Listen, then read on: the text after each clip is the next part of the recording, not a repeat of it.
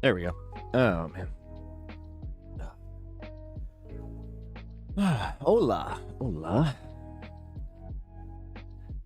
How is everybody doing this Saturday? It's Saturday. I'm not really looking to do too much at the politics today, but we're going to. Figure we have enough to cover, because I only got to some of it yesterday. The honeybee stream was something, Pep. Yeah, Ryan. Yeah, it was. Thank you for being there, is all I have to say, man. Like, for real, oh, shit. Give me 1 second. Nice. Every time Trump signs an executive order, he tells the people it's almost like he's transparent. No, I know. We were fighting for our lives. I mean, that F-22 guy, man, I gotta say, he's persistent. I'll give him that much. Like, holy crap. His whole argument it kept falling apart every time that we hit, like, that wall where it's, wait, so you think this is mental illness? What? That was wild, dude. That was wild.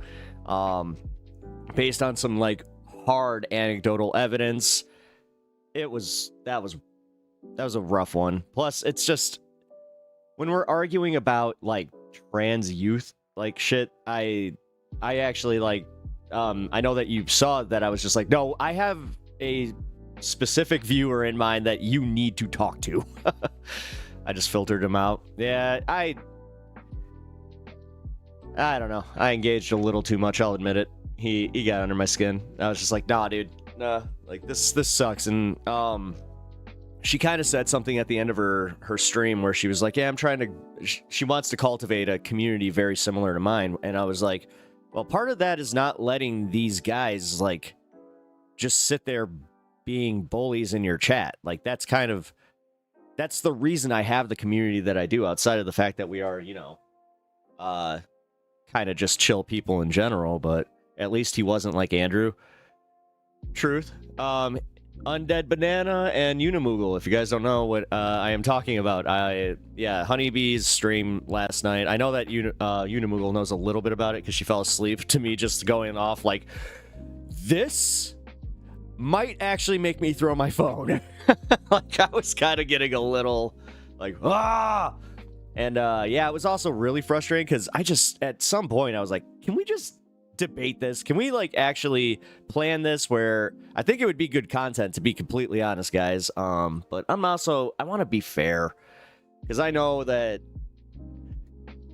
if she were to give some of her positions just like blanket to, you know, this audience, I can tell you right now that's gonna go well. But I don't know, guys. That was testing my limits. So, as I said, Ryan and Mystic, like, you guys definitely helped there. That was kind of funny, where I was just like, oh, I kind of feel like I almost have the advantage in this one, because you guys were kind of, you know, engaging the other people in chat while I was able to maintain a debate with her. So, I don't like debating in chat. I have to say that much. That was, that sucked. The lag was not, and, like, dude, this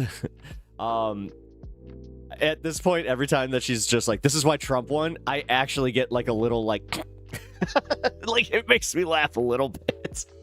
Dude, she totally got mad at me too. I threw it back at her. I'm just like, okay, so if the libs win in Canada, do I get to just be like, this is why the libs won? And she was just like, I'm not even gonna dignify that, and she deleted it. I was like,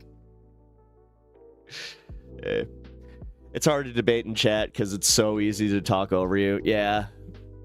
Well, yeah. I mean, especially when when you're a chatter debating with a streamer. I mean, you guys know all too well. Actually, hold on.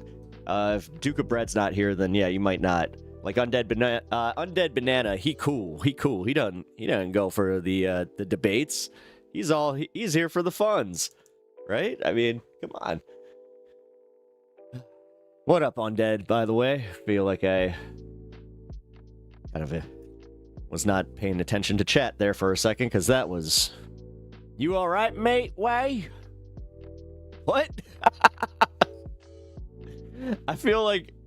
like somebody was just... I was walking by. Y'all right? Big up, Jesus. Bless you, my child. I bless you on this pre-holy day. I don't debate because debating is about winning, not adding to the conversation. I just don't like the appropriation of the term debate then, because debate, when I was growing up in high school, which this is why I think that I could actually debate her, is because we are around the same age. I think we learned that debate was like, no, we want to kind of engage with each other's ideas, try to get each other to see each other's point of view, but the more I think about it, it is really hard to do, where it's like, oh, chemtrails, right. It is going to eventually lead back to that, and then I'm going to go, huh. All right. Follower. Oh, thank you for the follow. Reubs. Cool. Thank you for that. I really appreciate it. If you're just popping over on YouTube, please hit that like button. You know that it really helps out the smaller YouTubers, so I appreciate that. Did you watch Barnsley versus... I don't know what you're talking about there, my man. What up, Big B? How you doing? Shush the crowd for a $5? What? Boy, $10 if you take your... do a knee slide.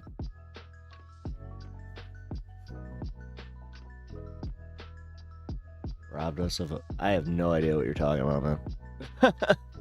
I mean, welcome to the stream, guys, but damn, dude, I have no idea what you're talking about. And I think that you're having a conversation with yourself there. It seems like. So, FC Football Club. So, wait a minute. We got drunk hooligan. We got drunk hooligan in chat. What's up?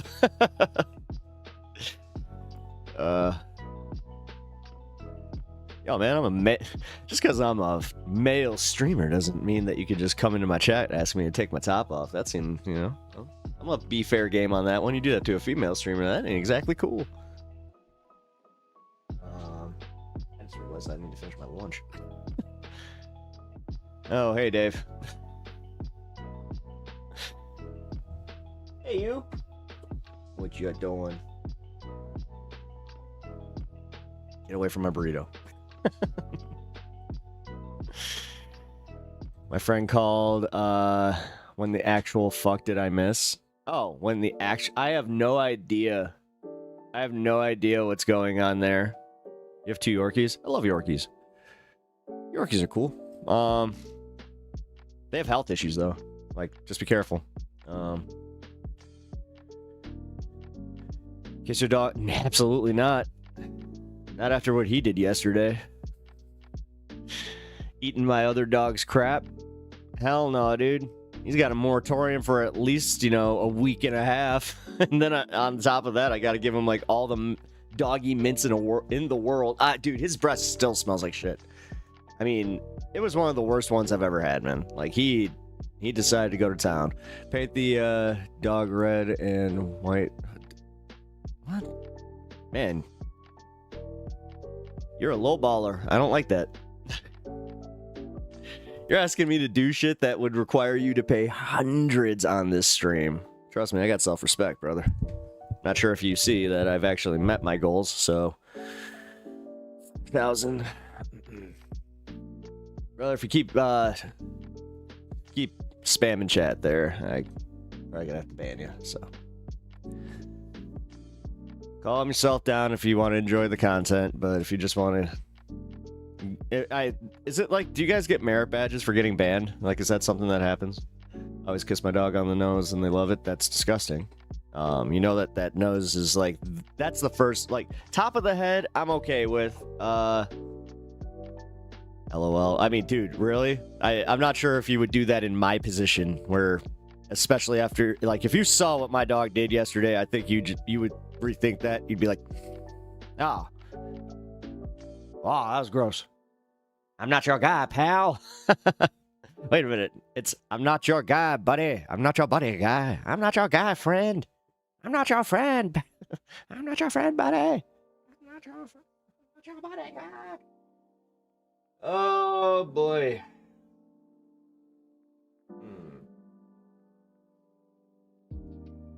You know what?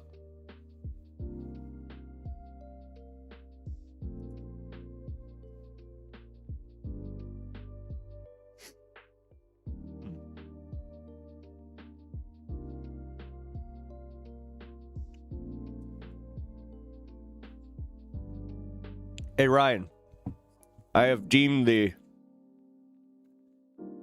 mod of Twitch.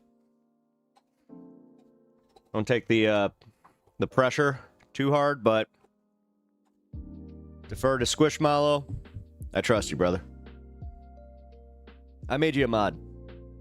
So you have the power to wield a banhammer over there if it gets a little too nuts, because I kind of want to do things here and not pay attention to the wackiness that's going on over there. So, no way. Yeah. I'm literally dubbing you right now. You are now a mod. Hey, Pun Pun Pa, how are you? Wow. What? Oh, sorry. I'm sorry if I didn't. Ryan's been a part of my community for a long time now. And honestly, he's shown very good judgment, so you have good judgment, man. You know me as a streamer. You know, like, I think you have a good idea of what my lines are, so. Ryan, the strongest and bravest knight of the land. Yes, everybody, round of applause. I like that. Light the fires. All right, cool. This is a true celebration. I appreciate it. We have Hey, Allie, what's up? How you doing? I hope you guys are doing well. Hope the family's doing well. Not seeing Miss Allison here, so I hope they are having a good day. Also Oblivion. God. It's so weird how Oblivion can't, like, you guys brought Oblivion into my community, and then everybody, like, that day started talking about Skyrim. I'm like, and then just, I'm pretty sure that the algorithm was just like, you want to play Skyrim again? And then sure as shit, I look over at Discord, and one of, somebody was playing actually, it was Smoke a Tide Pod. Actually, here, you know what? Shout out. Smoke a Tide Pod.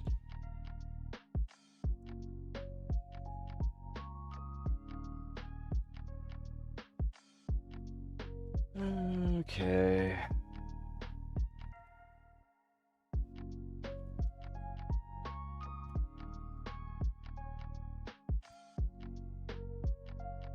Oh, you are finally woke? Who, me? Wait, what? Oh, now I'm confused.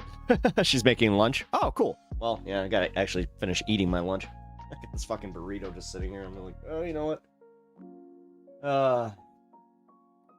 Maybe that's because I asked what's your favorite RPG? What? You get banned by Destiny, that's a badge of honor. I'm not part of his community.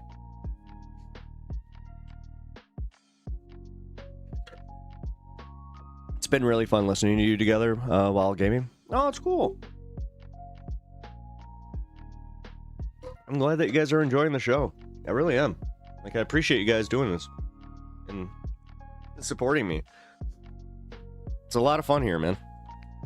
I was just talking about that, where I was in Honeybee's community, and she made a kind of insinuation that she wanted to try and build a community like mine, where she's like, I want everybody to kind of try and be friends. Like, I want it to be a friendly community. It's like, that's really, like, I noticed this just from my point of view. I understand I'm biased, but the problem with that is those right-wingers, they're all dicks. Like, there is no good faith debate. They're always trying to, like, get the funny on you or whatever the fuck they're trying to do, but it's never good conversations. It's never like, even with, this is my favorite part about my community is how differently everybody thinks and how different everybody's politics is. We can still just agree like, okay, cool. Holy shit, that is wow, that's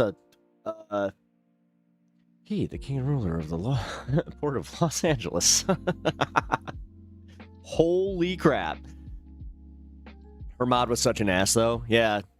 No, I know. I know. Like, that's why I couldn't not engage. It was kind of a problem of like, man, at one point I was like, fuck this guy. Like, it just did hit that point. And she's in the middle of a streamer playing Psychonauts. Oh, no shit. Nice. Well, hey, I mean, that's cool. I need to play more video games. Sorry, I need to eat. The one thing that I have learned is not to put that off.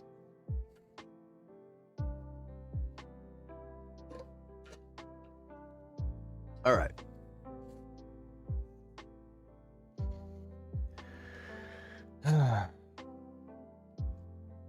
On the agenda today, I just wanted to get through this real quick. We got a fun Joe Rogan video. We got a it seems like he is kind of throwing Elon under the bus a little bit because he's like the social security thing. He finally has come to terms with the fact that it's like, okay, this isn't making much sense, and the math is not mathing, so that's kind of nice. Also, we got a few videos of some MAGA supporters starting to feel a little bit of the heat because, you know, they either work in government or they work in industries that are now taking hits, so now they're all pissed off. So even though it's few, we're going to definitely focus on it a little bit because, again, I love how the right wing can sit there watching all these videos and just filling their brains with all this, you know, woke hatred and all this shit. Never once do they actually try to understand like where we're coming from, our positions, and that's where I was going with why her chat is never going to actually have that vibe. Boom, I brought it back. Yeah, Ryan. But you know what? Now you wield the power of the mod over there. As I said, defer to Squishmallow though. Since Squishmallow is an OG, I wish that we could, you know, give like certain ranks. I mean, if I had to do that, I would do Starfleet ranking. Even though I know it's based on, you know, the military, but I would do. Well, I have a number 1. Even though we haven't seen her for a while, but just, you know what, real quick, shout out Wrecked Angles. She has been dealing with some health issues, so has not been able to be in the chat and really mod the channel as much. But again, without her, I don't think I would actually have this channel up and running. So I always have to defer to my number 1. And then, yeah, Squishmallow, I think that you would be my lieutenant commander.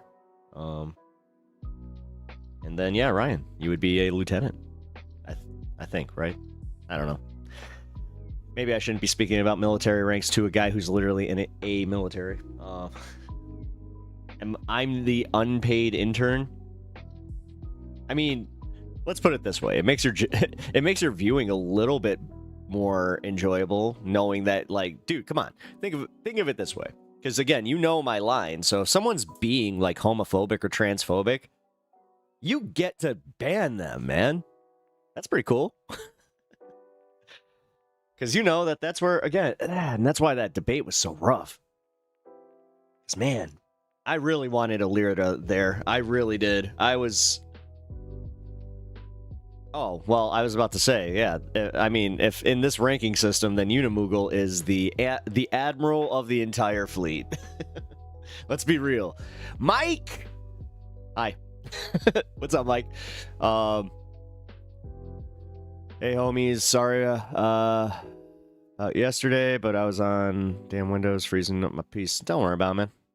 Damn, I need a Dell. Bringing it back. I like it.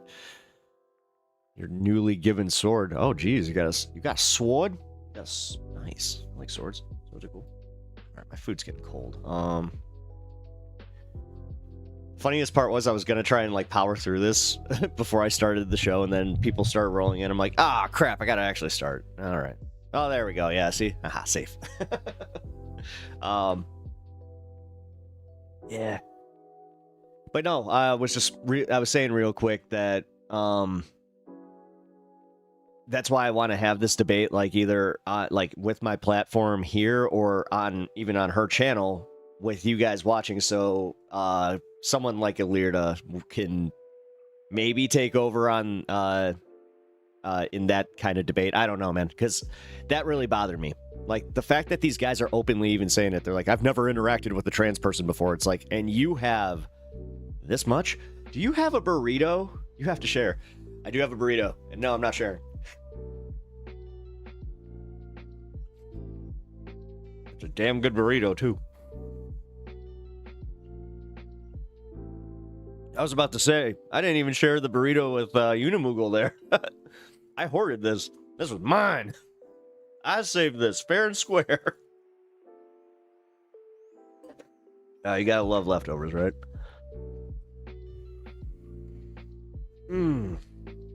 It is delicious. So here, you know what?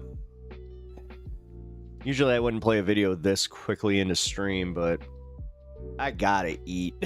I am so hungry right now. I'm just like, I gotta finish this.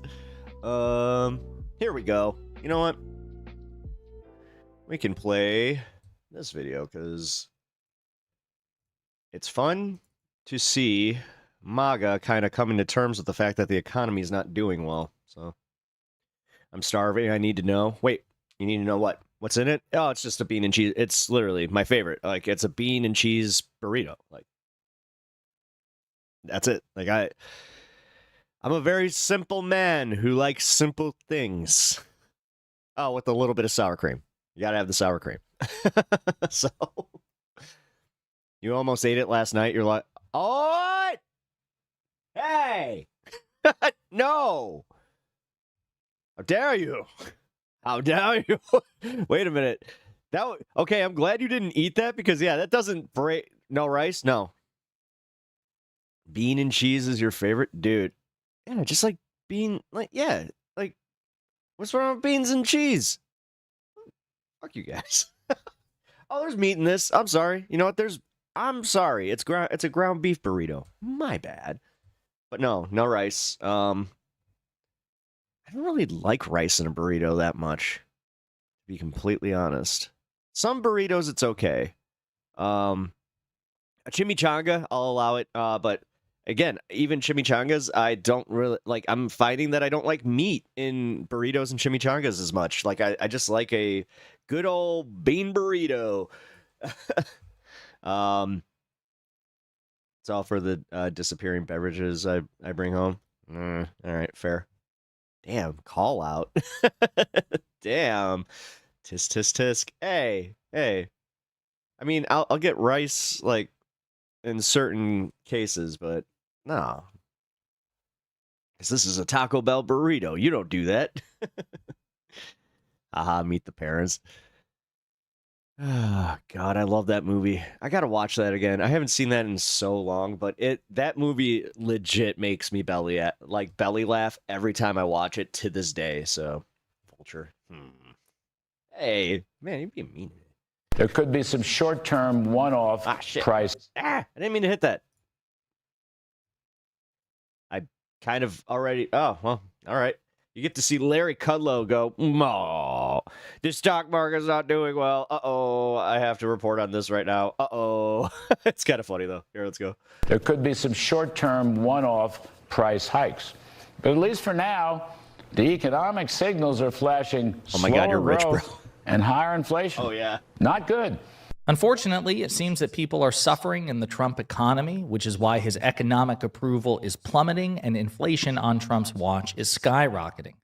But despite that, there is one silver lining, which is watching a prominent MAGA Fox News host, a top Trump economic advisor in his first term, visibly die inside on camera as he realizes that this is terrible political news for Trump himself. But before we unpack all that, if you end up liking this video and you want to support the channel, please be sure to hit the like, subscribe, and alert bells before you go. All right, friends, I want to play a couple of clips in this video, starting with 2 Fox News clips. And I should say, spoiler alert, the protagonist of this story is not Trump himself so much as it is Larry Kudlow, a MAGA Fox News host who used to advise Trump on economic matters in his first term. I want you to see these 2 clips back to back where he tries to spin the bad news in a positive way, but ultimately throws in the towel. All right, so the markets look to close weekly. So the week-to-date numbers, everybody's in the red. Rough day today, but we'll be right back here on Monday to do it all again. That's it for us. Kudlow's next.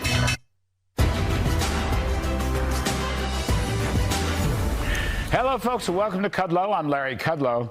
Stocks are swooning, and Charles Payne's going to help us out in just a little bit. Tell us why all this is happening. I don't know if he was saying swooning or soaring or he jumbled his words and said both, but that was the initial cope from Larry Kudlow.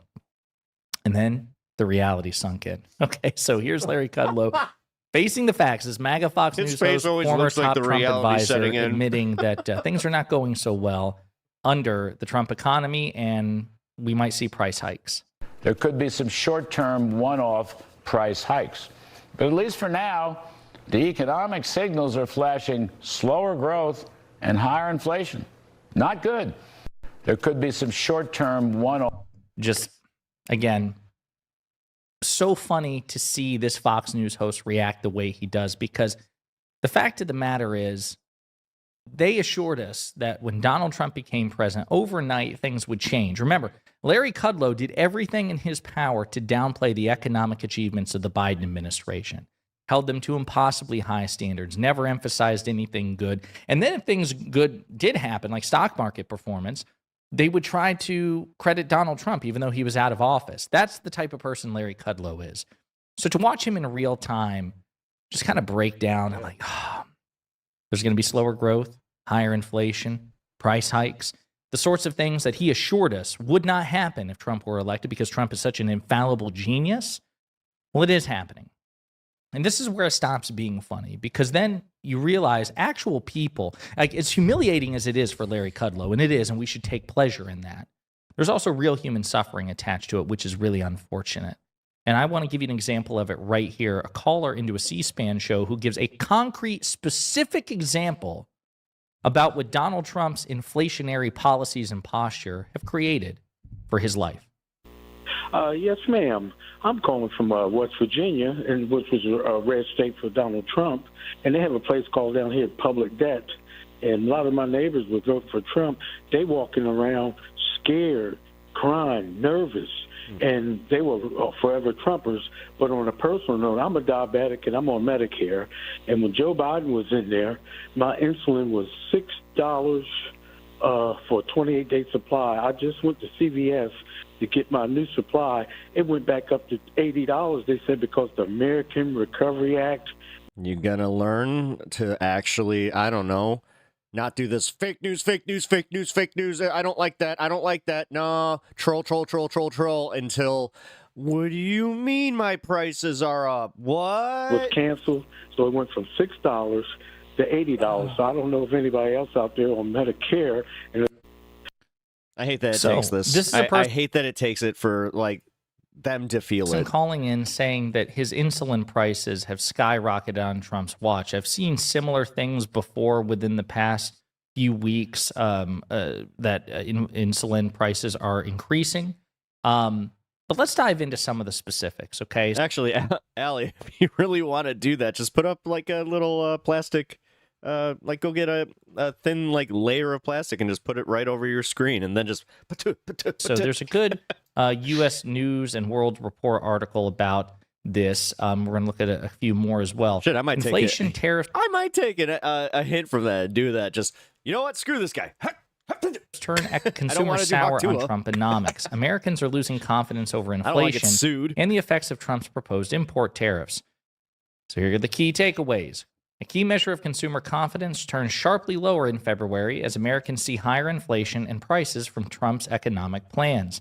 Inflation expectations saw their largest monthly jump since 2021. Buying conditions for saran large wrap it. ticket Yeah, there you items go. like cars and furniture plunged on fears over proposed import tariffs. That'd be funny to walk into, like somebody saran wrapping their computer screen. It's like, what are you doing? Consumer sentiment took a marked shift downward in the latest University of Michigan monthly sentiment survey released Friday as Americans expressed increasing concern about Trump's import tariffs and continuing inflation. The overall consumer sentiment index for February dropped nearly 10%, 9.8% from January to a reading Is of Pep Canadian? No, I am Chicago. and 64.7%. I'm an to Illinoisan, but I'm 64.7, Chicagoan. while the index of current conditions fell 12.5% Notice how I said that before American? to 65.7. The index that measures how consumers States' feel rights. about future economic conditions dropped 7.9% to 64. Consumer sentiment overall is down nearly 16% from a year ago when Biden was in charge. Notably, inflation expectations surged, with consumers saying they expect year-ahead prices to rise by 4.3%. That's actually kind of a funnier way to think about it too. Like, if you get caught like doing the spitball, like you're just, Allie, what are you doing? Over the next 12 months, a full percentage exactly point what jump it from a looks month like. ago, and expectations for long-term inflation saw the largest monthly increase since May of 2021. Quote, the decrease was unanimous across groups by age, income, and wealth, said Survey Director Joanne Su in a statement. Quote, all 5 index components deteriorated this month, led by a 19% plunge in buying conditions for durables, in large part due to fears that tariff-induced price increases are imminent. Oh my God, it's almost like I actually said that, guys. It's almost like I said this about the steel industry. It's like, holy crap. I am a stoner on the internet and somehow got this right before the mainstream media. Guys, I guess I'm a reporter. Oops. Pretty sobering stuff. What the fuck? The latest survey follows other yellow flags this week, including a handful of polls that have shown Trump is viewed unfavorably by a majority of those surveyed on the issue of the economy. Trump vowed to lower prices on the first day of his return to the White House a month ago, but has not delivered on that promise and has even backtracked on comments. And it comes as the GOP Senate voted early Friday on a $340 billion budget that actually increases federal spending and the national debt after Republicans campaigned on the issue, blaming President Biden for running up the debt during his term, even though Donald Trump approved more to the national debt by far than President Biden, $8 trillion, which is the single greatest contribution in a 4-year term. Republicans say the additional spending on border security and defense will be offset with cuts, although those promises and pass from Congress have not materialized. Yeah, and it was reported after this, I'm assuming 21 hours ago. Yeah, it was this morning where they were just like, yeah, it's Social Security and it's Medicaid. Like, why do you think they waited till a Saturday to drop that one? The increasing concern over the direction of the economy could pose a political problem for Republicans, especially those in the House, who have to face voters next year and already have razor-thin governing margins of just a few votes. That will factor into the House's own budget negotiations that feature a single broader bill than passed by the Senate. Quote, the public's fears have soared in just the last 2 weeks, showing the blizzard of changes coming from the president's desk have spilled over the line between pro-growth into the realm of pro-inflation, said Chris Rupke, chief economist at Forward Bonds, FWD-BONDS. Quote, once inflation expectations start moving higher, it's only a matter of time before actual inflation takes off.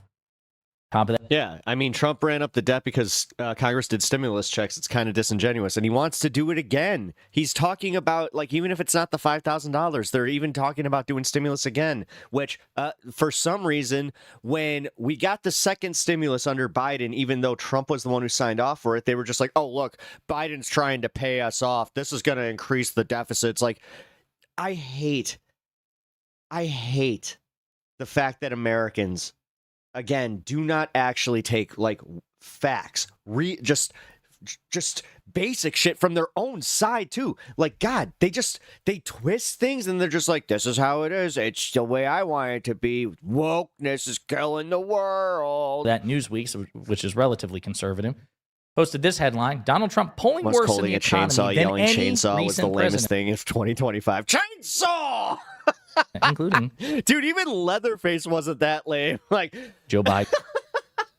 he really did the, look at me, I'm Leatherface! Eee! Yee! Barack Obama. According to a What a recent dork. Gallup poll, Trump's approval rating on the economy stands at 42%. This is lower than any president's first-term February reading in Such a- recent history. Just, Gallup. he is. He's a monumental shithead. He has all the money in the world and he can't buy cool. I am become meme. Fucking 6 years too late. Notes, including those for Joe Biden. If God, what's he gonna do? Like, I swear to God, the next thing he's gonna do is just like, yeah, you know what, Doge doing so good. 54%, He's gonna basically fucking during this dab. time in his presidency. Look, Barack Obama at 59%. Hello, fellow during kids. this Do point in you his still do presidency. the dabs? George W. Bush at 53% during this time in his presidency. And Bill Clinton at 45%. Dude, he really during is this that time bad. in his Oh my presidency. God. The fact that he wears like the fucking t-shirt with the suit coat and the, look, I'm dark MAGA. I am become meme. Look, I play video game. I am best video gaming person. Look, I buy publicity to make me seem that I am so smart and I can have all these hobbies and I'm best at all hobbies. What a fucking Trump's campaign dork. focused heavily on the state of the U.S. economy, the candidate decrying Bidenomics as an accelerant I can see Trump dubbing ironically inflation. or dabbing. painting his opponent's policies as more of the same and promising to bring down prices on day one. Alongside Americans' concerns over immigration, this was credited with securing his victory over Vice He's President such a dork. He and Bannon dress like shit too. God, they're so bad. Harris Yep. and paving his path to the White House. However, Trump's low economic approval rating indicates that Americans are discouraged by his approach so far amid anxiety over the domestic impact of tariffs and recent data from the Bureau of Labor Statistics I love showing that the fact that time is the thing that's getting him. The fact that every passing day that goes by is what's like kind of waking people up where they're just like, oh, I'm starting to feel this. Oh, wait a minute.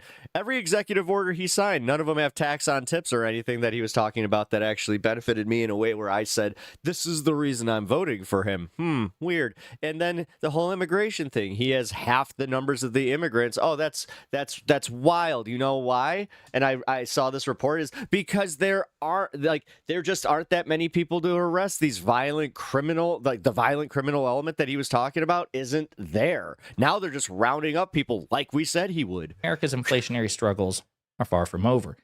The New York Intelligencer magazine has this: Trump's poll numbers are eroding and could collapse over inflation. Let's see. During the first That month of the guy's second clock term, trying to Trump's look like a halo popularity over his started head. out mildly positive, but Yeah, has it's bad slowly placement. eroded according to the It's like 538 Elon Musk. averages. As of January 24, his job approval ratio was 49.7% positive and 41.5% negative. As of Thursday, it's 48.7% positive and 46.2% negative, which means that his net approval has slipped all from done it. 8.2% to 2.5%. The very latest surveys show a negative trend, as the Washington Post noted. On them Given all pronouns. the controversy his actions have aroused, that may not be surprising, but he has I've ended the woke agenda. I'm dubbing on all the pronouns. That'd be funny if that's the thing that fucks it up, where his hair just does the thing where it's just like, you know what, dab. Oh no, they saw the bald spot. some vulnerabilities behind the top line numbers, mostly involving ideas he hasn't implemented yet. His proposals tend to be popular at a high level of generality, but much less popular in some key specifics. For example, a February 9th Dude is a dude. Yeah, Musk is a dude in his 50s trying to look cooler than he's literally trying to appeal to 20-year-olds. It's fucking creepy. Like, it's fucking creepy. CBS Any other person in the world doing this shit, somebody would call it out and be like, hey man, this is weird, but you guys, if you say it's weird, then you acknowledge that it's like, yeah, guys, I think that we might be too far into this. survey found 54% supporting his But handling of the woohoo, Israel-Hamas community. conflict, so again, the broadest possible terms, but only 14% favoring his idea of a U.S. takeover of Gaza, which of course will require ethnic cleansing. My only thing is we shouldn't focus on Trump's first term because it was a once-in-a-lifetime that's not fair. That's not fair at all, because in 2019 it was still, he was already doing things that, like, his policies were leading us into these positions. Like, that's the problem. Across a broad Elon's range 50, of polls, yeah. Elon Musk's assault on the federal bureaucracy is relatively unpopular. Cites examples as well. But here's where it focuses on the economy. But by far, Trump's greatest vulnerability is over his management of an economy where renewed signs of inflation are evident. There's enough shit that you can. I understand that, but like, it doesn't hurt to just even go back and be like, hey, these were like the tentative facts. Sorry. Where his policies, once implemented, could make conditions. Like talk about before even the economy, like his popularity was dwindling significantly. He had the lowest approval ratings of a sitting president at that time. Like he was doing like really, really just a bad job. And like the economy was starting to already dip at that point. People were starting to see that the tax cuts were not going to them. It was worse. Like the new round of tax cuts just came out today. Guess who's getting left out of that? It caps out at 396. Already, his job approval ratings on managing the economy are slipping, as a February 19th Reuters Ipsos poll indicated. And a mid-February Gallup survey found 54% of Americans disapproving of Trump's handling of the economy and 53% disapproving of his handling of foreign trade. More ominous for Trump if the sentiment persists is that the negative feelings about current economic conditions are as prominent as they were when they helped lift Trump to the presidency. So think about that. They're about the same as they were for how they felt about the Biden-Harris economy. That's not good. But our taxes are going up for anybody that makes less than that, and it's going to go up significantly. So if you make in between the realm of 157 to 360, your taxes will increase by $610. If you make between $94,000 and $154,000, your taxes will increase $1,700.90 or $1,790. Sorry, I got that wrong as far as this dollars and cents. If you make between $55,000 and $94,000, your taxes are about to increase by at $1,530. $28,000 to $55,000, $1,400 or $1,430, and then the poorest 0 to 28, you're still going to be paying $700.90 or $790. Holy crap, $790. I cannot get this out. So, but yes, Republicans and independents will, for a time, share Trump's claims that the current economy is. But we need to protect the upper class, because what if we get ours? I swear to God, somebody dropped that argument on me yesterday where they were just like, well, I want to protect, like, it's not fair. What if I become a billionaire? I want to make sure that I'm protected. It's like, you're protecting a theoretical that's never going to happen, because I don't think that people even have a concept on how much $1 billion is. Still the product of Joe Biden's policies. They're like, but $1 not million for more than a can't few buy you months. anything anymore. A particular controversy to watch is Trump's tariff wars and their potential impact on consumer prices. As a CBS survey showed, sizable majorities of Americans already oppose new tariffs on Mexico, Canada, and Europe, with tariffs on China being an exception to low levels of support for that key element of Trump's economic policy agenda. And the same poll showed 66% of respondents agreeing that Trump's focus on lowering prices is not enough. Now, it goes on to say that since he's not running for re-election, he just may not. He didn't create that many. 300 million? No, he didn't create 300 million jobs. He created, I think that they even say 300,000 jobs, and that was pretty good because it's within the chip sector. Listen, the fact is, I'm getting sick of this one where people can't give Biden credit. People, they're doing this other thing where they're just like, yeah, we got to shit on Biden. We got to shit on the Democrats. We have to shit on every single thing they've ever done, every single agenda, because apparently clean slate this bitch. Like, what the fuck, man? Just admit that he did good with fucking unions. Just admit that he did create some jobs within the agricultural industry, in the tech sector. Like, enough. But fuck, I'm so the sick Republicans of these surrounding people. him will have to care. I know and will have to you're not return one to of them their inverted. districts. I'm just saying in general, like it's the argument where I'm like, guys, I really am getting tired of that. Try to make the case, and again, this is where Democrats. Things are so much tentatively worse that we're just kind of looking back and being like, yeah, but it's Biden's fault. We need to blame Biden because we cannot put this on us. Should be relentless in punishing the Republicans for their support, their cultish devotion to Donald He didn't Trump. think he was Jesus, dude. To make he the really case didn't. to Republican constituents. Stop with that shit, dude. He was a fucking boring Catholic guy from the fucking what do you call him? The not Boondock era. Crap.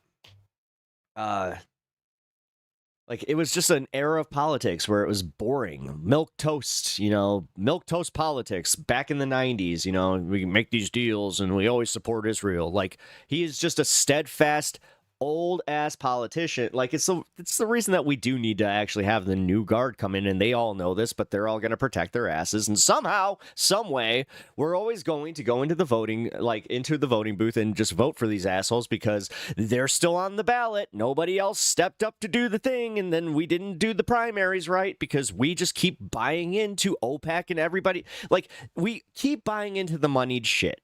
Like, look at the way that everybody's still, like, on the other side. There was so much resistance against Bernie. Let's remember that there was a lot of resistance against Bernie. And independent constituents that they're better off voting for Democrats. A lot of people have tried to rewrite history. There you Like, have nah, it. Some he serious was not suffering as going popular as you on, think he was. Like, a and lot of people were yet scared of his policies, and a lot of people even said they're just like, I just don't like the way he like carries himself. Which, again, funny coming from like, what are you talking about? I just came from a bronzing appointment. I know they went a little hard on the bronze. Watching Larry Kudlow realize in real time and the cope just finally evaporate, and he has to concede. Third party might win the next election. Honestly, the problem is the third party by that point is going to be a corporate. It's going to be a corporate party run by neo-libs and neocons. Like that's the problem. Like everybody's got this idea that the number one, the Green Party's not going to save anybody. If they like, I'm done with the Green Party entirely. They've had almost 30 years to get a candidate into Congress. Guess what they have? Nothing.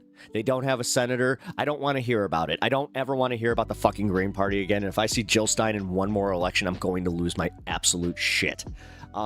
She will never win. Period. Get that through your freaking heads. Like everybody needs to get that through their freaking heads if they even have a modicum of that in there. Honestly, no. It's about getting, like, I keep saying this and I'm going to keep hammering it, like, until we're into the election cycle, and then I'll keep hammering it until we're past the election cycle and we've actually listened to this strategy. Because, yeah, it's pretty simple. We infiltrate the Democratic Party with people that use some, because, like, coded language is something that the right has been masterful with. Look at the fact that they did this and they got people to go, nah, think about that. Like, we really need to get a bunch of people to just go, oh, yeah, I like these ideas. And, you know, just kind of calm down a little bit, but they can use the codes. Like, we have to accept some of the stuff. Like, AOC's really good at it, and I think that we can learn from her. I would love to see AOC in this position, but right now, this is what we need to be working on, so... And I'm not even trying to talk about like getting the leader of the party in that regard. I'm talking about just in general. Like you were talking about third party politics. Well, even getting somebody that is third party, which again, it just seems it doesn't. Why? Why not just work within like with DSA? Why not provide a DSA candidate or somebody that is, you know, and that can just again work with them? Who is far left, but you don't need to know all of their positions. And they don't, you know, like, if this anti-woke shit is actually has some traction, then maybe lay off. I don't fucking know. Like, what's going on with Wisconsin? Because I just saw this shit. Look at this. You think that this is going to help us? Do you think that this helps anybody? Like, this, I don't know who wrote this in the bill, but I'm just going to say it, man. Why? You know, I'm going to have my Anna Kasparian moment. Because I'm just like... Why? What are they doing? Like, right now, there's an anti-woke crusade, and they're like, we need to eliminate the term mother and replace it with inseminated person. And, like, look, guys, they're doing it again. Anna Kasparian's about to lose her fucking mind. And I'm only saying this because, like, oh, great. You guys are giving them more ammunition when...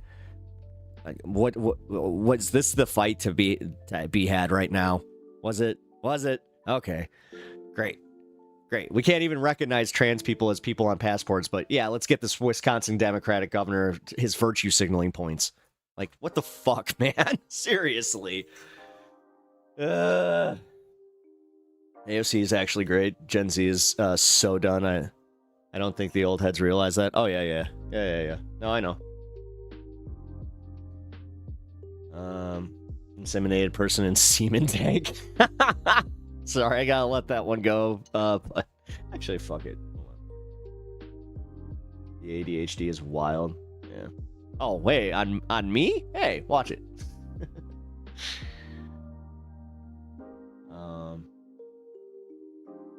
I grew up listening to the Beach Boys. Hey, I did too. Little Deuce Scoop, you don't know what I want. I love it, Little Deuce Scoop.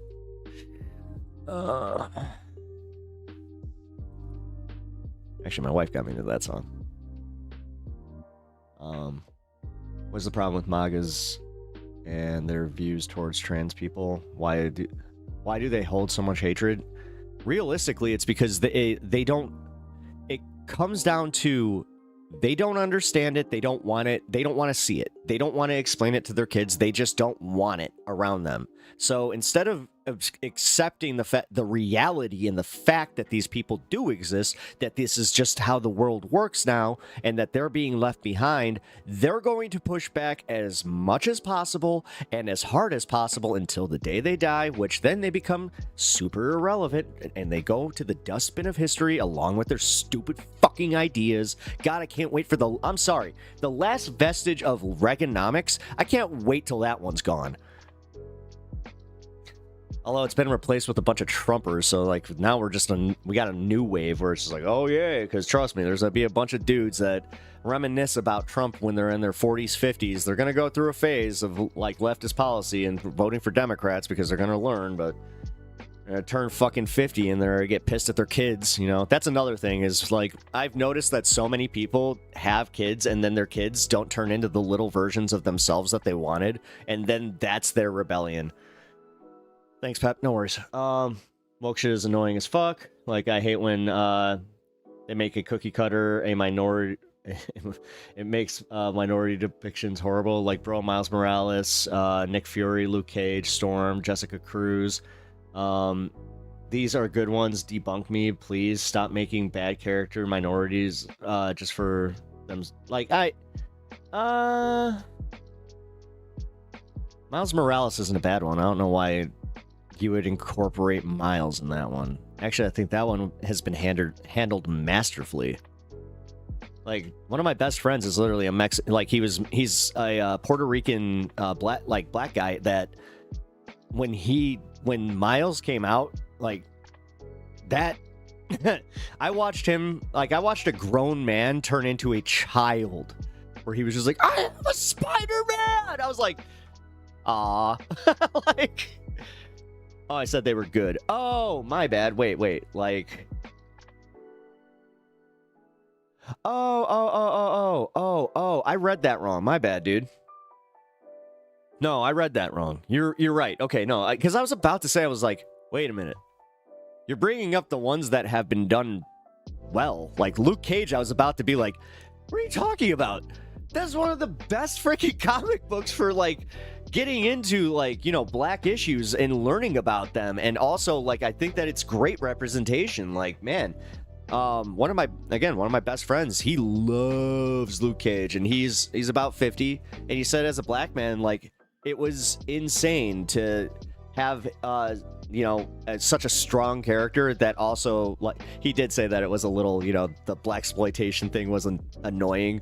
But he even says like, yeah, when, you know, they kind of toned it down, they just gave him the bald head. That was kind of the good way to do that. But I loved Iron Fist. I was one of those weird guys. Like I picked an obscure guy and I'm like, I like him. But I also was just like, no, like he's a mystic kung fu guy. Like what?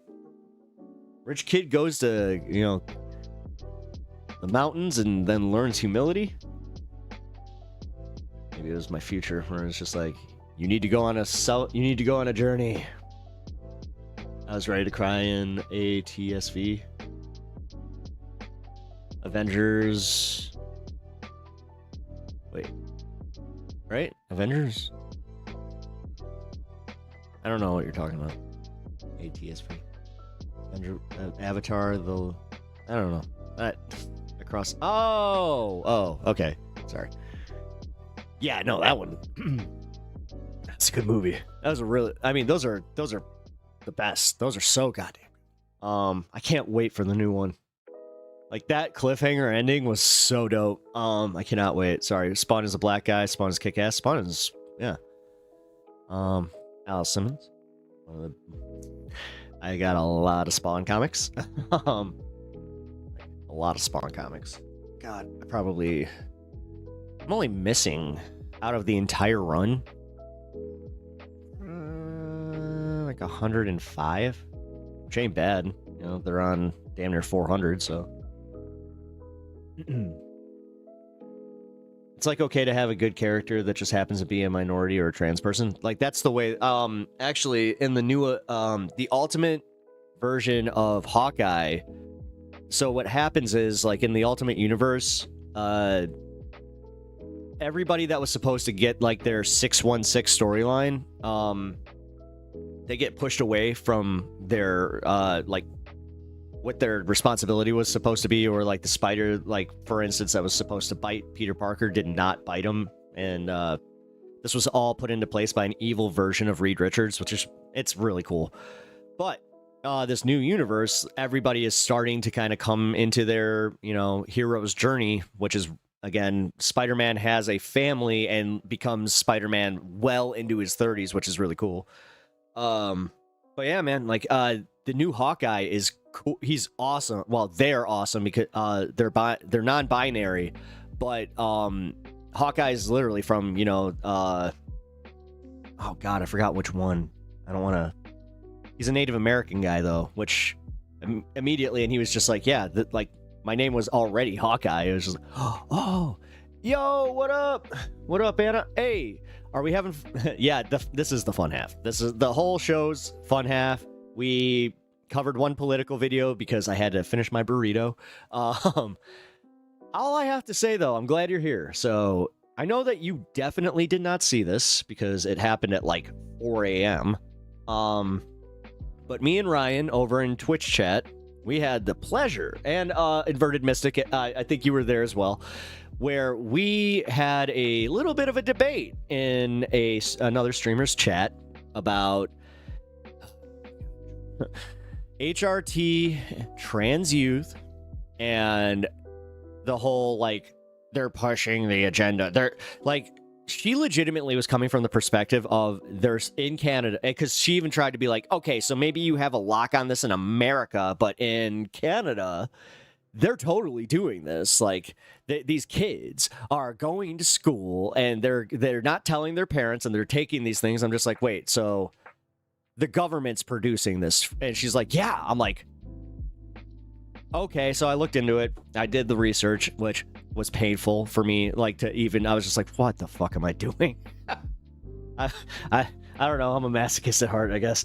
But, man, oh man, did I was just like, no, you're so factually wrong. Like there were 2 cases that turned out to be completely made up. Sure as shit, they were like, you know, suburban Karens that have too much time on their hands and they're just like, we need to create an issue. So that was, you know, already kind of like, hey, you would think you would back off of that. Nope. And then I just bring up, I'm like, well, I have a bone to pick. All right, here we go.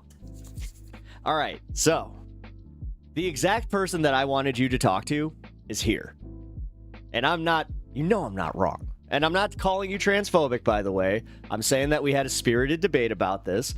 And mostly, I also hate to say this, it was mostly between me and F22. That guy he was bothering me. I hate to say it. Usually your chatters do not get to me. That guy got to me. Fun half kaiju roar. Ooh, I appreciate that. But, all right, where's your bone? Like, what's the bone to pick? Also, hi. I'm glad you're here. I need to walk my dog before it rains, and then I'm coming home getting stoned, so take that. What? Why would you be so mean? I'm jealous. But yeah, by the way, I don't think I'm interpreting that, or no, because like for real, you were going and telling me about how these kids are essentially being, you know, they're transitioning with government help. And I know that you're saying, not surprised they're, well, that was the other thing where like the, I keep forgetting his name, F22. I'll shout him out, like whatever, I don't care. Because he needs to be shamed. No, I don't care. Realistically, it was just like, dude, calling, because he Anna, he was doing the thing that really pisses me off, where he's just like, every trans person being trans is a mental illness. It's just a mental illness. It's like, okay. Like, I just know me in real life. Like, if somebody said that in a bar, I don't have that self-control where I just be like, The next thing that's coming through is a freaking steel chair. That's interesting. Not surprised they're making this up, but most of that a minor will get is that's what I was saying, is puberty blockers. And I was also bringing up like how puberty blockers are actually widely, like, when you look at the statistics, they're widely used by like 13-year-old boys who are developing bitch tits because they eat too much McDonald's. Am I wrong?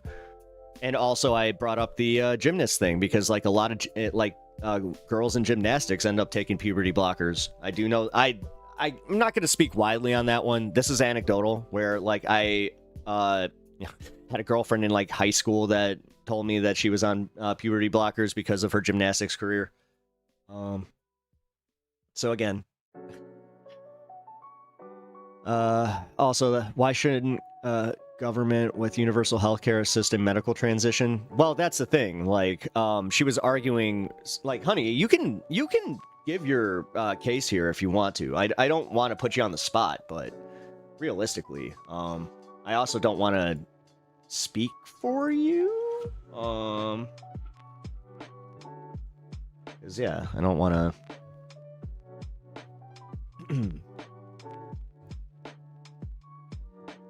Misunderstood. Hold on. Shit. Hold on, my chat just froze. Give me a second, guys. Does YouTube always do this, man? YouTube. Chat and Twitch never has this problem. It's always freaking YouTube. Yep. Perfect. Thank you for... Literally, when you said that, I was like, okay, I need somebody to even just type out one. Yeah, let them make their case if they feel okay doing it. Well, that's... Yeah. Again, this is... by the way, I want to introduce you, Honeybee, over on Twitch. If it's going to be a little more difficult to see. I know, Alirda, you can also pop over there if you want to. But this is the girl that I wanted you to talk to. She is much more involved in, the trans community. Being trans herself. So I'm just kind of like, I can only do so much here. And I also can, like, I'll admit, maybe I was getting a little tested by the chat, so I do apologize. I may have popped off in your chat a little bit, to the point where it was damn near spamming. So I'll own that. Okay. Sorry. This is why. Oh my god, you were so mad at me when I said that about the libs in Canada. I'm like, oh my god. This is why the libs in Canada are gonna win. Dude, you're so mad. This is why Trump won, right? I'm busting. I'm just kidding, guys. Oh, by the way, like, this is just a chill stream too. We're not gonna be doing too much like divisive politics. I mean, you are welcome to call in or like if you want to plan this debate kind of thing, where you can also do that. Like, I want to actually debate this, and I also want to give you like a fair shake on that, where you can just give your positions. Also, God, it's just so difficult to discuss with, even in chat. Like, I was having that issue with you yesterday, where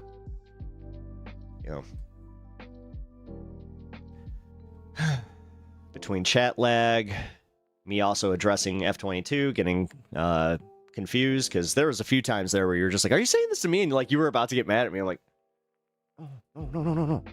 No, I was talking to the other guy. But yes, anyway, it was a good debate, though. I gotta say, like, as far as getting our points across, and you kind of did just... You ended it with, like, an agree to disagree, but at the same time, you were like, I'm not transphobic, I'm not trying to be disrespectful, Yeah, Ryan, like, you had fun. I'm glad you had fun, bud. I'm glad you had fun. Because I mean, I had a good time, but there were times where I was just like, oh my god. I was getting more frustrated with the fact that I was just like, I would rather just be talking. That was funny though. But either way, I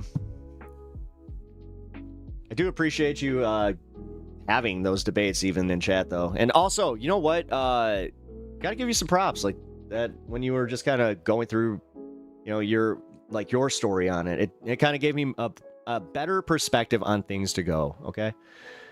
My bone to pick is, why is it totally okay to be offensive towards Christians? It's not necessarily like, even as an atheist, I'm not that way. I used to be that way, but like, what do you mean offensive towards Christians? Like how, but everyone else is off the table. I get they want to empower the lady who's going to play Oh, right. The Jesus Christ Superstar thing. Well, Jesus Christ Superstar has always been like, this goes back to like the 70s. I wasn't around then, but you know, I had heard that like it's always been lambasted ever since it debuted on Broadway, and then they released the movie with Willem Dafoe, who played Jesus pretty well too. Good movie. But yeah, it's supposed to be a tongue-in-cheek depiction of, you know, Jesus Christ and all that. And also it's because Christians, it's a like in America, Christians aren't like you can make fun of religions. It's part of our freedom of speech, you know. There's no protected religion like that. You know, technically we could, you know, depict the Prophet Muhammad, even though out of respect it's still, and I'll admit, you know, I don't want a Charlie Hebdo situation, so all right, so regardless, I grew up religious, and although I live a mostly agnostic life, I still respect religious figures and iconography. I never say anything I don't say, oh my god, so offended. Even though I actually am a little bit. Well, wait a minute. You can't do that. Wait. Cheap viewers, go away. Your butt. Alright. Even though I am actually a little bit, everything is not equal. I don't sit here and say you should believe in this or that. Okay. Get canceled. Oh my god! You're going too fast. What's happening? Just go along. Wait. You get canceled. You can't make fun of them. You're racist, but Christianity is okay. Are you talking about making fun of what's her face, the girl from Wicked? You do realize that the reason that they cast her is because she's the #1 draw on Broadway right now, so it doesn't matter what she's getting cast in. That's the reason they did it. Not everything is a freaking an aspersion, or like they're not trying to insult your religion that way. I think Commonwealth nations have different views on who you can and can't offend. We kind of got into that yesterday, didn't we? Because I remember talking about like how you're kind of still under like the king, like the crown and all that. You did. Oh wait, really? Destructing? Wait, they have those? Wait. Hey, you need to hit me up in Discord and let me know what the hell is going on with that one, buddy. I need to know about that immediately, please. Like, get on it. I need to know about those. I do the chocolate bars. Here, wait. Hold on one sec over Twitch. It can be frustrating to attempt to converse gender-critical folks. Most of the time, I find a conversation sputters out because I have to keep explaining their conflations and misconceptions. That's, yeah. Yeah, I'll be honest. That's why maybe it would be pointless just because it would be a agree to disagree kind of situation. But I don't want to, like, dude, I'm not debating people to win. I want to either change minds or like at least have my point understood and understand your point of view. That's a debate. If I need to rename it, then I'll just call it a friendly debate. I don't know, but whatever. It'd be interesting to see you react to some Tim Black considering your distaste for third parties. Okay. So again, actually, some of those videos, you know where to send them, brother. You are my suggester, so I appreciate that. I always do. You believe in ghosts too? No. No, sorry, I don't believe in ghosts. Even though, like, I know on stream I've had like moments where like we thought we saw a face. I thought I saw somebody walk by, but I didn't. I don't know. I don't believe, like, I know this is like totally for me. This is just part of my experience. I don't believe in a spirit. I don't believe in it. So the official Peppy Talk with Pep. This is actually like the pep talk. Yeah, we're not really doing the high on politics. I should have called it. You know what? Should just like brand these high on chat, because that's what these ones are. My Saturday streams are just like these chill ones. Oh, hold on. We got some info. I brought the... you can say...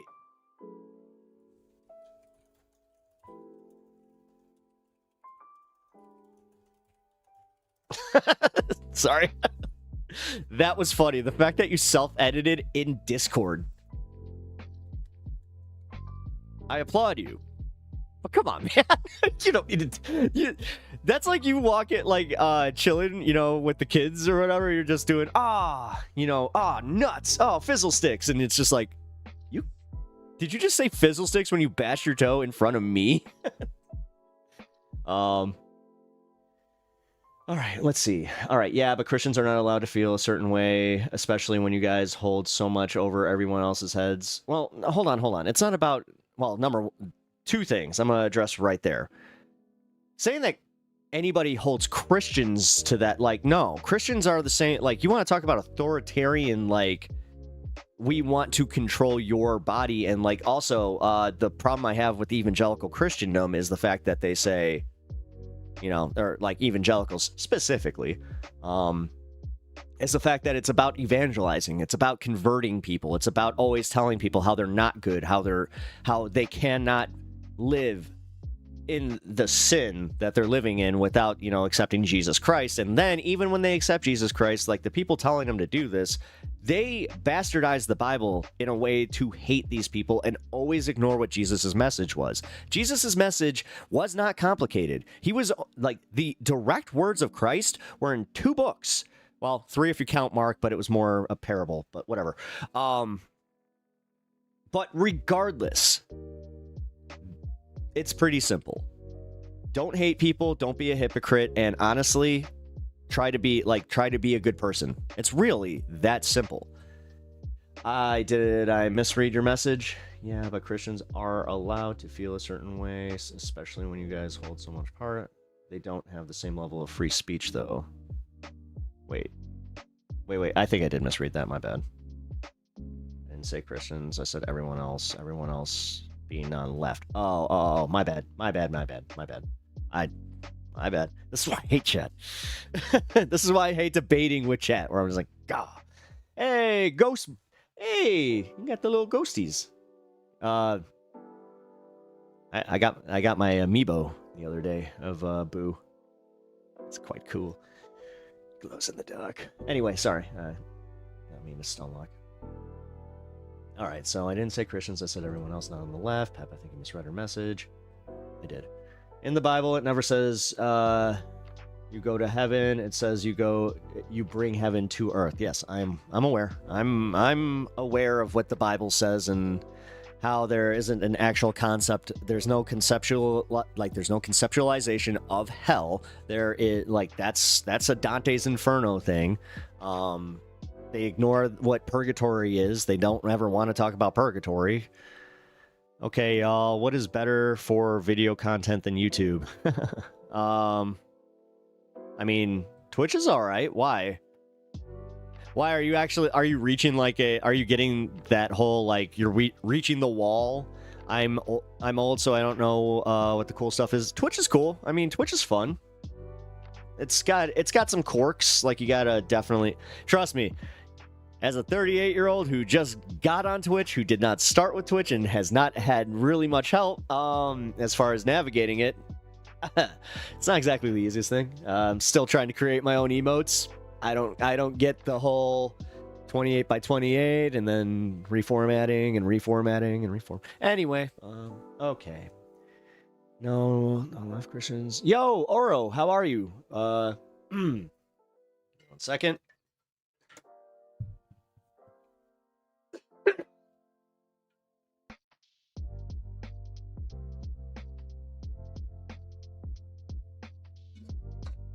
All right.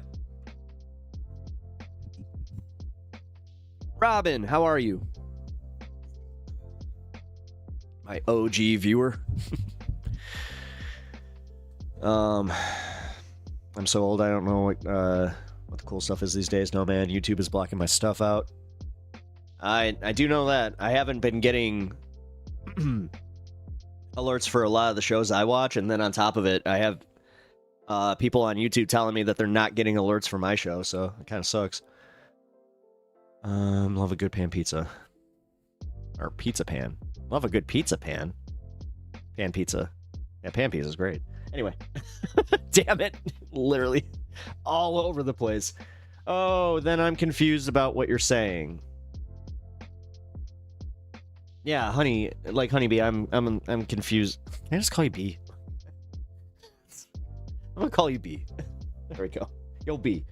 Yo, B. I like that. Whether ghosts are energy or part of our minds, we can see through the collective consciousness. I don't know, but I have seen a ghost. I don't doubt it. I don't know, man. I got nothing invested in it. I'm not gonna seek it out or any of that. It's always been interesting to me, obviously. Like I've spoken about it. I'll go into it more in depth eventually, but I was really big into conspiracy theories. I was really big into I told Honeybee to watch some Mothman. She checked out Mothman and the Chicago incident. Again, that one actually brought me back a little bit. That was God, it had to be like 10 years ago at this point, but yeah, I remember when there was a Mothman sighting at Chicago O'Hare and like the mainstream media started like picking that up. I was like, huh? Oh, okay. And then I'm like, well, what am I doing? Who knows? Could be real. Or it could be it's Griffin. It's actually Griffin from Berserk, guys. Like, that's the saddest part. We never, like, our collective consciousness got so mad at Griffith. I keep saying Griffin. Mothman. Yeah, look it up. If you don't know about Mothman, just look it up. It's a fun little rabbit hole to go down. It's harmless. Like, there was an incident in North Carolina that was very, very interesting with a bridge. It was interesting. Peter Griffith. Wait, that's one of my favorite Family Guy moments. Wait, what's your name? Peter Griffin. Peter Griffin. Damn it! What up, Chaos Type? How are you? Welcome to the chat. I hope you are doing well. Welcome to the channel. If you guys have not followed already, I really appreciate it. I'm Canadian, by the way. This is outside my perspective. Oh, wait. I missed your last comment, my man. I'm saying the left alienated themselves from moderate centrists, and the right, obviously, Christians, witch umbrella Catholics, etc., as well as many of your own on the left. We all collectively understood that you guys can be bullies. What are you talking about? That's being very unfair, because I know a lot of leftists that are Christians. Like, what?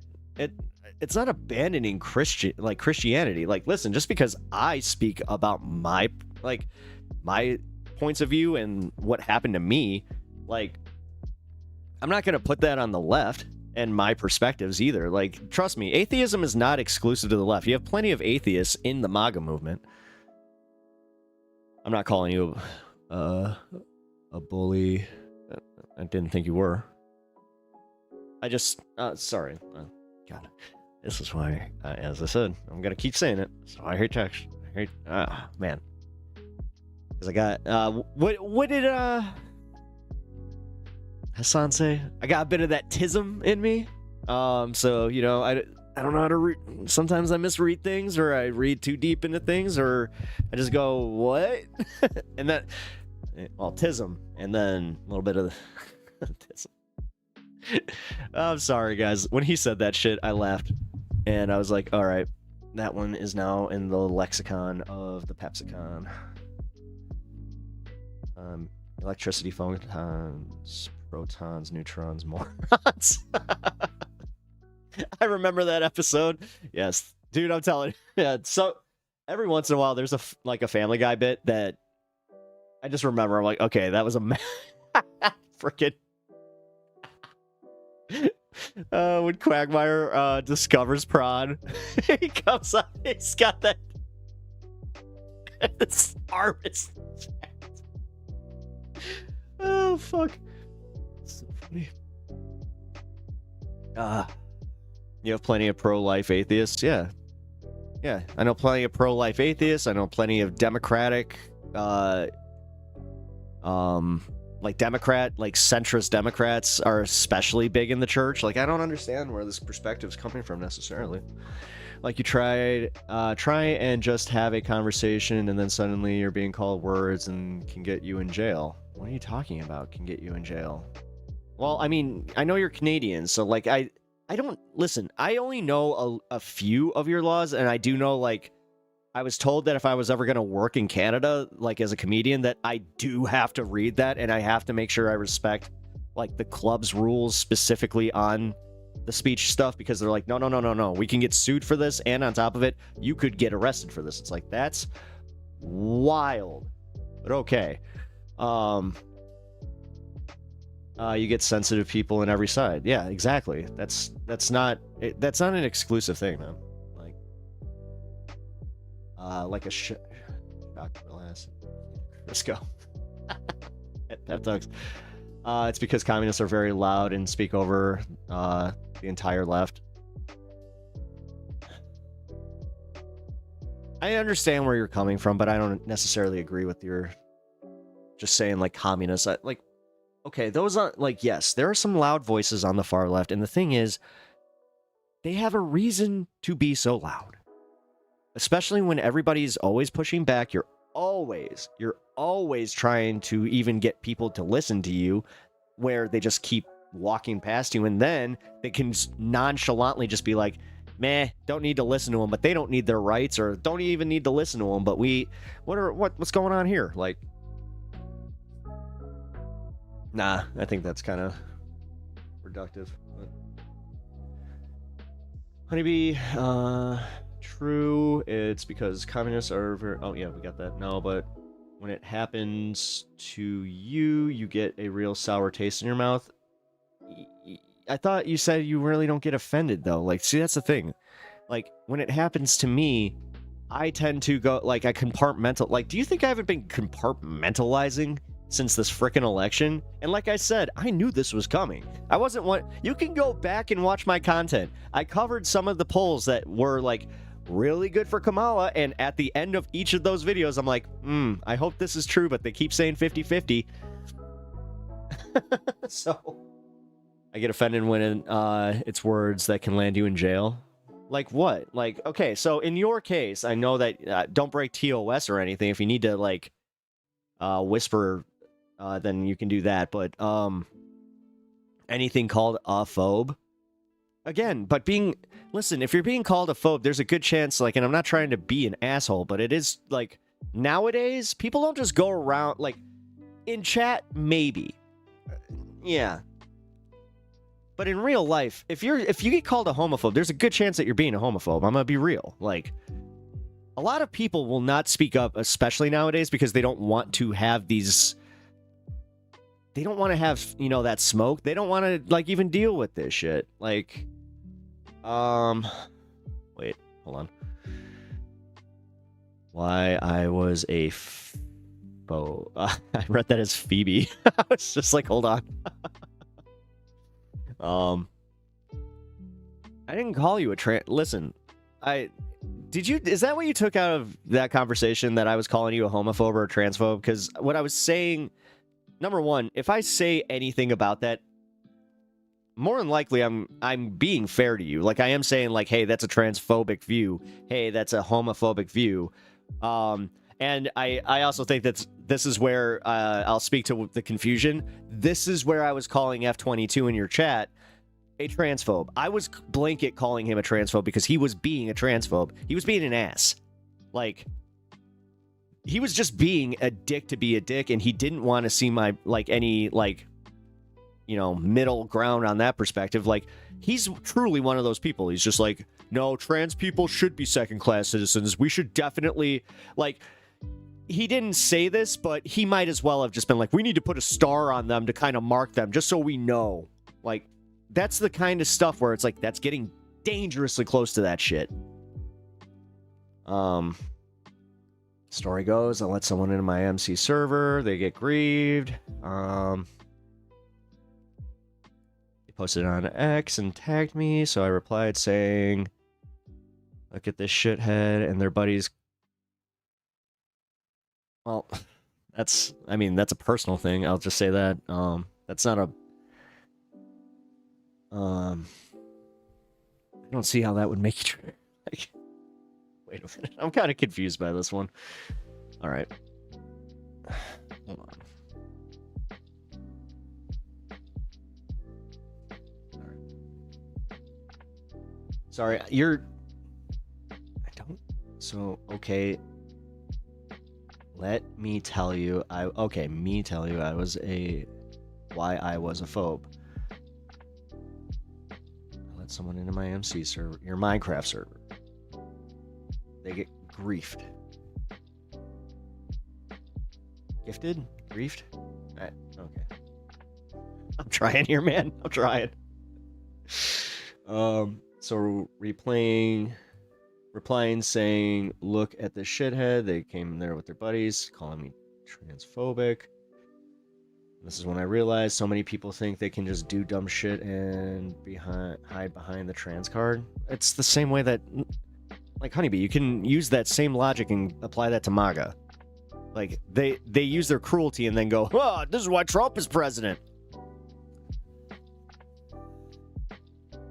Not you, but that's what they do. So maybe watch when you're saying that. You don't understand. Every time you say it, it's like an arrow. I am kidding. Sorry, I'm also not trying to be a dick. I would not have even replied back to them. I would have just banned them from my server. That's.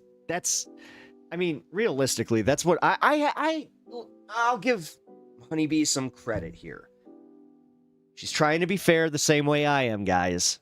You know how I don't like just doing bans. You know how I give people a little bit too much leeway. I'm well aware that I do that. But yeah, no, at the same time, he's not wrong. Then you just got to ban him and just, like, if you know that you're not a transphobe, then you should have enough conviction to just be like, I'm not a transphobe. Like, that's a perfect example of what everyone is experiencing. You can't critique anyone. Well, the thing is, but you're kind of doing the same thing. You're getting mad at people criticizing you, so you kind of have an understanding of why, you know, maybe you shouldn't. Like, this is kind of where I'm going with it, is just because you can do something doesn't mean you should. You know? Like, you can go crash your car into a wall, but I don't think you should. No worries, I was joking. Oh, sorry, what did you say? What words? I don't want you to get in trouble, but also I'm curious which law is being violated. I'm not calling you on the phone, though. Wait, what? In a country where it's illegal. Like, wait, what? What are you talking about? I'm so confused. Sorry, that mistype was like, I said Discord.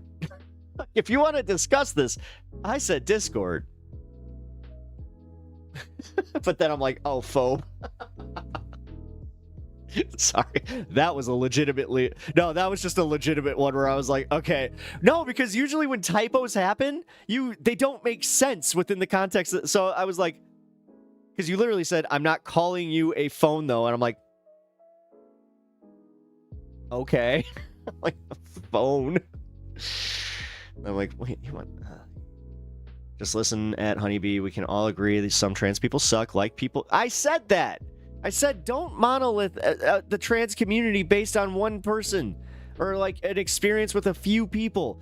Some people suck. Like, I can tell you that one of my favorite jokes was actually from a trans comedian who she was just like, yeah, the one thing I hate is just when we do have somebody in our community that like they make us look bad, and then it's just like, no, and then we have to go and just be like, no, like, the community, this isn't the community. They just suck. They're just a bad person. They've always been a bad person. Like, but yeah, like I was saying, and he was roommates with a trans person, and he doesn't talk to them because they suck, but does that make them less human? See what we are saying? Yeah. Mike, what the F is going on? We are discussing this from Twitch chat. Just if you want to follow along, it's on the screen here. I'll even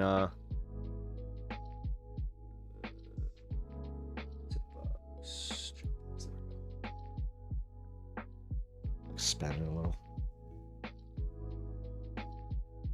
All right. You said I get mad if I criticize, but I don't call anyone anything that can get them jailed. I don't understand your point on this one.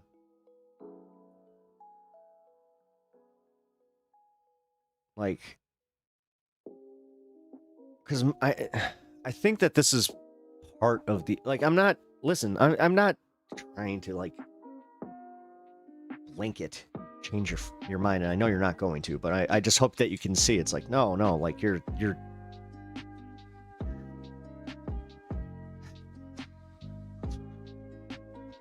I'm trying to run this back too, because I'm like, what do you mean? Like, so calling somebody a phobe in any regard in Canada can get you arrested, or calling somebody the word that they can get called a phobe for can get them arrested?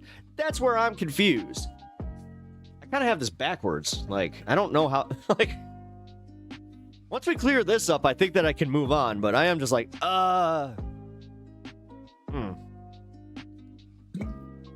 I gotta get on Twitch. It's not hard, man. Just use the same email that you got connected to your YouTube, and I mean, you can find me pretty easily there. That's the nice part. You don't, like, if you guys have that problem where you ever type in my name and you find like 7 other Pep Talks channels, that kind of sucks. Like, oh wait, are you saying hate speech is stupid? Because that's an entirely different debate. Accusing someone of being transphobic, you can send in a complaint like the guy who was arrested in Montreal. Is that province by province too? I'm not that it matters, because I think that's stupid, and as an American, I think that, yeah, my free speech, this does kind of give context to our free speech laws. Like being a little bit more base than we thought. But for real, like I thought that that varied per province, and I thought that specifically Montreal. I thought that they had a little bit of a leeway, you'll say. Sorry. Please look, Bill. Here. C16. Okay. I'll look that up.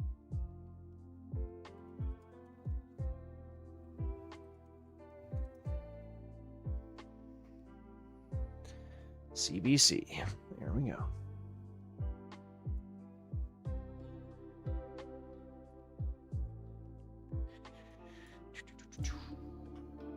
Canada's Gender Rights of Bill C-16 explained by the CDC. The The bill sparked a national debate, but actually brought federal laws up to date with already established provincial human rights. First, it was added that Canadian human rights, joining the list of identifiable groups, are protected from discrimination. These, okay, so that's good. The hate speech, okay, defined as it was added to the section of the criminal code that targets hate speech, defined a advocating genocide and public incitement of hatred. Yeah, okay, so if you're literally calling for them to, that seems okay. These don't seem extreme, but it was added to a section of the criminal code dealing with the sentencing for a hate crime. If there's evidence that the offense was motivated by bias, prejudice, or hate, it can be taken into account by the courts during sentencing. The bill, which enshrines the rights of transgender or gender diverse Canadians by including them under human rights and hate crime laws, has sparked some debate. Critics voice concerns that the law will penalize citizens who do not use specific pronouns when referring to gender diverse people. Two legal experts offered their perspective. Brenda Cosman, law professor of the University of Toronto and director of the Mark S. Bonman Center for Sexual Diversity Studies, and Jared Brown, whatever, who often works with corporate clients. That we needed to learn about them. Sorry. Pronoun usage. Does the bill litigate the use of certain language, and could someone go to jail for using the wrong pronoun? In the criminal code, which does not reference pronouns, Cosman says misusing pronouns alone would not constitute a criminal act. Okay, right there, I can already say the bill is fine, but don't accuse me of Canada. Wait, breaking that law. The thing is, you're not breaking the law. If you're breaking the law, then you're using hate speech, which at that point it is actually like, here, they kind of they do lay that one out. Like, if you're saying like they need to define as advocating genocide or public incitement of hatred, then then that one, I hate to say, like, that's actually not too far off from American laws. We do have laws against hate speech, and we do, like, you can get charged with extra, like, criminal code or criminal conduct if it's proven that you were doing it as a hate crime. But Honeybee, nobody's accusing you of this. Like, I think that from my perspective right here, just based on what you were saying in my chat, it kind of comes across like you're blanketing, like you're blanket looking at the left and then blaming us and then saying that, like, this is how the left, like, you kind of do it to me a little bit sometimes, where you're like, this is why Trump won, like, this is why nobody listens to the left. This is like, it's fine, I'm a big boy, I understand. Oh, hey, what up, Uncle Vet? How you doing? Where the waters get murky is Canada considers advocating for genocide. Oh, yeah, for Gaza. Yeah, that does get murky.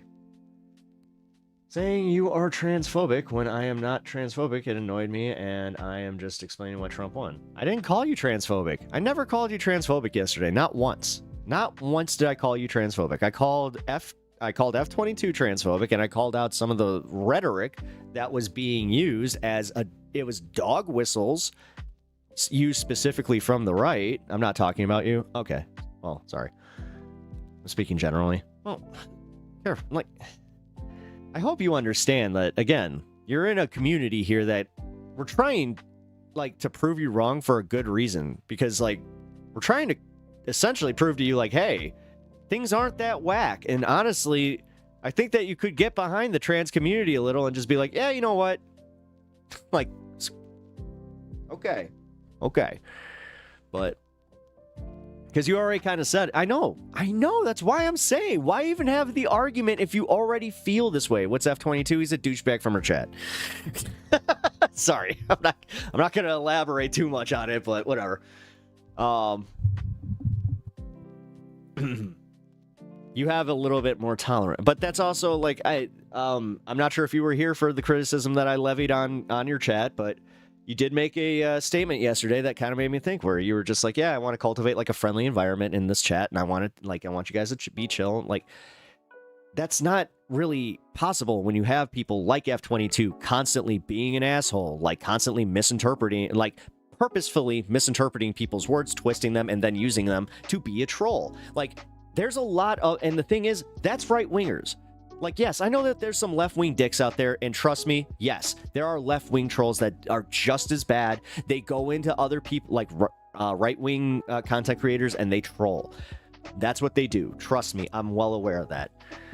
But what I'm saying is, like, the way that, like, this chat is going to be curated, like, my chat's curated, it's like, nah, man, we don't have, like, I don't let hatred run roughshod, man. And, like, I'm not saying you do, but fucking F22, like, he was saying some shit that was pretty reprehensible. That's why I got mad. Like, honestly, everything was cool until he said something pretty specific where I was just like, oh, man, F this guy. I love trans people and I care about the trans kids. That's why I want them to wait. And that, here, Alirda, here we go. We finally got to the crux of this. This argument right here that she just made. I would be humbled if you took over on this one, because I don't want to speak out of turn. I just want to say that, like, yeah, this is just the reason I do advocate. And I hope you understand, like, because of the people in this chat, because of the people in my community, and, like, my friends, like I said, you know, that was one of the things that I was really getting, like, angry about, was he kept doing this thing where he was just blatantly ignoring the fact that I kept saying, like, have you met a trans person? Are you friends with one? Do you understand why people would have this perspective, and it's not just a bunch of liberal dog whistling going, oh, look, you want to control our speech? Because, like, again, victim fucking complex galore on that side, where it's just like, we're the victims. We're being told that we're meanie bobinis. Why are they calling us meanie bobinis? Sorry. I think he was trolling you because you wouldn't hear him out and you were about being a cop. Yeah, because cops suck. Fuck cops. Yeah. Fuck cops. What? The thing is, I even said, under my socialist ideals, I even say, I support funding the police. Ugh. I'm not an absolutist. There are absolutists out there. I'm not one of them. Trust me. I've lived in a neighborhood where, yeah, if they just got rid of the cops, not great. Like, some people, I really wish they understood that, where it's like, yo, I know that there's some bad cops out there, and like, I ain't trusting one, and I ain't narking, but I also ain't gonna be like, oh, hell, hey, I mean.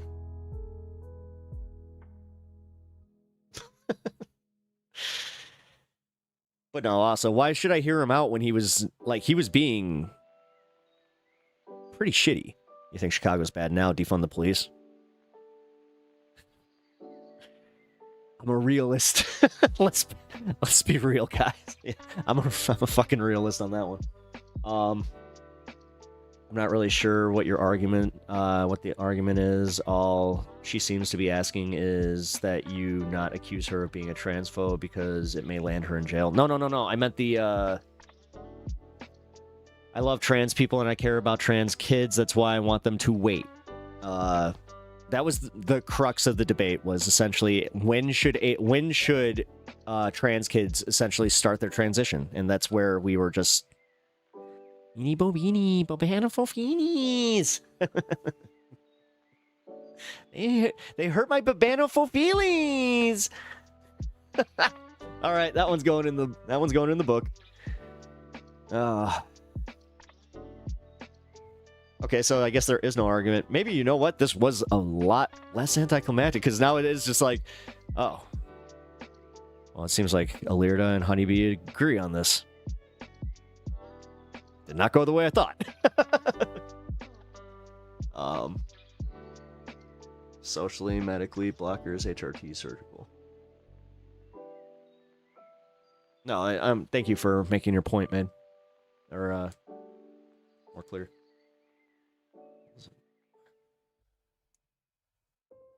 on, okay?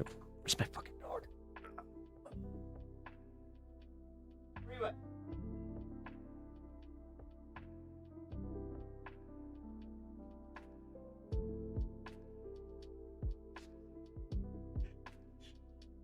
Aw. It's nothing to do with me right now. He decided that trans people are dope as fuck. Hell yeah.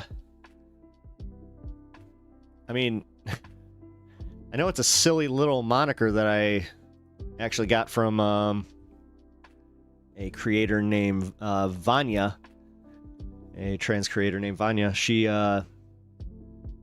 really cool. Yeah, I asked her, I'm like, hey, can I use this? And she was just like, yeah, sure. And it was trans rights or I bites. Got 2 little whales on it, so.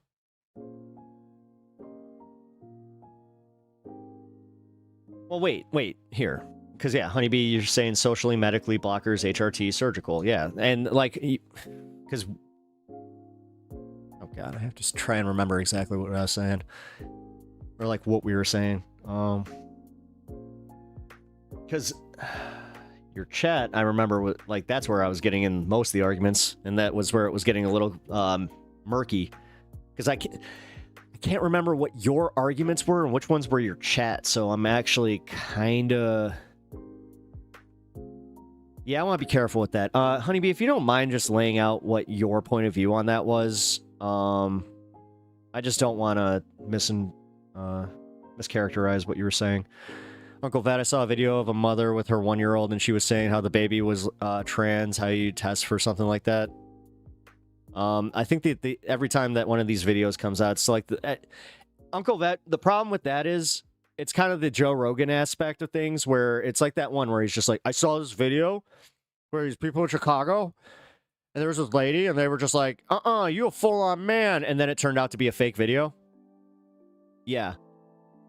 Because again, I love how people can question everything they see until they see something that gives them a little bit of confirmation bias. Trust me, I catch myself doing it, where I'm just like, oh, yeah.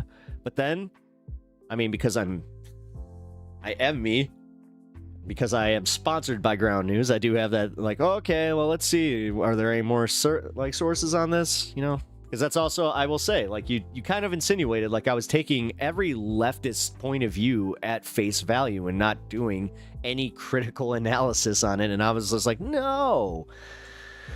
Socially, any age, medically 18, puberty blockers 18, any procedure. Nice. Okay, I think that we're all in agreement then. Like, for real. I think that, because I also think that was, I don't want to mischaracterize, but I think that was your position. I think. Yeah, I was about to say, and that's where I knew, all right, it was F-22. Okay, I'm glad we clarified that. No, it was definitely F-22. I apologize that if I was putting his arguments on you. I kind of want to go revisit that chat and just be like, I'm stoned and I just blurted out a related thought. Sorry, it seemed like I was paying you certain shade. I appreciate the fact that you're like, I'm just high and I wanted to be part of the conversation, guys. Uncle Vet, that was funny. You're a good dude. There are rare exceptions based on how it affects the patient, and it's going to be on a spectrum, right? So actually, here, Alirda, what are your thoughts on puberty blockers, like, for, you know, gymnasts and like 13-year-old boys with bitch tits?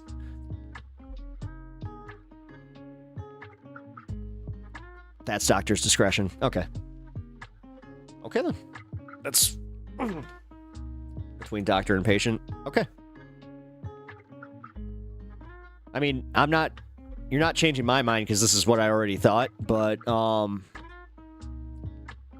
yeah, sweet. Which, Honeybee, I think that you were also misunderstanding because you kept like saying like you're arguing for like the position of kids. Like, no, I kept saying no. I am not arguing for that. I was arguing for it being between the doctor, the patient, and the parent. I even brought the parent into it where I was just like, Yeah, parental rights. And it's not anybody else's business. That's where, like, that was literally the end of where I was trying to say. You said it wasn't happening. I wasn't saying, no. You were trying to say it was happening, like, on a mass scale. Like, at least this is the way you were characterizing it, and I was definitely not taking this one out of context, was you were kind of saying, look, the Canadian government and the Canadian healthcare system is these kids are getting these surgeries. These kids are, hiding this from their parents. And you, like, how else would they be getting it? Because I remember when I brought up the black market thing, you were like, what are you talking about, black market? I said one kid is one too many. Yeah, trans people don't even exist on it. No, again, they have, for people that have admittingly never even met a trans person, or they are not friends with a trans person, like, they really do think, like, oh my god. Are you talking to a computer or to a wall? What? Are you talking to yourself? Every once in a while, it's just like you read something so stupid, you're like, what? Sorry. Almost. Yeah, that just derailed everything. I was just like, what the fuck are you talking about? Ugh. Okay, gotta go. Well, thank you for the engagement. As I said, we gotta do this debate. Yeah, check your, I sent you a whisper about it, but yeah, we gotta plan something there, because I do have a good idea for how we can market that. Are you comfortable being labeled as a right-winger? Nah. I actually even said that. I was just like, but you're moderate. No, that's what I thought. Okay, we'll just do moderates. Welcome right-wing ideas. You're not all right, fine. You're right. Don't characterize. All right. Fine. We'll do a moderate debate. But that doesn't sell. Come on. That's why Trump won. Get out of here. Yeah, right, all right. This is why don't make me say the liberal thing. Don't make me say the liberal thing. You'll trust me. I want to have that comment, retracted. Everything is right wing, so I'm not far left. I broke the scale. You did it. You did it successfully, Inverted Mystic. I've broken through. Everything is fine. Distracting. Oh, what'd you send? Distracting. Did you send that in Discord too? Because I saw your message. Sorry, I was getting a little caught up in chat there. That's fun. Yeah, no, I actually got this one up. The Joe Rogan Bruley fact-checked Elon Musk. Yeah, we're gonna watch that one. It's gonna be fun.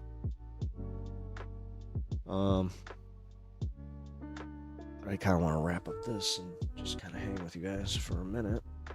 All right, that was not as bad as I thought. Ryan, you were there yesterday, so yeah, apparently F-22 really did get under my skin. I guess I just admit it. Guess that's a win for the chatter for really getting me pissed off. I was just like, that's it. What about yesterday? I mean, I came off pretty pissed off in chat. I was just asking him, like, I don't know, was I fair? Or was I don't know, was I being unfair? Because I feel like I mischaracterized her position a little bit. And then on top of it, yeah, things was way more it wasn't even agree to disagree. It's like, no, we agree on this. It's like, this is totally different than what we were talking about yesterday. No, thinking back to it, I think it was literally F-22 was the one that kept making like, well, we got to protect the, like, this is about like children and then he made it parental rights. Oh yeah. you were raging. I feel like her chatter just put a lot of fuel in the fire. Yeah, dude. I'll take my L on that one. I definitely got bothered by that fucking guy. All right, Alirda. Well,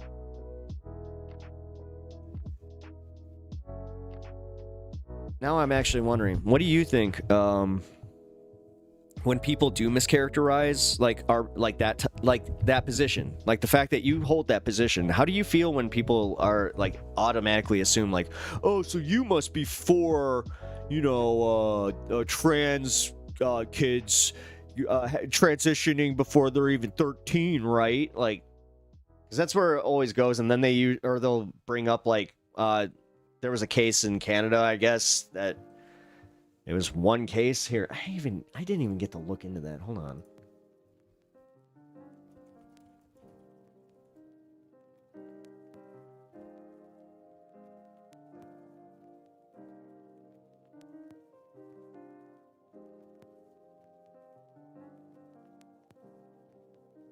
Yeah, it was an Adam. Yeah. Fact check. Our school is performing transition surgeries.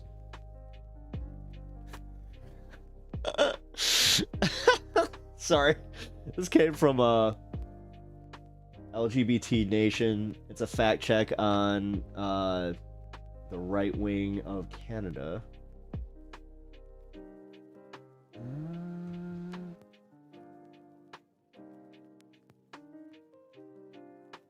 Yeah, it says the parents sued the school for performing transition surgery, but there was no transition surgery actually performed. Okay, wait. Hold on. The transgender thing is a incredible thing. Your kid goes to school, comes home a few days later with an operation.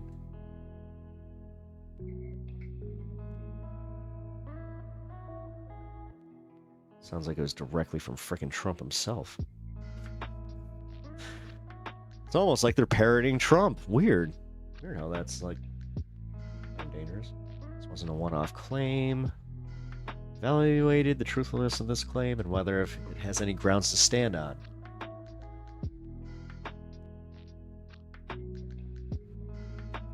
Minors scarcely receive any form of gender-affirming surgery. In 2019, a study found that only 85 minors in the United States had received any form of gender-affirming surgery at all. Of these minors, 96% received some type of top surgery, most commonly breast reductions.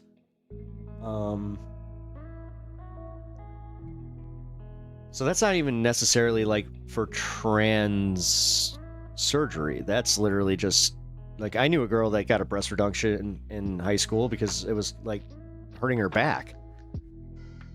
So, and like I said, I'm assuming that includes the I hate to use the term, but I am, fuck it, the bitch tit boys. I hate to use the term. What am I talking about? No, I don't. That's why I use it. No. Almost all of the surgeries conducted were minors between 15 and 17. None were performed on minors under the age of 12. The same study found that cisgender boys were with carcinoma, a condition that leads to unwanted breast development, were more likely to get gender-affirming surgeries at a rate of 146. Boom. That's a pretty wild thing. You can get a boob job at 16. Yeah.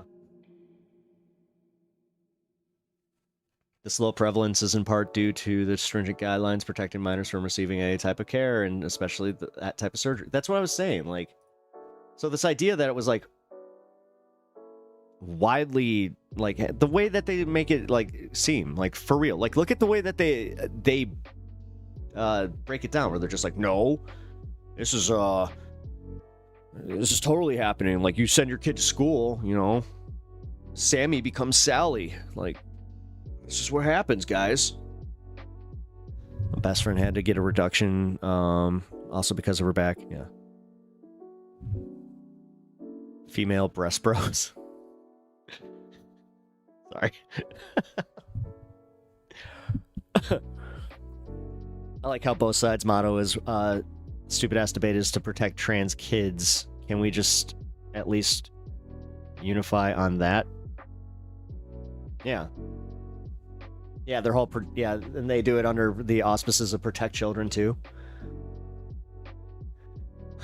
This body image shit started way back when I was in school in the 1980s. Yeah. Well, yeah, I mean, look at the way, yeah, exactly. Like,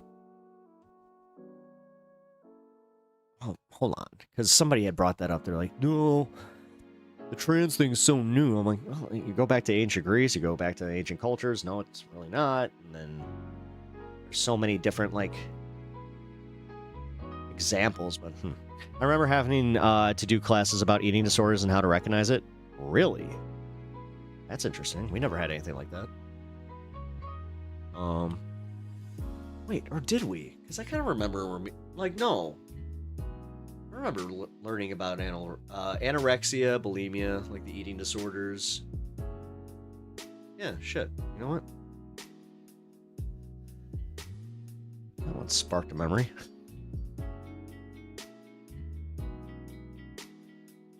'1800s crime syndicate leader, trans guy. There you go. Well,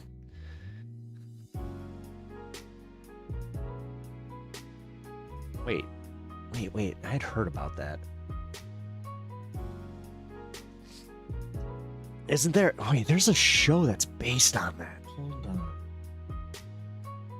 Somebody actually recommended it in Honeybee's chat yesterday, and she watched the trailer for it. Looked all right. It looked like it was done by like the Steven Universe animators.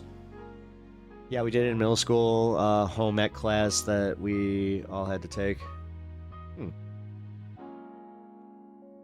Oh, yeah, you know what? Maybe that's it. Yeah, that makes sense.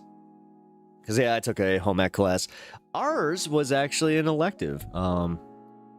We could either do shop or home ec, and when I learned that we were going to learn how to balance a checkbook, and so I was like, I have a feeling I'm going to end up using that a lot more than woodworking. Who knows? But I did, kind of know how to balance a checkbook-ish. Meanwhile, Unimoogle's upstairs just laughing her ass off. Recognizing eating disorders is honestly a good lesson to be taught. Yeah. Oh, yeah. Although you could argue that no, it's not, because, just if you comment on Ariana Grande and like her just, can we just acknowledge that she's literally dwindling down to nothing and everybody's just like, don't body shame her. It's like, this is concerning. Like, okay.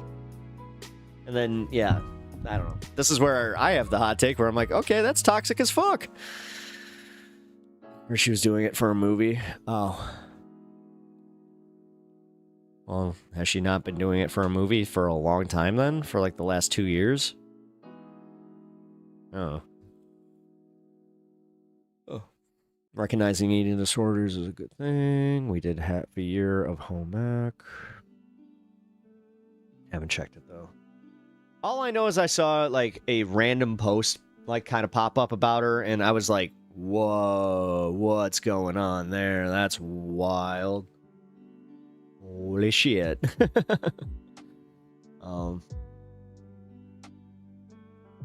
But it also just seemed it seemed concerning, where it's just like, is anybody gonna do anything about this? Like, say anything? Like, I don't know. Like,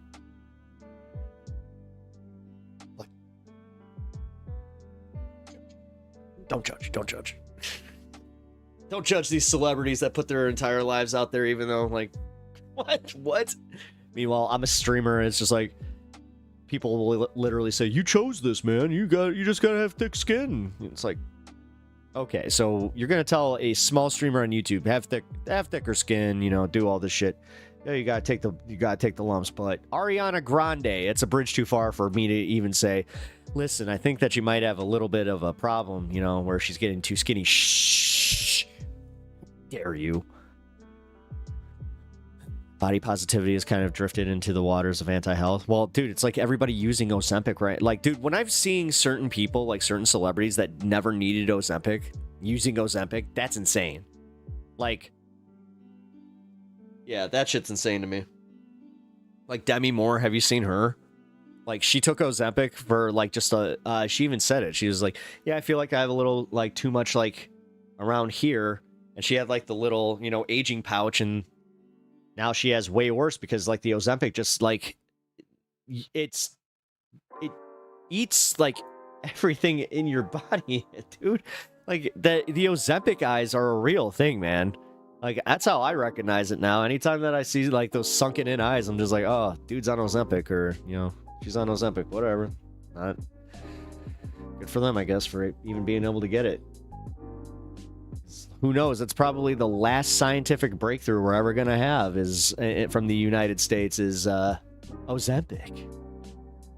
Nice, we can finally celebrate the Yankees finally getting to wear facial hair on the field. Was that a thing? Was that like just a what? No way. What?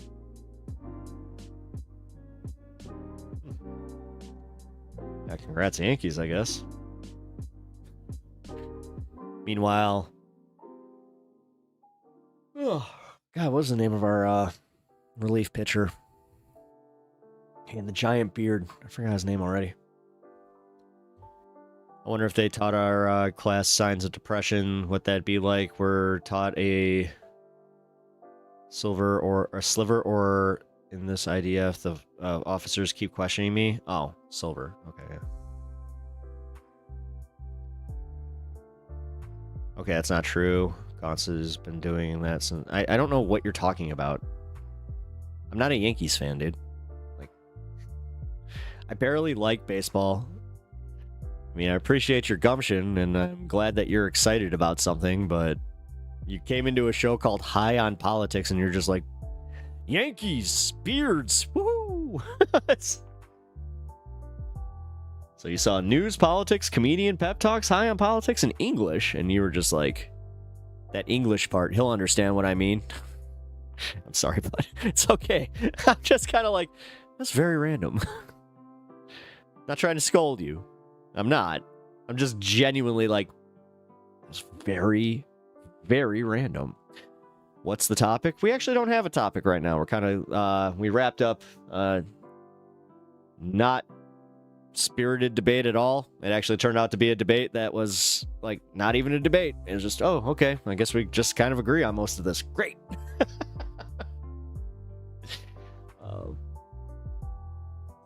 But right now, yeah, we're... Usually I'd be, covering a lot more politics, but this is also it's a Saturday stream, man. I'm trying to have fun. We're the big thing is it's a 420 stream, so let's all cheers up. Let's get a little chilled out, and then I don't know, maybe watch some politics, or we'll watch this thing that Distracting sent me. How about that? Where is it? Oh, there we go.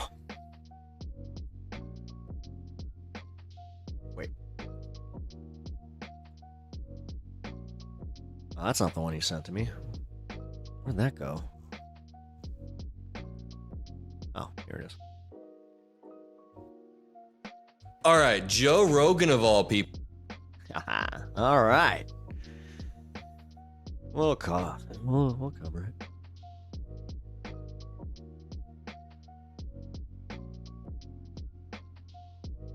The problem with beards is that they make everyone who can't grow one feel bad.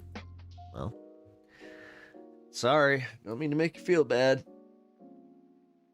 In my day, face meant something else. God, that reminds me of, what was it, Office Space? Right? Oh. I showed her the O face, the oh.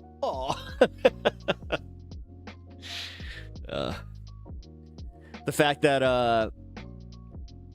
God, the taking a penny from every transaction is legitimately what Doge is doing right now. where they got caught doing that. I thought that was hilarious. I'm like, oh my god, they literally fucking took the whole like scheme from freaking Office Space and they just did it. Ballsy. Yeah, Limber fucker. It's such a good movie. It's a fun movie in general. Give me a second.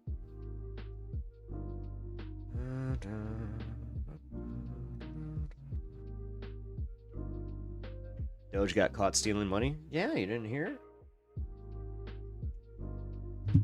You didn't hear about the 8 billion that they tallied up that, I don't know, they just kind of made an oopsie and added a 0, you know, just something that happens. It's just something. It's gonna be fun, guys. The American people are already getting pissed off, though. It's not, and I keep saying this, it's not just the left this time. You got a lot of people who voted for Trump who aren't sycophants that are going, oh, I am not invested in protecting this guy. I voted for him because I thought he'd do better. He's not doing better. Things are more expensive, eggs are up, and it looks like I'm losing my job. So tell me again how things are better. Those 20-year-olds must hire look like his boyfriends. Yeah. Oh, yeah. No, for a 50-year-old man, he's got a weird obsession hanging out with some freaking 20-year-old boys. Just saying. You know, every now and then I watch your streams and I'm like, man, America fucked, huh? Yep. You guys, we get to take care, man. Oh my god, he criticized the Trump, he criticized the Elon. He's speaking things that I don't like. He's gonna play things about Trumpers that is antithetical to what I believe. I do love it. I love it, especially like, I mean, let's just call it what it is. That guy was boomer as fuck. Using Twitch and just being like, yo, how about them Yankees? It's like, alright, man. Alright. Does not surprise me that he would like himself some Trump. Hank Hankson.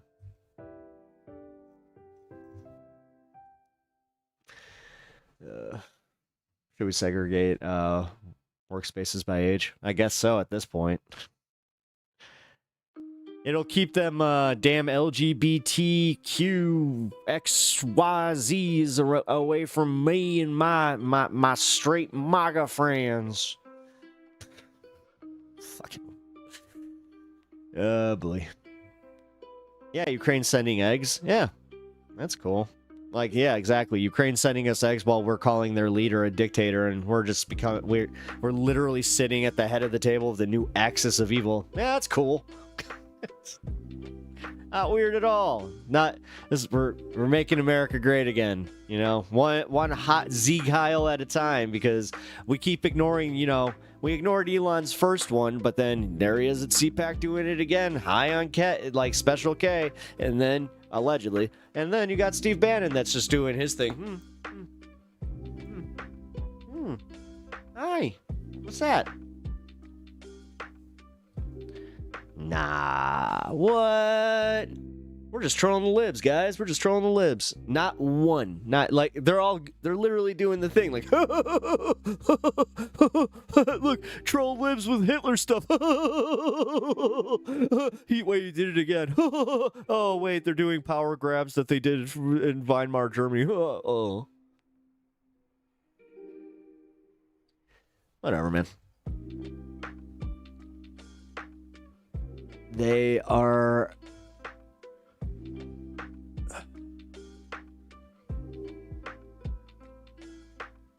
They're going to welcome their downfall with open arms. Pep Talk doing the autism hand movement wave. Wait, did I? Nah, I ain't doing that. I thought you meant the Trump one. Like the one that didn't get him, disqualified from the first election where he made fun of a guy for having, cerebral palsy. Right. The other, the little touch of tism. Yeah. That's the word of the day. Yeah, I don't get the Bannon thing. What's the explanation you heard? I literally the explanation I heard from Bannon was that look, I trolled the libs again. Like, see, his point. He was like, I was proving a point where all I did was an innocuous arm wave out, and they took it. It's like, no, I watched the fucking footage, you disingenuous creep. Like, no, dude. And you're trying, like, the thing is, you're seeing that the shock and aw's not working anymore. You saw that, Special K boy came out there and embarrassed everybody on a fucking national stage. Which is fun. Because, yeah, Steve Bannon's not exactly a fan of Elon Musk in this situation because he got pushed out. Now he's trying to get back in the good graces with Trump, which, weird how he all of a sudden starts doing this arm out bullshit. It's almost like, what's up with that? What's up with that? What's up with that? Either way. Woody Harrelson on JRE today. Great. We'll see if he actually calls him out. I know Woody Harrelson has some pretty decent politics, but every once in a while it's like, okay. That was a straight arm, straight finger salute. Yep. I mean, Sikkim kick their ass. Well, I mean, is this the one thing we like? Is this something we actually agree on, Dave? Is the controversial topic of fuck Nazis? Like, I'm sorry, hot take. Like, never thought I'd be, in a position where, in my lifetime, in America, that would even be something that's just like, what? You call it? Why would you call me that? Brr, brr, brr, brr, brr, brr. I have 500,000 songs, a side job. I have DJ business for 15 years, 5,000. Great. What is with the people that just say random shit in chats? Like, kick their asses. All right. Yes, kick their asses. I appreciate that. There we go. Hot take, guys. Didn't know that we were gonna, as I was saying, live in a time where people watch Captain America and go, who's pretty base? That Red Skull guy. Hasn't even been 100 years since World War II. How is everybody so comfortable supporting Nazis? Don't know. I literally don't fucking know. I do not know. It blows my mind every time I think about it. Banna did a doc called Generation Zero about the boomers are destroying the world, and after a series of turning, things will get worse. Oh, hey, Rome Dog, make sure that your account and also you, hi, Rachel, how's it going?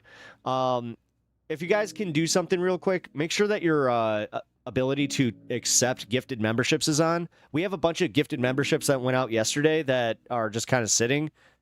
So yeah, just make sure that you have that turned on.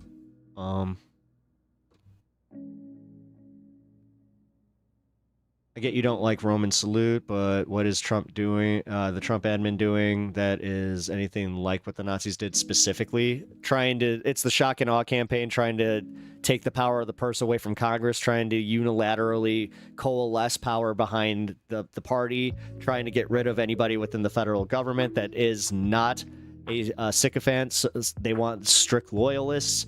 Like, yeah, not sus at all. And then on top of it, we just have an unelected official who is just now our God King, literally lording over the feeble, not as rich billionaire. So it's just weird. Like, for everybody that was like, Russia, Russia, Russia, and then he goes and does the thing where he's just like, yeah, you know what? Zelensky, he started it. It's like, holy shit. I'm trying to be nice, Rachel, but the fact that I even had to describe that to you kind of worries me that maybe you're not seeing this. Trump, his allies, and his supporters are doing their the best they can.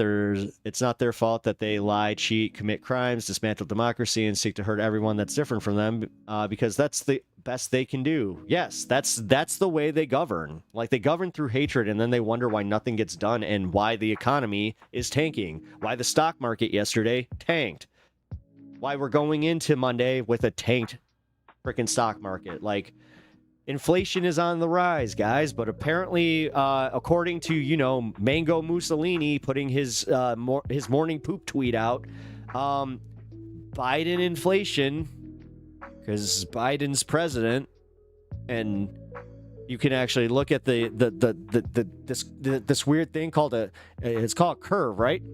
Where all of a sudden we were going, line go up, then Donald Trump become president, line go down. Oh my God, do I need to break this down any more simple? Like, come on. Sorry. I have mine on. Maybe you don't like him stacking the government with loyalists, but Obama did that too. It's not specific to Nazis or whatever. That's most government. No, it's not. No, it's not. Like, Obama never had a department where they were going around gutting things like that. Sorry, man. Like, no. What Obama did is he audited the government. And the funniest part is, this is actually arguing against a lot of what libertarians were arguing, about Obama, where it's like, oh, he's a government shill, blah, blah, blah, blah, blah, blah, blah. Yeah, he cut a bunch of federal jobs. He actually did this. Like, most presidents will go and audit the federal government and see, like, where there's waste, stuff like that. But this shit where they're also banking on you, like, every single day, believing them, going to a different department, giving you some bullshit numbers, and you going, yeah, that makes sense, yeah. I mean, they're also they're weaponizing idiocy, they're weaponizing complacency, and they're weaponizing the fact that most people are checking out of politics in a post-election era until they start noticing the things that they were voting on, like inflation. Guess what happened this week? The prices all skyrocketed. Every single person in America now has felt an increased price, and now we're all going, oh shit. Well, it doesn't look like it's getting better. So please outline specifically what the Trump admin is doing. That the Hitler regime did, what policies or ideals. No. If you want, Rachel, if you want that, then you can also look into this and you can just tell me where I'm wrong. It's not my responsibility to do that for you. And if that's a debate you would like to have, I welcome you to call into the show. Didn't Clinton fire 94 AGs when he took office? Yeah. It's depressing. I think Trump is doing a mix of 2025 and Putin's doing. Yeah. That's also, I would argue, that's why it's only 60% of what Project 2025 was. It's because, the other parts of that don't line up with Putin. I'm just saying your criticisms would be more effective if you use proper terminology. The Nazi thing is old and overused and not accurate. No, see, that's the thing. Like, it's old and overused, and I'll say that, yes, hyperbolic language was a problem, especially in the election cycle and going in, I'll even say, like, the last few years. Or, like, going back to, like, his last presidency. Like, yes, the whole Nazi comparative has been overused, and I get it. Trust me, I get it. I watch Piers Morgan. I get it. Everybody's a Nazi. Everybody calls him Nazi, Nazi, Nazi, Nazi. And then all of a sudden, when he's doing some Nazi shit, it makes it that easier for you to go, they just call him a fucking Nazi all the time. Trust me. That's why I use the term psyop a few times, where I'm just like, yeah, it kind of seems like that was a little psyop-y, you know? Rachel, in 1923, Hitler incited insurrection against the German government called the Beer Hall Push. He tried, given a slap on the wrist, and became a felon. Hitler claimed political persecution. Rachel, what type of government would you say the Nazis were? And claimed to be a victim. Then he positioned himself as the voice of the common man, rallied against the elites, cultural degeneracy, and the establishment, who he called Marxists. But there are socialist dictatorships that actually do completely take out all opposition, and you guys call them Nazis. Nazi ideology is specific and common, and nothing in common with Trump ideology. Nothing is that. Now you're being too fair. Now you're putting the blinders up just because you're just like, nah, what? She needs your answer before she can challenge if you're wrong. That didn't make sense to me. Yeah, right. Well, that she's a product of online debate. That's like Destiny shit right there. That's how most people debate online now. I need your, like, no, fuck you. Like, seriously, that's not how you debate.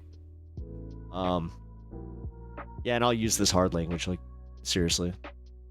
I gotta go see you all. Thanks, thank you, Alirda. I really appreciate you being here, and also thank you for engaging, even though that was a little anticlimactic on that part. So I appreciate it. Appreciate your takes, and thank you again.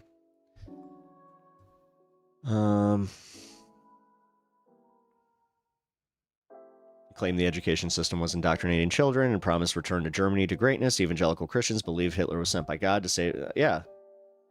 Only peach can save from orange. I'm very critical of MAGA, but simply equating it to Nazi is so silly. Nobody's going to listen to that. The left has been calling them Nazis for 15 years. All right. Well, if you're literally just throwing this at me to be like, stop boy who cries wolfing, okay, that's fair. It's actually a fair assessment. I wasn't talking about Trump. It's depressing, but pretty interesting. The political chaos we're living through is a natural part of technological species development. 100 years from now, we'll understand humans better than, just like we understand humans better now from 100 years ago. It'll help us evolve past this kind of thing. Hopefully. Hopefully. The one thing I've learned about this, the 21st century is that we really want to go back and redo the 19th century. That's the problem. We can't get out of our nostalgies. Christian to gain their support, to solidify his base. Hitler scapegoated minorities and divided people based on you, us versus them. German took the bait until he became a chancellor in 1933. After he came to power, Nazi thugs who had done the beer hall push were celebrated as heroes and given medals. Police and military officials who resisted the push were purged and reassigned. Here's to hoping shit gets better and hoping that we get to see it. Nazis were National Socialists, eugenicists, racial supremacists, anti-Jew. Trump didn't ally with any of those things. Eugenicist, yeah, actually, you can like look at the way that Elon Musk has been speaking and like look at the way he's talking about even having his kids. And I'm sorry, it's not Trump anymore. Elon Musk is the fucking president, and I'm not just saying that just because it's a buzz thing from the left. No. Elon's the president until he's not in the cabinet anymore. Because guess what? He has more money than Trump. He controls Trump. You didn't see that? Like, I'm not a body language expert at all. But if you didn't see, like, Elon lording over President Trump, I'm going to call him VP Trump, just sitting there in his little seat, you know, getting boogers wiped on his desk by a kid getting told to shut up.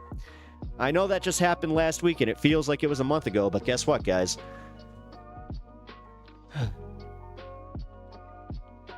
To purge the civil... Wait. A periodic reminder that I appreciate you for being willing to express yourself online. Thank you. I appreciate that. When the entire planet understands that people who hurt people are sick, malfunctioning, they'll lose very much of their power. Yeah, we'll see. We already recognize that widely, and we're just like, meh. To purge the civil service, including those who prosecuted the beer hall push penetrators. He then dismantled democratic institutions, demanded loyalty, labeling media who criticized him as an enemy of the state. Nazis were not socialists, but they called themselves that to garner general support. Yep. Yeah, if the term was progressive, they would have used progressive too.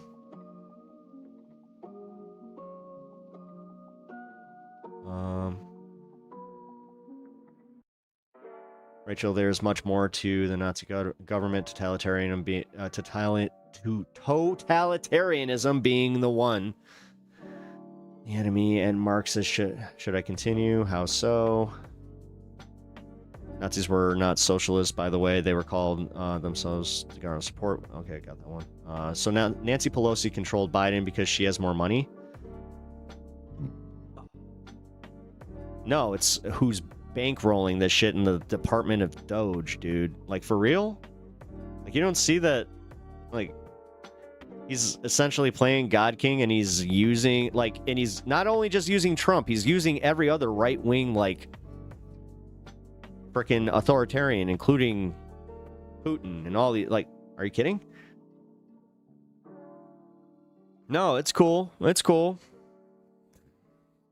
I love having unelected officials making decisions about my SSI and going in and gutting government programs based on a hunch or based on, you know, no conflict of interest at all, because these agencies aren't, they're totally not investigating Elon Musk. Get the fuck out of here. Jesus Christ. No. This is the shit where it's like, really? I don't care how much you fucking like Trump. Wake up. When he's taking your fucking TV and you're just like, hey, we gonna watch some TV, buddy? He's like, yeah, yep, totally. Gonna watch some TV. Not with you, loser. And then you're like, wait, that's mine. Wait a minute.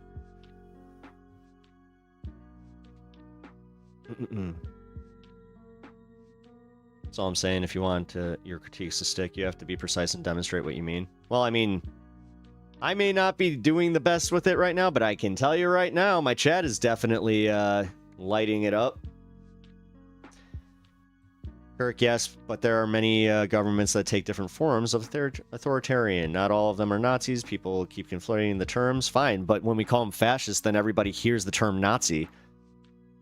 It's like when the left calls everyone fascist, they actually mean authoritarian. Fascism and authoritarianism are not the same. Okay. I mean, do you have the same feeling about using Marxist and commie, like the way that they use that? I hope you have the same feeling there. Marxism is a German ideology, though. Hitler linked socialism to Judaism and labeled it a foreign ideology invading Germany that needed to be eradicated in order to liberate the white majority, which he used as a pretext to eradicate. Rachel, it does not. If you can make the comparison to Nazism, then the problem is critical, where we are about, yeah, not conflating terms. No, for real, yeah, okay. Diversity and inclusion from the German government and business.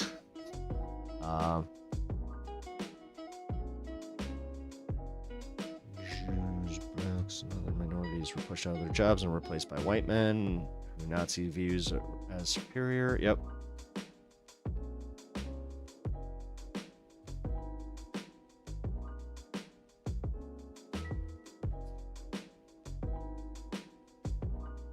Nazis give the Roman salute. These people are giving the Roman salute. Walks like a duck. Yep.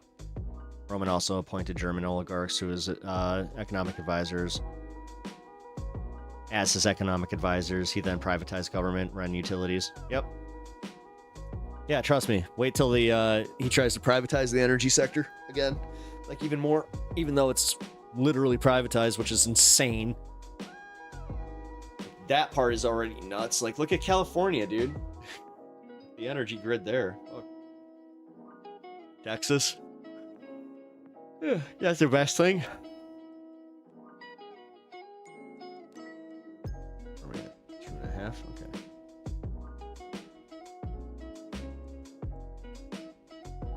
I'm going to take a piss and then watch this Joe Rogan.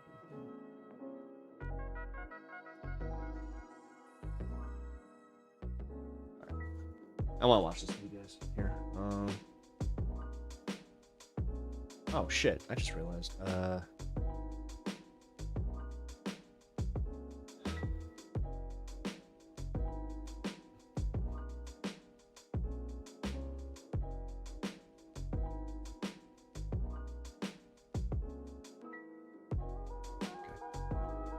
And then, real quick, if you guys haven't already and you are over on YouTube, please like the stream. It really, really helps me out in the algorithm. And if you haven't already, please subscribe to the channel if you're enjoying this content. If you are enjoying this content over on Twitch, please consider leaving a follow. Did you see the shooting that took place at a hospital where I live in PA? No, I didn't. Hospital shooting, you said?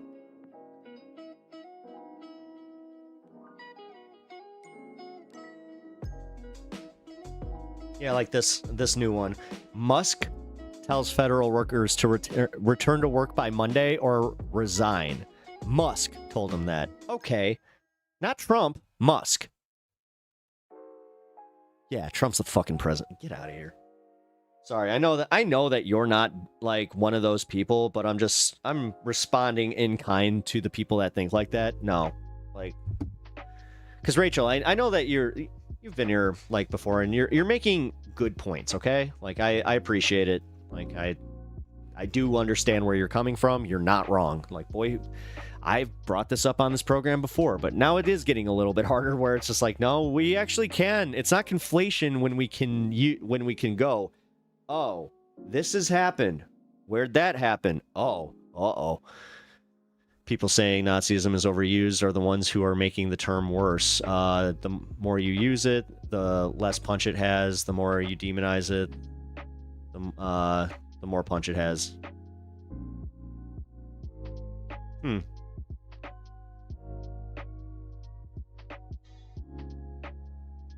Oh, the crazy bear? My scaredy bear? I love my scaredy bear. I was gonna hit it, but yeah, you know what. Whew, excuse me. By the way, guys, I'm probably only gonna be doing the 420, 4 hours and 20 minutes for the stream today.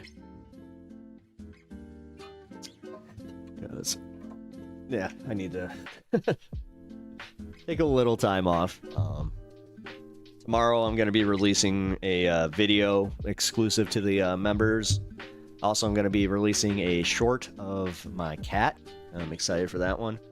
But yeah, man, look out for some members only content coming up. I'm not kidding, guys. Like, there's going to be a lot. So I hope you guys are ready for that. And I know that you guys are. Like, we got a large membership base. I can thank Kirk, and I can thank Matesh. Oh, Kirk, by the way, you got a refund, I think, for, it should have been 51 of the subs that did not go through. I actually got a notification about that. People were saying Nazism is overused. Nazi regime and followers collected all books they saw as promoting degeneracy, woke, burned them in large bonfires, and also those books prompted class consciousness. Yep. Anyone who fails to call out a Nazi is a Nazi enabler. The thing is, that's kind of where I'm at, and honestly, this whole, like, what I was doing before, the boy who cries wolf thing, mincing words, it's like, no. You know what? No. I'm gonna start doing the thing if the jackboot fits, man. Like, no. What I'm saying is, you act like the term is Satan, it becomes Satan. Just let people use the term. It's a good thing that we compare current systems to Nazism. That's how you prevent it. Yeah. Yeah. That is, yeah. Because think about it. The reason they're even pushing back is because they know it's not a popular position. They know that they can't, like, why can't they just say they are, huh? If it's such a nothing burger. I'm trying to find a letter from Elon telling the people to go back to work. Can you help me find it? This one was actually sent on my phone. Give me one sec. Jeez. Jesus. Excuse me. Oof. Okay, I'm awake. Crap. No, it's from Reuters. Here.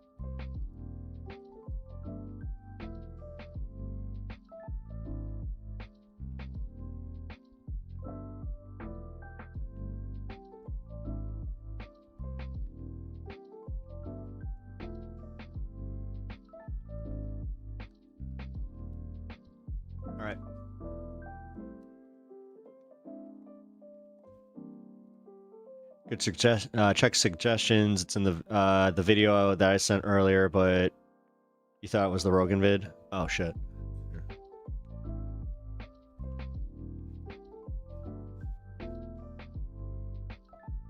Sex and Sensibility. Yeah, we'll check that out in a minute. Rolling Stone headline: Kristi Noem says $200 million DHS ad campaign thanks Trump for his ideas.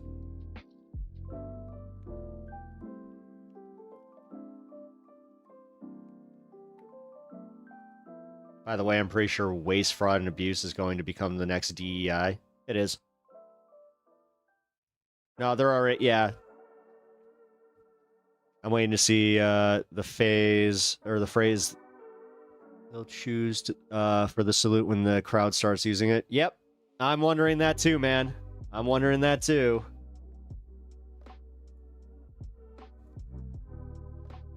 Thank you for the bless you. I appreciate that.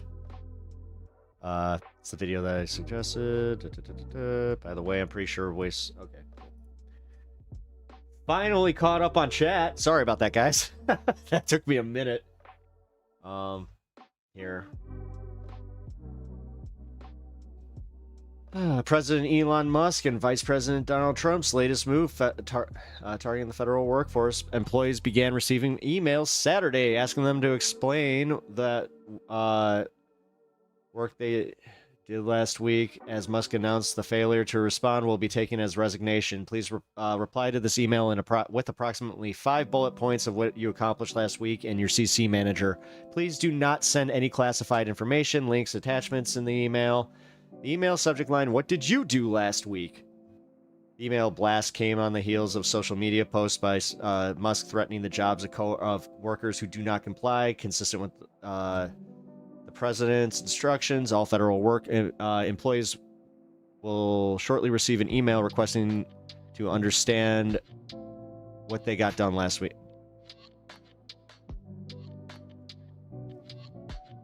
Could you imagine being a fucking federal employee and explaining to this dipshit and his freaking 20-year-old cronies why you need your job? Uh-huh. But guys, let's fucking protect the billionaire class. Let's keep protecting the billionaire class. Oh my effing god, this is Office Space. No shit. That's what I said. Yeah, we're not living in any idiocracy. They didn't watch Idiocracy. They watched Office Space and said that. Did Nixon admit that they use economic issues specifically to target black communities? I think he did, didn't he? Like in his thing. Yeah. I kind of remember that. Because I remember, like, when he was talking about Martin Luther King, he slipped up and said some shit. What people need is to focus on is they wouldn't be doing all this if they had the intention of leaving office. Dead on. Dead on. They have no intention of leaving. They are doing this to wreck the government so it can never go back to what it was before. They have zero intention of leaving. Trump is going to announce within I'm going to call it, within this year, he's going to announce that we're not going to have elections. Hell, I wouldn't be surprised if he tries to fucking cancel the midterms. And the thing is, all this confusion, all of it going to the courts, this was in the plan. I wouldn't mind Trump for president at this point. Yeah, right? Right? Well said, Kirk. Well said. All right, give me a minute. I really got to pee. I'll be back.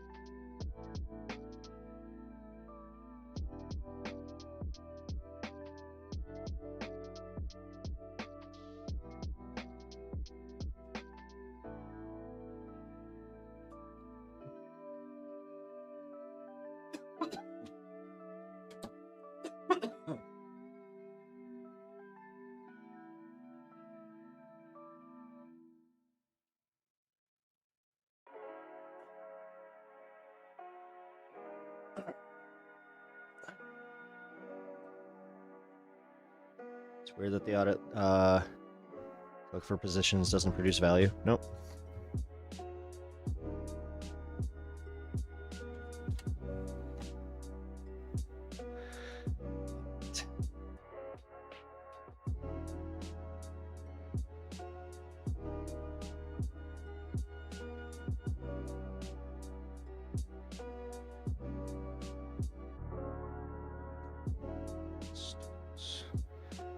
So is this agreement?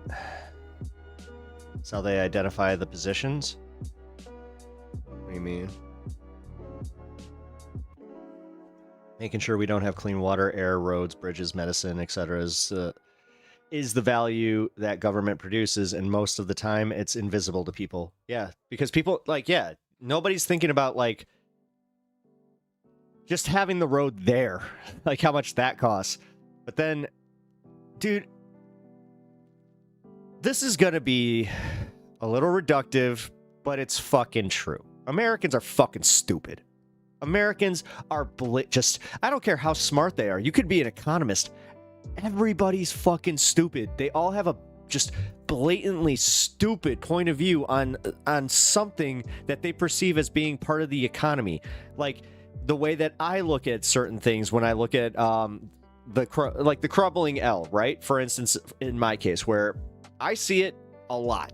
Like I literally, there's a place that I drive by on one of the roads here. I'll just say I-90, and anybody that has been in Chicago on I-90, once you get to Cumberland, I'm telling you, man, like you start noticing that specific L stop, like the subway stop, whatever you want to call it, it's like falling apart. Like there are just blanket, or just like there's a bunch of like just pieces, just chunks of concrete falling off, exposing like the bare girders and shit. It's kind of wild, and you're like, I kind of feel like we should do something about that. And then, you know, sure as shit, I'm like, oh well, what do I know about fucking government waste?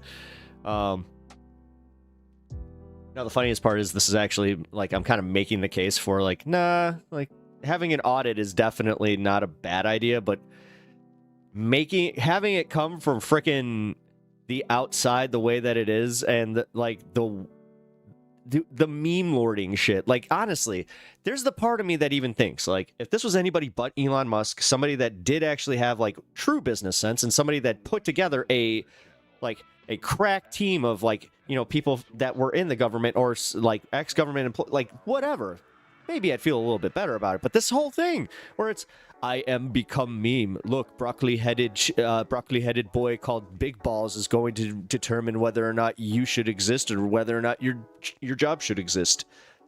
What? How does Elon Musk not have business sense? He really doesn't. The thing is, dude, like, he made one good decision with the PayPal thing, and that was an investment from money his dad gave him.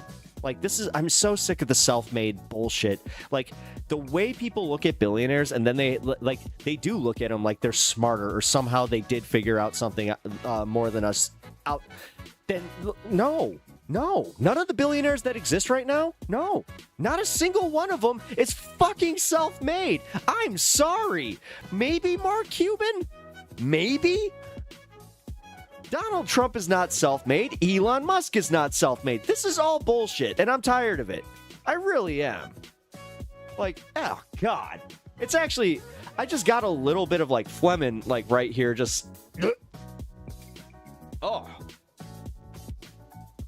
God damn it. Yo, Jim and Skim, how you doing? Didn't George Washington have a dog like yours? Are you an insider? He actually was the first one to breed that kind of dog here. I think that he might be remembering that I said that. Yeah. He was the first one to coin the American Foxhound. People think that it takes hard work to become a billionaire when it takes who your daddy is in the right place, right time. Yeah, exactly. Yeah, you want to become a billionaire? Have a dad worth at least $100 million, at least, so he can lend you a cool $1 million without even breaking a sweat. You take that $1 million, and then you go to your daddy's friends who usually have investment firms, and they've, it's all insider trading, but they can't call it that. Come on, man. So like in the year of our Lord 2025, like maybe in 2020, like 2020 or 2001, even not even 2021, you could have sold me on that. Not anymore, man. No. And this idea that, like, the tax cuts. How are the tax cuts good for anybody? Like, I'm going to go out on a limb here. Actually, I'll just, fuck it. I don't care anymore. Based on the tax cuts, they start at, so you'll get $7,000 off your taxes if you make $360,000 to $914,000. I already know that Kirk is in that. He's already there. I can tell you right now, I'm not. So we're all going to be paying more in taxes. If you guys make over $360,000 a year, good for you. But if you don't, be prepared, guys. I hope that you just add the extra, damn near $700 to your fucking tax bill. Or just deduct that from what you would be getting back. How long will it take for President Crypto Scams? Wait, what? I'm still waiting for the Reagan tax cuts to trickle down. Yeah, exactly. Exactly. I'm gonna fix everything on day one.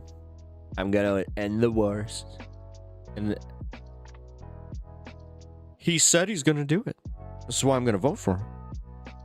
I don't know why I can't do this. Oh, you know what? This is gonna be harder. It's gonna take a little while. Well, we gotta give him some time. Sorry, I know I keep revisiting like this cycle, but come on, man. I'm calling out the gaslighting, the blatant gaslighting that's happening in this media cycle from the mainstream media too. Like the mainstream media treating this as as normal as they are is insane. Like we could call that what it is. Makes absolutely no fucking sense. Treating this like it's status quo bullshit. It's like, no, you definitely lost the plot on that one. Missed the plot. All right. Let's get to this Joe Rogan thing. On day one, Elon.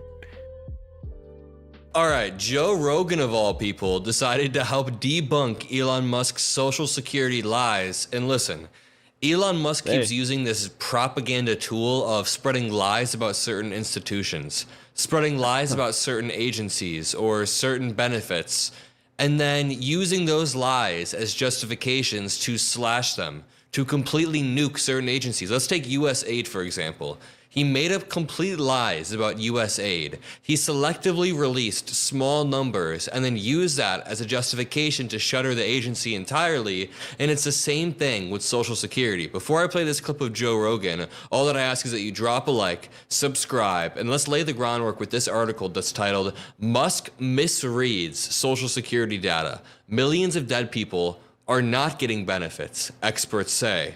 Now, he released this chart that shows apparently people who are 120 years old to 140 to 160 years old are getting millions of dollars in benefits. It's not true at all. President Donald Trump and Elon Musk, in their hunt for, quote, fraud, waste, and abuse in the federal government, are falsely implying millions of dead Americans are receiving Social Security benefits, experts told ABC News. And the most disappointing part of it all is that we literally have a QAnon administration. We have a QAnon president, and Elon Musk is in this deep, deep spiral where he's latching onto more and more conspiracy theories. And when these lies are coming from the top down, they are so hard to fight. I covered in another video the other day, this Trump supporter saying, it's coming from the president. How can he be lying? He has it on good authority that vaccines are doing this and that Bill Gates is doing that. It's like, dude, he's a QAnon conspiracy theorist in the Oval Office.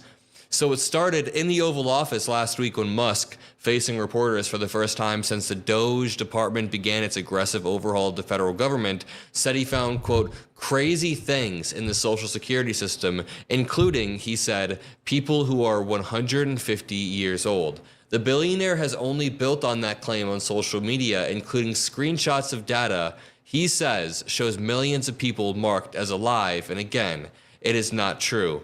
And Elon Musk is continuing his barrage of disinformation on Twitter. You know, I've been pulling up Elon's Twitter just to show you guys. I just pulled it up right now. He tweeted out, I just want to show you. This is what we're fighting against. He tweeted out 4 minutes ago, Reuters full of lies.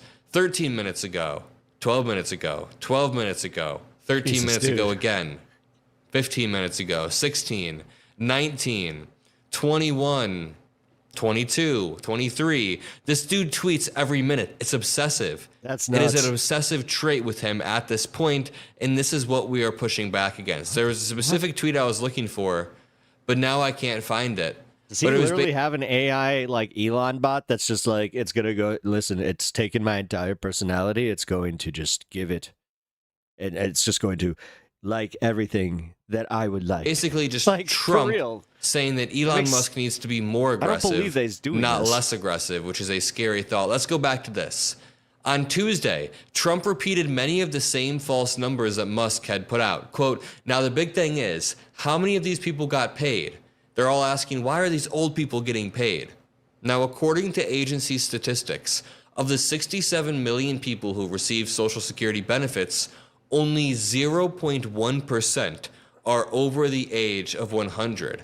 Quote, so when they're throwing around numbers like tens of millions of dead people are getting Social Security, well, there's only 67 million total. What are they talking about? Half of the people are actually dead? The numbers are so ridiculous. It's not true.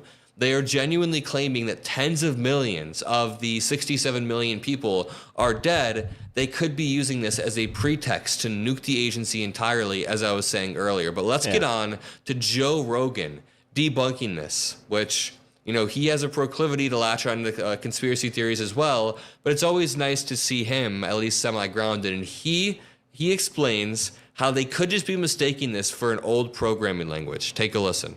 Now they're talking about Social Security. Yeah. And that people are receiving Social Security that are 150 years old. But I don't think that is the reality as it's being explained by people who understand COBOL, the language, and this computer programming language that they use is ancient, right? Which is kind of crazy that they're still using that, right? It's the government. I mean, Right. Yeah. So some guy who understands it was explaining that if certain factors aren't taken into consideration or certain things aren't entered in, you know, like date of birth or when there's certain things Or date of death. Or, right. But it doesn't even necessarily mean that all these people are receiving checks. Right. They're just listed on the files. Right. And it doesn't mean money's going out to them. And so, yeah, again, from a messaging perspective, Like does Baker. Elon need to screenshot that and then send it out as a tweet or whatever we call X nowadays? And You know that you can trust Mike Baker's opinion because, it's not weird that he unironically named his two kids Scooter and Muggsy. and then suddenly you've got a couple million people going, oh my God, we're paying dead people. Well, Right. That's the problem with. I mean, that is a great point right there. Exactly. It's insane to me how sometimes Joe Rogan decides to selectively be super rational. And I've seen this happen. Joe Rogan isn't some dumb ape who goes around trying to believe everything. There's times where Joe Rogan can be very rational and can actually fight on behalf of systemic racism or climate change. And the thing is, right there, they were selectively rational. Most of the conspiracy theories that these dudes latch onto have rational explanations.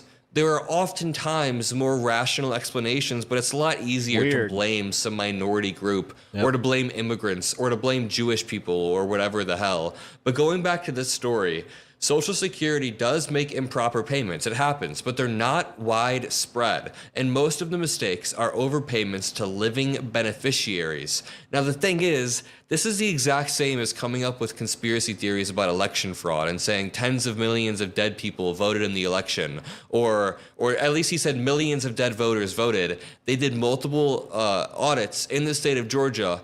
3 dead people. 3 dead ballots were turned in, and one of them was someone who actually died while turning in the like sending it in the process of mailing the ballot in, and the other 2 are mistakes that were found. That's the system working as it's supposed to work. Another database, experts said, is called Nubident and contains the record of every person who has ever been assigned a social security number. There are people in the system, they said, who have died but don't have a date of death recorded because they lived long before electronic records were established. So there are many more rational explanations than we're paying tens of millions of dead people out of the 67 million recipients. The data set, experts said, has nothing to do with monthly payments, but appears to be very likely where Musk is getting information that there are millions of people aged 100 to 369 in the system. And Justin Wolfers, a professor of public policy, said it's, quote, transparently obvious that he's misinterpreting or misrepresenting the data, and that's all Elon Musk does. If you go to his Twitter, it's just him misrepresenting stuff over and over and over. Even the Reuters story ended up being completely false. Elon Musk tried to strip money away from Reuters because he thought it was a news organization, but it was actually a foundation with Reuters in the name. It was some dude named like Justin Reuters. There's a completely separate foundation. It's just insane to me that this dude is going around on a ketamine-fueled binge and he has this much power. And when I mean, that is funny. The fact that it's like, yeah, it's a ketamine-fueled bender. Like, and how many months are we into it? Like, how long has this bender been going on? Like, this guy, oh man.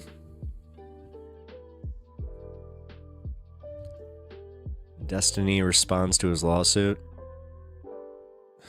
As much as I don't want to do Purpose. this. Let's see.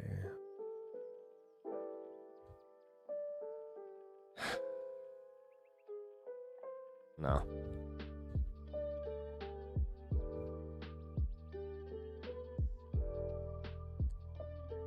I'll do this one as a separate video. I don't want to subject you guys to that. No, thank you. No, thank you at all. Destiny, I actually got to be careful saying that. I just realized, because I was looking through my transcript, like, I got a hit on a few words, and that was one of them. Was S-Pest. I was just like, are you kidding me? S-Pestiny was one of the best things to come out of that, was calling him an S-Pest. Like, dude.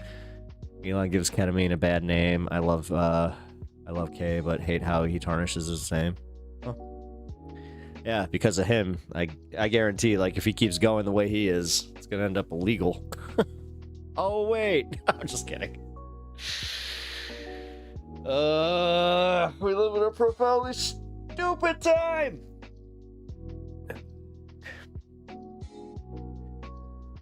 Old man Biden. God, the fact that, like, the biggest thing about, like, the Biden administration is, like, and this is their biggest sin, is the fact that that administration happened in the time that it did. Where it's like, you go back to, like, the Bush era and you put Biden in office, nobody would have said shit. It would have just been another milquetoast presidency. You know, you got your select people. Like, dude, just trust me, I still hear about, like, you know, the Newt Gingrich contingent from the Bill Clinton era, which is still funny to me, where it's like, you guys know that, like, Newt Gingrich was actively cheating on his wife while he was also crowing about Bill Clinton and his immorality. That one was like I remember that was the first little hint of political hypocrisy that I was like, that's interesting. All right. I've got a special little treat for us. Let me find it. How come he never talks about going after the DEA, fighting a 45-year-old failed drug war? Yep. Because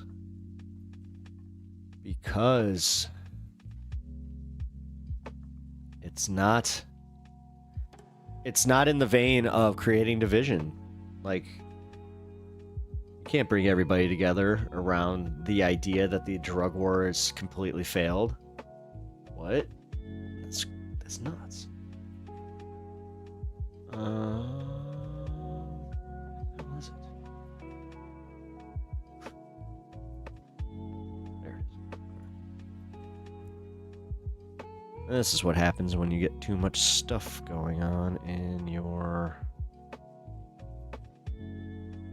queue here.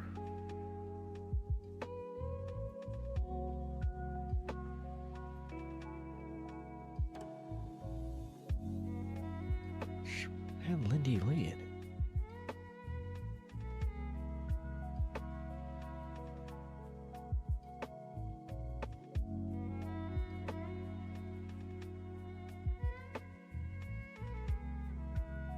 Hold on, guys. I thought this would be a lot more accessible. I just don't understand why the fuck.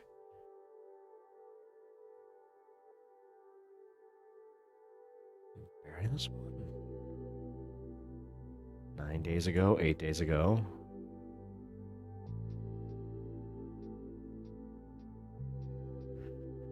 Oh, there it is. Okay. Well, I'm looking at this panel.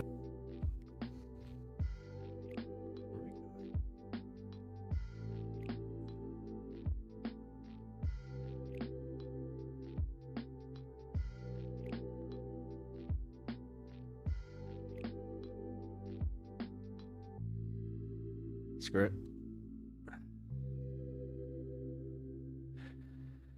Oh. Oh, fuck. How much money did his dad give him? Wait. I don't even know, dude. I just know that his dad owned a diamond mine. Like, it's... That one's an easy one, man.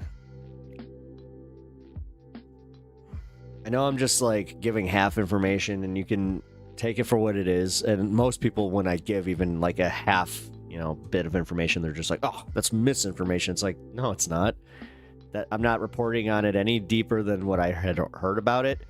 So if I'm wrong, prove me wrong. But like this whole idea that, if you guys got a question, there are certain times where like it's beneficial for you to Google it and then just say it in chat or something. Like, I understand that I am the streamer and that I am supposed to be the one that has the information for you. Come on, guys.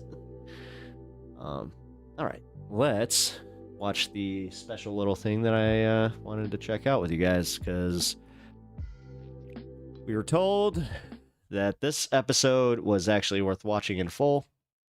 I think it will be. So, because apparently, what's her name? Lindy Lee. She finally gets called on the carpet here. Like, I think this will be her final appearance on Piers Morgan. Because, yeah, she gets called out for being just the exact POS type of grifter that we all knew she was. So this is going to be fun. So let's catch the debate on Piers Morgan. Pierce, and it's it leans left, let's call it that way. And I'm up for the fight. As someone who I think speaks for a lot of MAGA folks, I recommend we just be very wary of the folks that are late to the game. What is this new thing like I've noticed where like the clean edges on the beards and they're tapered super short? It doesn't look good. This is gonna be a look that we look back on and it's just like, oh. I know that I have a lot to prove, but give me a chance to prove that. Don't shut the door. Don't trust the tech bros. Elon Musk was an Obama supporter, comes around to Trump, and now all of a sudden he's your buddy. I would Google Rasputin. Sweetheart, I have a house in Pennsylvania. I actually campaigned He's for not, that. if you're going to talk like that to me, please Not don't, a fighter. sweetheart. MAGA rejects her. Sorry, Lindy. MAGA rejects her. Take it from me that Vladimir Putin is not going to stop. Donald Trump promised to end this war if you were elected, and he's doing everything he promised. This is a fantastic right off the bat, opportunity. Rubio's MAGA rejects you. Becoming a great statesman, a great diplomat in a very short period of time. Donald Trump saying he's for peace is laughable at this point. I don't know what Donald Trump was in the past. It's the same Donald Trump, Piers. Now, last month said he wants to Canada, Greenland, Panama Canal, and Gaza. That's not war. Well, what, are they going to hand him to us? President Trump's cyclonic start to his second term has sent ripples across the Atlantic and begun a massive reshaping of America's relationship with the rest of the world. As we speak, European leaders are holding emergency talks in Paris. Russian officials are meeting Marco Rubio in Riyadh, Saudi Arabia, for war talks that so far do not include Ukraine. Zelensky says he knew nothing about the meeting and is awkwardly heading out to Riyadh on completely separate business. President Trump spoke to Putin last week. He's just like, that the Russian dictator. Oh my God, it's the meme from Umbrella Academy. It's just like, hey, is ready to end the war. Do you think he wants the whole of Ukraine, or just what do you think he wants? No, I think he wants to stop. That was my question to him, because if he's going to go on, that would have been a big problem for us, and that would have caused me a big problem because you just can't let that happen. I think he wants to end it, and they want to end it fast. Both of them. It must have been a windy day. If it was calling for wind, that's when he wears the hat. And Zelensky wants to end it too. Well, the US has been criticized for selling out Ukraine by dealing directly with Russia, by ruling out a full return to Ukraine's 2014 borders, and by saying that post-war peacekeeping forces must be provided by Europe and Europe alone. But here's the reality. There is no peace without Putin's say-so. Trump vowed to end this war, and he'll need both Ukraine and Russia to do it. This is what it takes to bring Putin to the table. This is, unfortunately, where the process must begin. At the heart of Trump's foreign policy posturing is a clear demand for Europe to take responsibility for Europe. Vice President Vance launched a stunning broadside against the EU in a big speech last week. Wow. Defense Secretary Pete Hegseth read the riot act at NATO. The US alone currently pays for 16% of NATO's budget, and 25 of its members spend less than 2.5% of their GDP on defence. That cannot continue. And frankly, why should it continue? British Prime Minister Sir Keir Starmer has already now pledged UK troops to a future peacekeeping mission in Ukraine, and others will surely have to follow. Back in DC, Trump is preparing to fight a slew of legal challenges over Elon Musk's cost-cutting Doge, and they're not backing down there either. They will fail. It's the president's right to control the budget. And these are our tax dollars that have been squandered away, Martha. Look what happened at USAID. It's really remarkable that every American isn't outraged by what's happened at USAID. When we work our entire lives to pay taxes, and then you find out that $2 million is going to Guatemala for sex changes, that's not going to happen. Well, like it or not, President Trump means business, and so far, it seems to be working. To debate all this, I'm joined by the host of the Dean Obeidallah Show on SiriusXM, Dean Obeidallah, Julie Roginski, the commentator and founder of Salty Politics, host of Bolling on YouTube and podcast platforms, Eric Bolling, and former Democratic National Committee fundraiser, Lindy Lee. Well, welcome, a stellar panel. I'm sure we'll all be extremely calm and civil to each other, won't we? Won't we, Eric? Well, I'm looking at this panel, Pierce, and it's it leans left. Let's call. Did she just say it's the president's right to control the budget? Isn't that Congress's job? Yeah, the power of the purse is literally one of the first things enshrined in our Constitution. It's almost like it was really important to those guys that those founding fathers, those guys. Call it that way, and I'm I'm up for the fight. Let's do it. Let's bring it on. I'm used to panels like this. Julie, I think you'll find that Lindy has drunk the conservative Kool-Aid since you last saw her. Eric, I'm not sure if you remember, but just a few weeks ago, you retweeted an attack on me. Oh, I like this start. Come on, what was that about? Oh, no, yeah, you did. I'll tell you exactly what it was. You remember? Be very, very careful. Yes, of course I do. I remember. I said that I believe you could be a Trojan horse. I believe that someone who spent the better part of the last election supporting Biden and Kamala Harris all of a sudden sees the light after Donald Trump wins an election. I mean, you're not that much different from Mark Zuckerberg and Jeff Bezos and the rest of them. But I think we should all be careful. You're a busy guy, Eric. So I don't blame you for not paying attention to my media appearances. But I've been criticizing Biden well before Election Day. I raised concerns, and that's why I faced blowback from the Democratic Party. I've been pretty much MAGA since the day one, and as someone who I think speaks for a lot of MAGA folks, I just recommend we just be very wary of the folks that are late to the game. They're not welcome. Hey, welcome. I know that I have a lot to prove, but give me a chance. Oh, you know how the left is virtue signaling. To prove that, don't shut the door. I have a lot to offer, and you're not going to find a harder worker. I'm already working hard to make sure that we nail the midterms, because this is absolutely pivotal. We Indeed. can't go back to the woke and the trans insanity. I am done with that. I mean, it's an I'm interesting thing, Eric, isn't it? Because, I mean, He's such a grifting piece of shit. The trans insanity, we can't go back to that. I can't wait till they expose her old tweets and exactly just how pro woke she was when it benefited her and she could cozy up to certain people and get her aspirations in there. If I were you, I would feel equally, not smug's not the right word, but equally like, hang on, I was there from the start supporting Trump and the MAGA movement. Now you got all these people trotting down to Mar-a-Lago or making these huge conversions on the political Damascene conversion road. And, you know, I think you're right to probably be a little bit skeptical.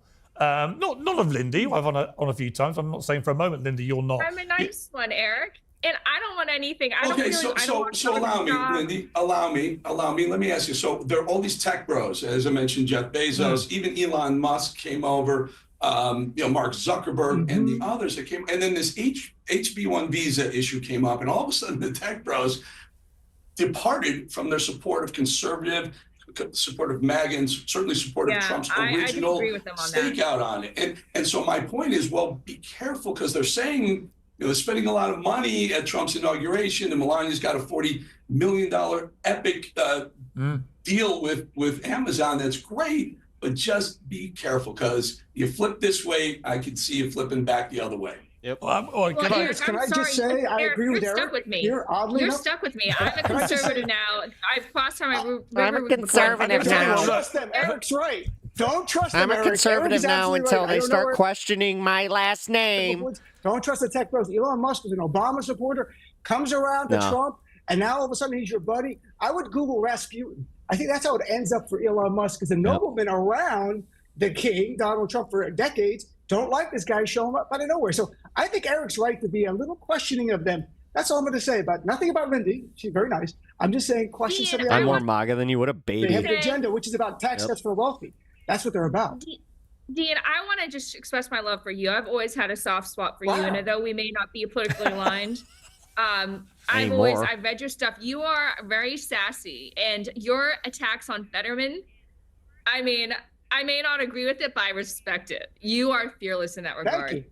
And I was called sassy today. Piers, this is a big day for me. I've never been called sassy in my life, so this is very big. I'm going to say that's what you are.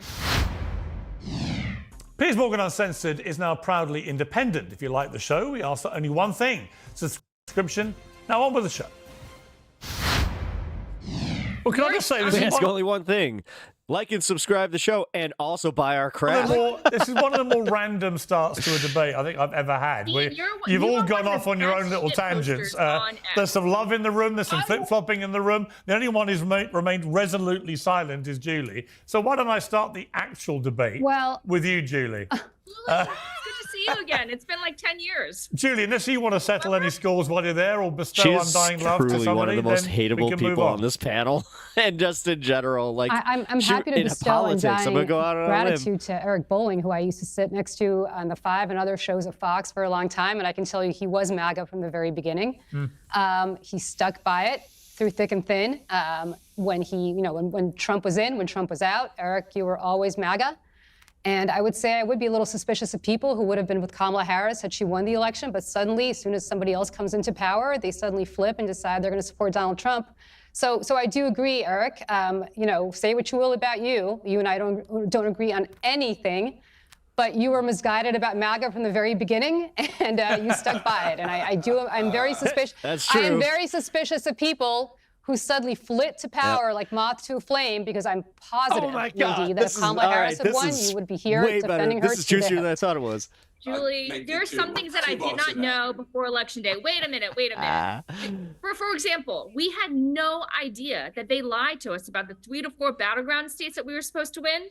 That's what they told us, to get us to go out there and ask for friends. Don't be skeptical. That's what they told us. That's what But Lindy, hang on. That's an interesting question, though, isn't it? If Kamala Harris had won, and everyone thought, according to the polls, it was all going to be so close. I didn't. I went on Fox 10 days before and said Trump's going to win big. So I'm taking the Eric Bolling victory lap on that. However, if Kamala Harris had won big, be honest, would you now be out here as a big convert to all things Trump, or do you think you may have gone for the ride with Kamala? Because that's really what Eric is getting at, which is how strong is your actual conviction? Pierce, remember the first time I was here, I've been on here 3 times. The first time I was here, I was a solid Democrat. I was trying to reform things from within, right? Yeah. By that time, I was still very much within the family. In December, remember that interview, our segment went viral. Yeah, it did. Why? Because Yeah. I laid out what happened to me. I've been called a cunt and a whore. I'm just going to say it right now. Cunt, whore, bitch, whatever, Chinese spy, for asking questions about what happened to the money that I raised, for asking why we double down on the woke No, but I'm and not the questioning. Just to be clear, I'm not questioning anything that you said, No, or we're that questioning your wasn't repellent the integrity, way you were dummy. treated, or any of those things. But that was all post the results. But And what I mean is I tried to stay until I couldn't. No, I get it. But that was more to do with you saying you wasted all this money and them abusing you and so on. That's a kind of different issue. The question, which is quite a valid one, and it kind of, Eric started this and Julie's kind of cemented the questioning, if you like, which is, and that's 2 people from opposing sides, both equally skeptical. If you're honest, if Kamala Harris had won, would you now be on a show like this as a diehard pro-Trumper? Or is it more likely if the Democrats had won, you'd have tried to help reform them and move forward from within, but from a winning position? Well, what I mean is, Pierce, I tried to reform them. I've been here in December, I was still a Democrat. I was explaining why I couldn't be a Democrat anymore. The egregious treatment. I get that, but you're slightly avoiding the question, which I do think is a valid question. I'm trying to answer it. Sorry. Well, you've been accused of being a Trojan horse by Eric, but Julie has rightly pointed out from the other side, well, hang on, if our side had won, right, where would you be now? Because ideologically, it's a massive, massive move to go from somebody who supports Joe Biden and Kamala Harris to somebody who supports Donald Trump. I've always been on the conservative wing of the party, and there's a paper trail. 5 years ago, I went to war with the Bernie Bros. That's how I emerged on the public scene. That's how I got my start. I, as a conservative, refused to vote for Bernie Sanders because he went against everything I believed in. But I think the question, Lindy, I'm going to ask one more time. The question really is, wow, would you have been identifying as a people in conservative politics if Kamala Harris? That's what I mean. Like 5 years ago, I was already identifying as a conservative and attacking Bernie Sanders. No, that's not my question. My question was, if Kamala had won, would you now be appearing on this panel as a conservative or as a Democrat? I would be appearing, if not as a conservative Republican, I would be appearing as a conservative Democrat, as I've always been. I have tons of Fox News articles over the years identifying myself as a conservative Democrat. Come on, I've had this around my neck for 15 years, okay? Faith is a very important thing. Look, call me old-fashioned, but what is a conservative Democrat? I mean, aren't you either one or the other? I'm sorry? Well, aren't you either a conservative or a Democrat? My God, this is embarrassing. She wasn't expecting to be called on the carpet on national television, and like she was just like, "Oh, look, I'm part of the crew now. Look, he's booking me all the time. It's not like he's gonna, I don't know, throw me to the frickin' wolves." You're aware of this weird hybrid where you could be both. Well, I'm from suburban Pennsylvania. When I first became a Democrat, it was actually pre-Obama. We believed in middle-class values, fiscal responsibility, like moderation. We didn't think that biological men should be in women's sports. That's a fairly recent development, I think. Like in the this dog whistling bullshit. Dude, the fact that trans women in sports, while literally nothing's getting done. The economy's in shambles. The stock market's tanking. We're not. Nothing is happening. But at least the 10 women in trans sports, we took care of that. Past 5 what the years. Fuck, guys. Can we start calling out just the blatant stupidity? Like, we get it. But we just need to just get better about going like, you're just so dumb. You have nothing else outside of, look, the trans. I'm not in favor of that. I think that's absolutely just lunacy. These are recent developments. The woke and the trans insanity, the DEI. Guys, again, every time that somebody uses the term woke, I have gotten way better at just being define it. They don't. Not once have I had somebody actually define it. I didn't sign up for that. I just didn't. And I was terrified of vocalizing my opposition. Piers Morgan Uncensored is proudly independent. Get yourself a VPN, I guess. So out of interest, who did you vote for in the election? In 2024? Yeah. She's gonna lie. I voted for one person. I actually ignored everybody else on the ballot. Well, who did you vote for? Because I couldn't bring myself to vote for the Democrats. I was so disgusted. Oh my God, she's lying. So she's lying. She's gonna say Trump, but this is funny. Can I plead the fifth? No. I will just say that. Let me just say one thing. I No, was you so can't plead the disgusted fifth. with the Democratic. Come on, What did you say? Who did you vote for? I will say that I voted for one person on the ballot. Yeah, who? Because I was so disgusted with the Democrats, I couldn't vote I hate you, for but who? Who did you any vote of them. for?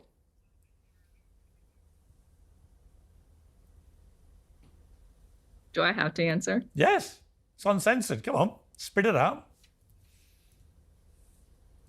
See, I can't win with this because I raised. You could be money for the honest. I mean, Democrats. if you're honest, you win, right? I mean, that's.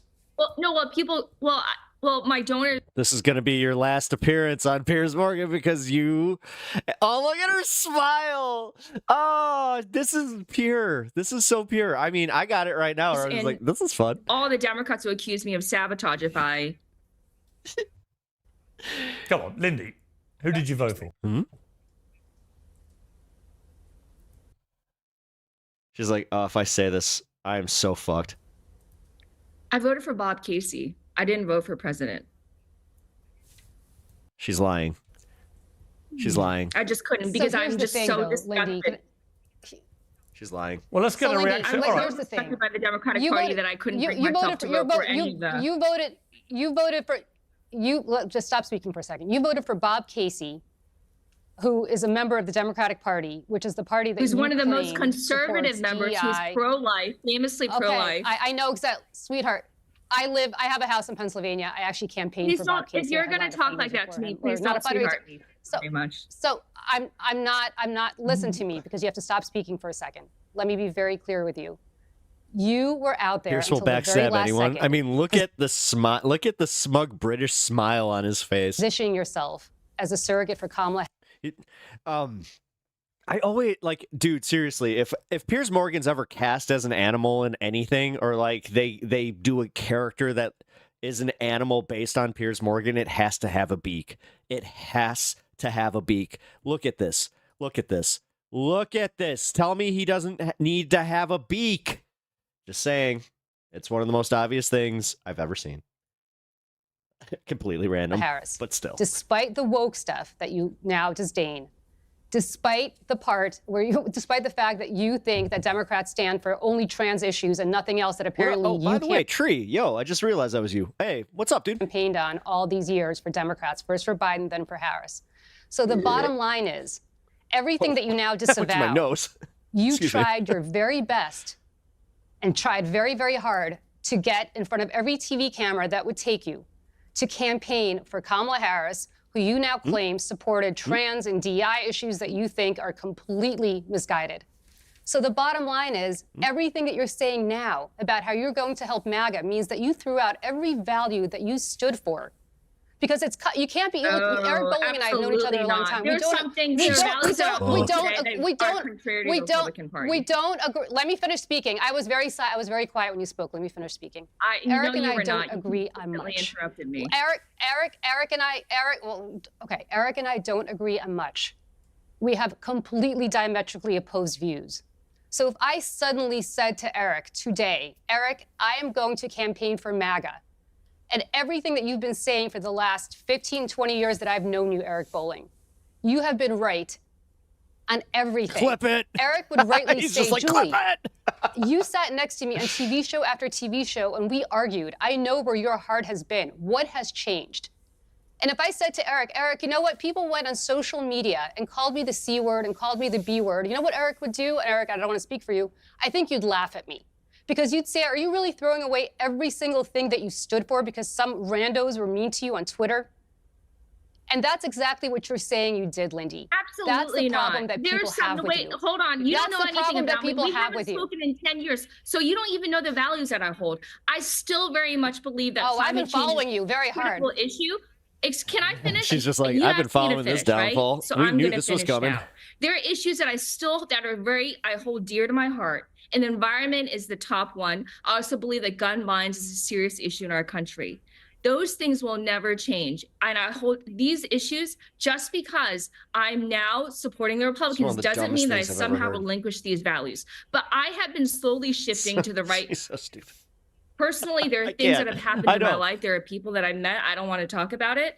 But I've been shifting rightwardly. Frankly, it's none of your business. I don't owe you an accounting of why I turned rightward. Lindy, your shift happened after the election. But nobody believes you. You've been shifting all recently, but you weren't shifting when you were a surrogate for both, the Democrat Party and then Kamala Harris. Where were you saying? What I've been telling you is that there's a believe in the right to the right to life. Where was that 4 weeks ago? Wait, I haven't said anything about the right to life. I haven't said anything. Wait, hold on. I believe you just said pro-life. Did you just say you're pro-life? I pretty much. What about the environment? What about the environment? No, I didn't say it was pro-life. I said Bob Casey's pro-life. I didn't say anything about abortion today. Lindy, are you pushing the GOP? Lindy, drill baby drill. Well, let me ask Dean. Look, I mean, look, I wasn't expecting this debate. That you guys are also this is actually a very interesting debate because this is going on a lot. There are lots of people who are migrating. Whether it's Mark Zuckerberg, a bit like that, or Lindy, whatever, it's a very interesting debate about the validity of their conversion. So, Dean, what do you make of this from everything you've heard so far?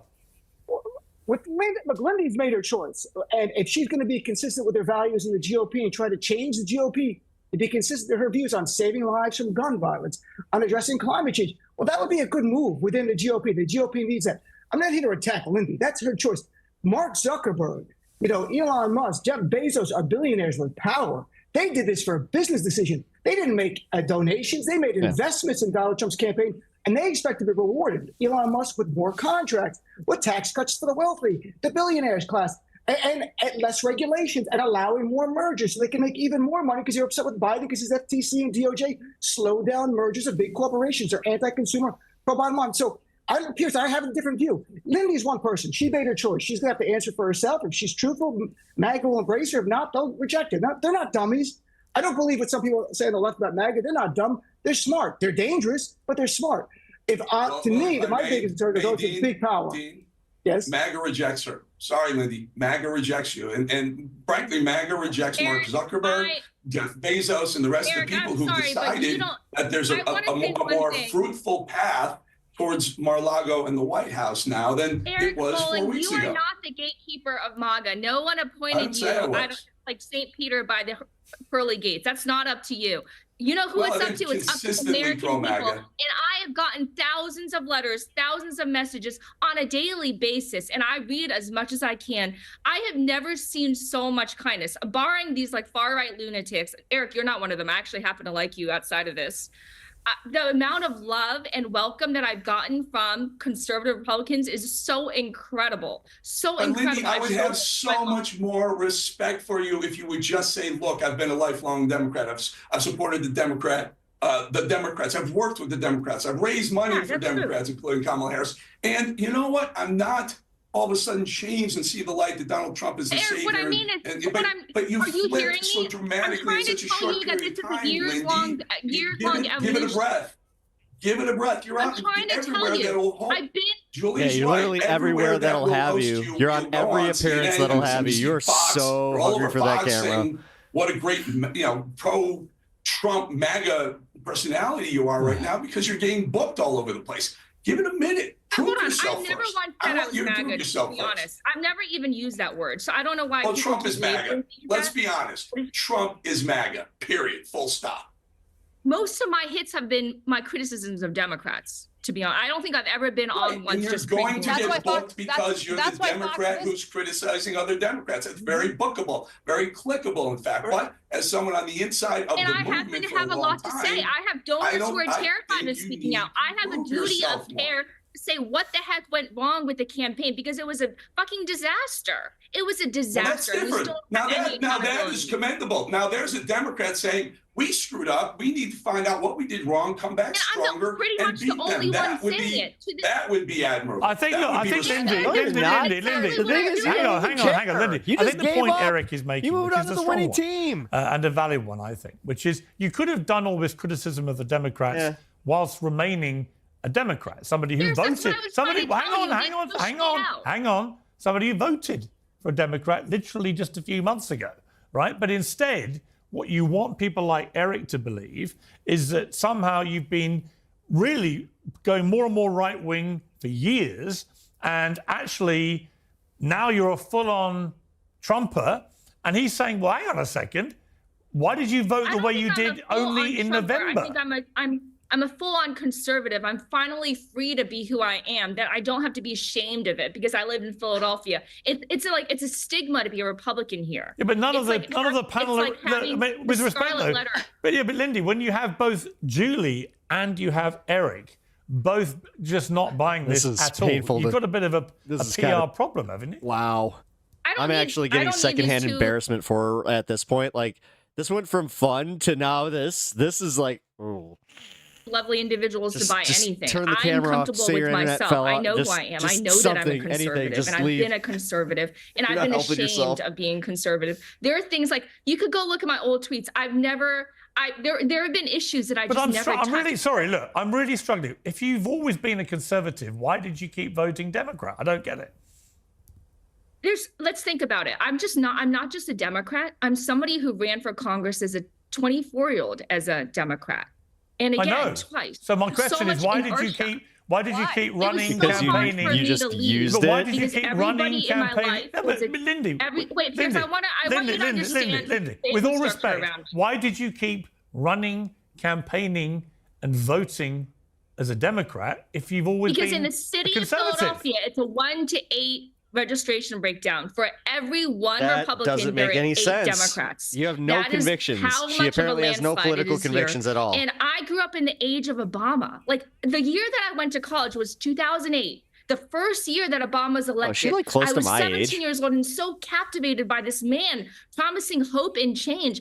I bought into it, despite the fact that my family had reservations because my parents were very conservative. But you understand that like if I began all of a sudden to start Muslims for MAGA, I'm Muslim. Dino Vidal begins Muslim for MAGA. Love me, MAGA. I'm now your friend. They'd be like, you're the jackass that used to trash us on social media, on MSNBC. And I'd be like, yeah, I am. But I'm now Muslims for MAGA. Why? I got a book deal. I got a TV deal. I'm not saying that's what you're getting, but that's what we see, right?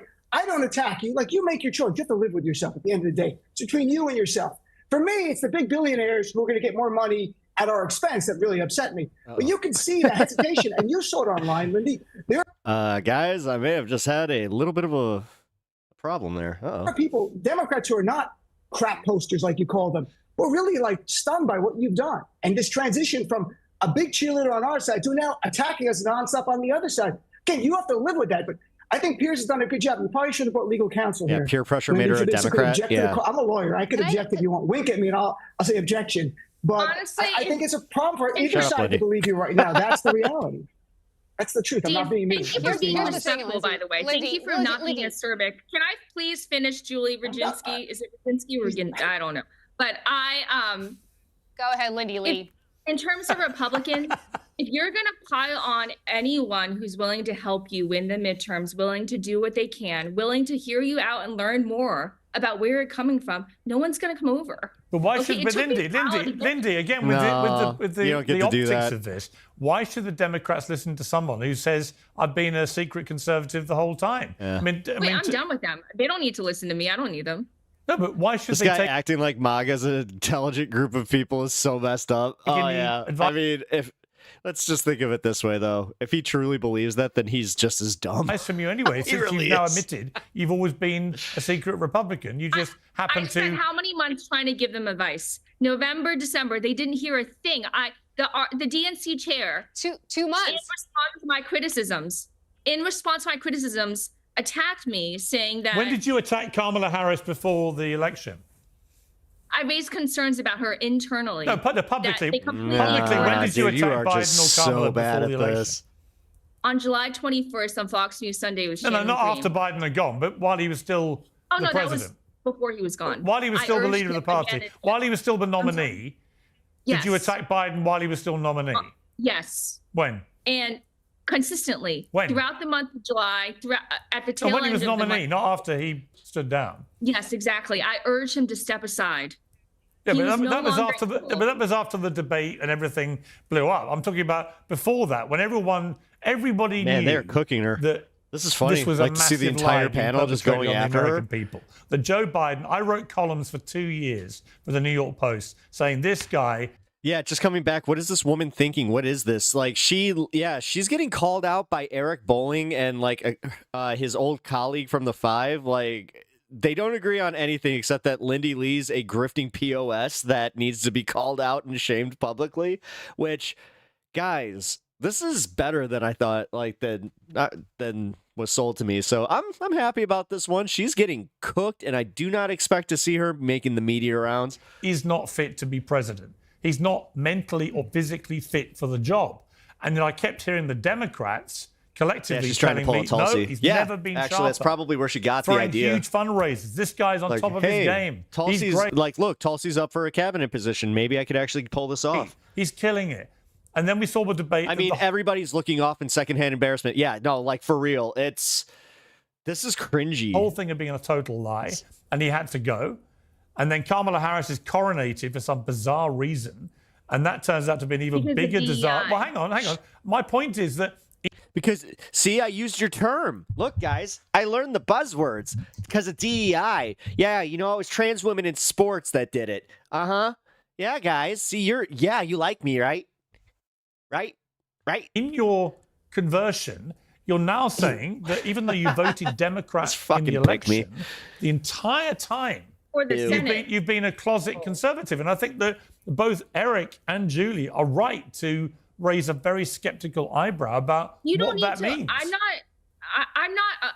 With all due respect, I'm not beholden to these wonderful people. I'm comfortable with myself. This is just who I Yeah, am. but what And are my you, family Lindy? knows- President Crypto Scanner will make this woman the head of the Department of Good Answers. But Lindy, what I'm are sorry? you really? I mean, be honest. I'm a conservative. I'm not really But comfortable since when? with You a voted Democrat conservative. on November the 5th. That's the most silly thing she said. For an extremely conservative Democrat, Bob Casey, do you know him? He's one of the most conservative. Well, he was. He's a Democrat.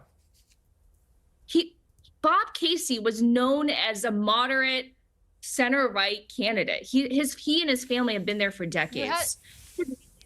Go ahead, You had a Julie. more conservative option, though, Lindy. You had a more conservative option, though, Lindy, and you chose not to exercise it, right? You could have voted for the Republican. But vote to for get back David to what you McCormick, to get who back made to get back to what you fortune. said. Who made a fortune working with China? I don't think so. I don't think so. I know Bob Casey. So to on a get back to what you personal were. Yeah, Julie. Okay, so to get back to what you were saying, you were not the only Democrat who was criticizing the party. I criticized the party in a clip that actually went Someone who was viral. part of And the Eric has known me a campaign, long time. I've never been shy. I'm sorry. You're the only person from the campaign who, after the campaign, criticized the campaign. Is that what you're saying? Because I could probably provide about 20 names as soon as we get off the air who Can did you the same name thing. some? The second Can thing you I name would some say, who was the second thing that yes, half the people that worked in the campaign. The second thing that I would say like literally is that who worked- you have to at the top level is but Lindy, actually here's the offering problem. Here's criticism of you are not at the top level. I'm sorry to say, you were a donor. On Get the over National yourself. Finance You Committee? were not sitting in the room making.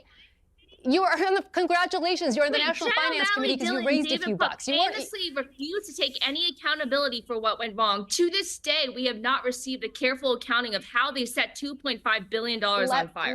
Don't even get. I mean, Yeah, come on. and let me tell you to this something. day And let me tell. They haven't Okay, provided a Lindy, postmortem. Lindy, you gave money. Lindy, you gave money. You weren't happy about how it was spent. I gave money. I wasn't happy about how it was spent. Nevertheless, here's the difference between you and me. You pointed out two issues that you said that you care about. Gun safety is one, and climate is the other. If those are the two issues and the hill that you're choosing to die on, how in the world are you supporting somebody who talks about drill baby drill all day long and talks about the fact that they want unfettered gun access for anybody who wants it, right? Now you're saying you're going to elect MAGA candidates to further the MAGA agenda. That MAGA agenda is completely contrary to the two issues that you said today that you still care about. So forgive Eric Bolling for being a little skeptical, and forgive me for being a little skeptical about I care it. about from the conservative side that far outweigh the two that I mentioned. I agree with conservatives on everything else. I think what happened on the borders is an absolute sin. I think Biden's betrayal on the borders. Then why did you campaign for Kamala Harris? And unforgivable. As a naturalized citizen myself, Then why did you campaign for Kamala Harris? Is absolutely horrendous. The fact that he let millions of immigrants in, and I've been fuming about this for years, and I vocalized. Kid not Kid, thank you for the follow. Appreciate that. We should not have just let. So why did you raise money on the border when my family, like people like naturalized immigrants like myself, we follow the rules. We didn't, jump the line. We created hundreds of American jobs over the years. This is how immigration should be done. We shouldn't just offer asylum to any foreigner that wants it. I feel very, very strongly about this issue. Why were you in the campaign for Kamala Harris? Why did And now she's shutting the door on anybody that might be, in her position. What? everything you're saying now was apparent. I swear to God. Now she's just like, oh God, they got me. What's another one they like? The border. To people who on the other side who agree with you back before the election. Yeah, so why in the world what happened on the border? Dude, why the fuck are conservatives so fucking weird? Why does it matter? Yeah, they don't care. They don't care.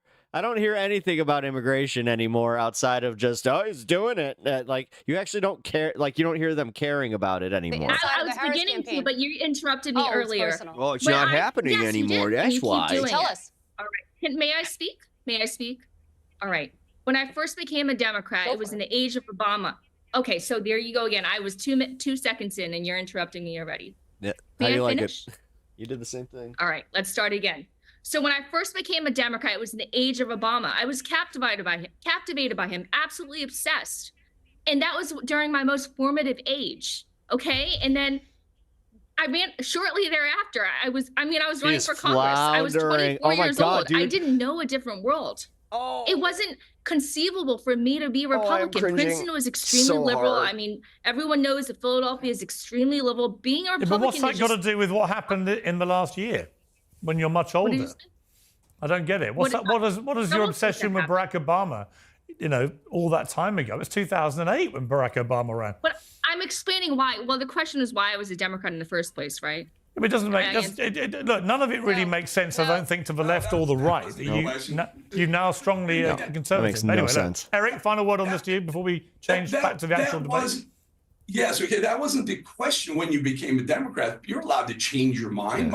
My concern, my suspicion is that you found it a much more lucrative path to become a MAGA Republican after Donald Trump won, but not a single word about DEI, about wokeism, cancel culture, none of the things. It's just in bookings in general, and you are getting paid for these bookings. Stop pretending that you're not. Things that pissed off every single MAGA person for the past 4 years. Did you open your mouth about until after the election? That's all. No. Google me. I am The Fox News showed a line of people with backpacks in the desert with some scary music and graphics. Conservatives will once again be very concerned about the border. Yep. Begging you to read my Wikipedia page. I am all about cancel culture and just the perils of it. That was actually one of my things, Eric. And so you were okay with Kamala Harris's position on cancel culture, woke, DEI, pro DEI? You were okay with not okay with it. I felt like we had no choice but to support her because in this party, in the party of woke, you can't skip a black woman. That's the truth. We had a lot of talent. You were so, hang on, just to be clear, you were so against wokeism and DEI and everything else that you felt compelled to vote for a woman who happened to be a woman of color. I didn't vote for her. I just told you I didn't. Well, you voted for a Democrat. You felt compelled to raise money for her. Why would you raise money for nobody put a gun to your head, Lindy, and told you that you had to be on the inside of the campaign that you now tout being on the inside of. Nobody told you to be a fundraiser in the National Finance Chair, whatever you said. You could have not done any of it. This is my world. She just bit her lip, just oh, this is fun. You have to understand, this is my life. All my friends are Democrats. I just left all my friends behind. This is not easy. I just left this church. Lindy, let me ask you, are you making a ton of money out of this? I'm back to loving every second of this again. Secondhand embarrassment is great. And yes, that was getting cringy, I have to admit. But oh boy, now it's back to just look at her. Absolutely not. I haven't made a single dime. I'm a donor. I haven't made a single dime. This is the last time we have to think of Lindy. So when you appear on TV, you don't get a fee or anything? What'd you say? When you appear on television, you don't get a fee or anything? Do you want to pay me today, though? No, absolutely not. But have you got a book deal? Have you got a book deal about why do they not get about booking your fees? position? No, I just want to be me. I'm financially independent. I'm good. I just want to be me for the first time. Do you know what me is, though, Lindy? That's the big question. Yes. You really know what me is? I absolutely do. I'm conservative. I'm a Because conservative. me went to vote for a Democrat on November the 5th, and me is now saying I've been a conservative all honestly, along. my vote for Bob Casey was out of friendship. I've known this guy for a long, long time. So He's a fundamentally decent guy. So you were traduced by Barack Obama. You're obsessed with him. That's why you became a Democrat. And then you voted for Bob Casey because he's a mate. There's not much political conviction here, is there? It's basically whether well, you... no, I actually think my decision not to vote was a huge act of conviction. It was rebellion. It was because Pennsylvania is extremely crucial. My decision not to vote was significant in itself. That's certainly not pro-Trump MAGA. That's certainly not pro-Trump MAGA. And to this day, I am not MAGA. I'm just conservative. Oh, there you go. So, wait, Lindy, She's not MAGA. why in the world? She's not Democrat. Did your friend? Sorry, you guys are like obsessed with me. I'm very flattered. That's called being dumb, not MAGA. No, nobody's obsessed with you, but you raised this issue. Why in the world? 41 minutes did your obsessing over friends me. tell you? So Julie, I don't know what to tell you. Did your friends really like, put a gun to your head and tell you to raise money Dude, for for the real. Democratic Party all these years? Did your friends this is say we're not Leopards going ate to my face type of shit. anymore? This is just my world. Well, I don't see how she didn't like think this one through. Like she got a little taste of like Piers Morgan deferring to her, and then she got more bookings because of like the $4 billion whatever that is missing from the Democratic coffers or whatever. It's your world. And then you find out that she's literally just a donor who had a little bit of an inside, like, no, this is what she wants. Like, she wants this type of attention. This is what she's always wanted to do. This is like, it's the world that we and made. now she's getting called on the grift. Hey, it's really, it's a world that you made. cathartic. They did beg me to raise money. They came. So she's dishonest. Yes, I feel like she's watched all those. I voted for Trump and screwed up and regret its videos, and she's trying for that popularity, but in the reverse case. They you could say no. So she's dishonest even worse. She's dumb. Pressured me. I'm sorry. I mean, she is. She's profoundly stupid. I mean, even Eric Bolling's just like, bed with you? It's really fun. I'm good at it. I raise a lot of money. I have a lot of wealthy friends. But you raise a lot of money, Lindsay, for a party you say that you don't agree with. You're a conservative and always have been. So why would you aggressively raise money for a very left-wing Democratic Party? The first time I came on your show, I was still a Democrat, determined to reform the party.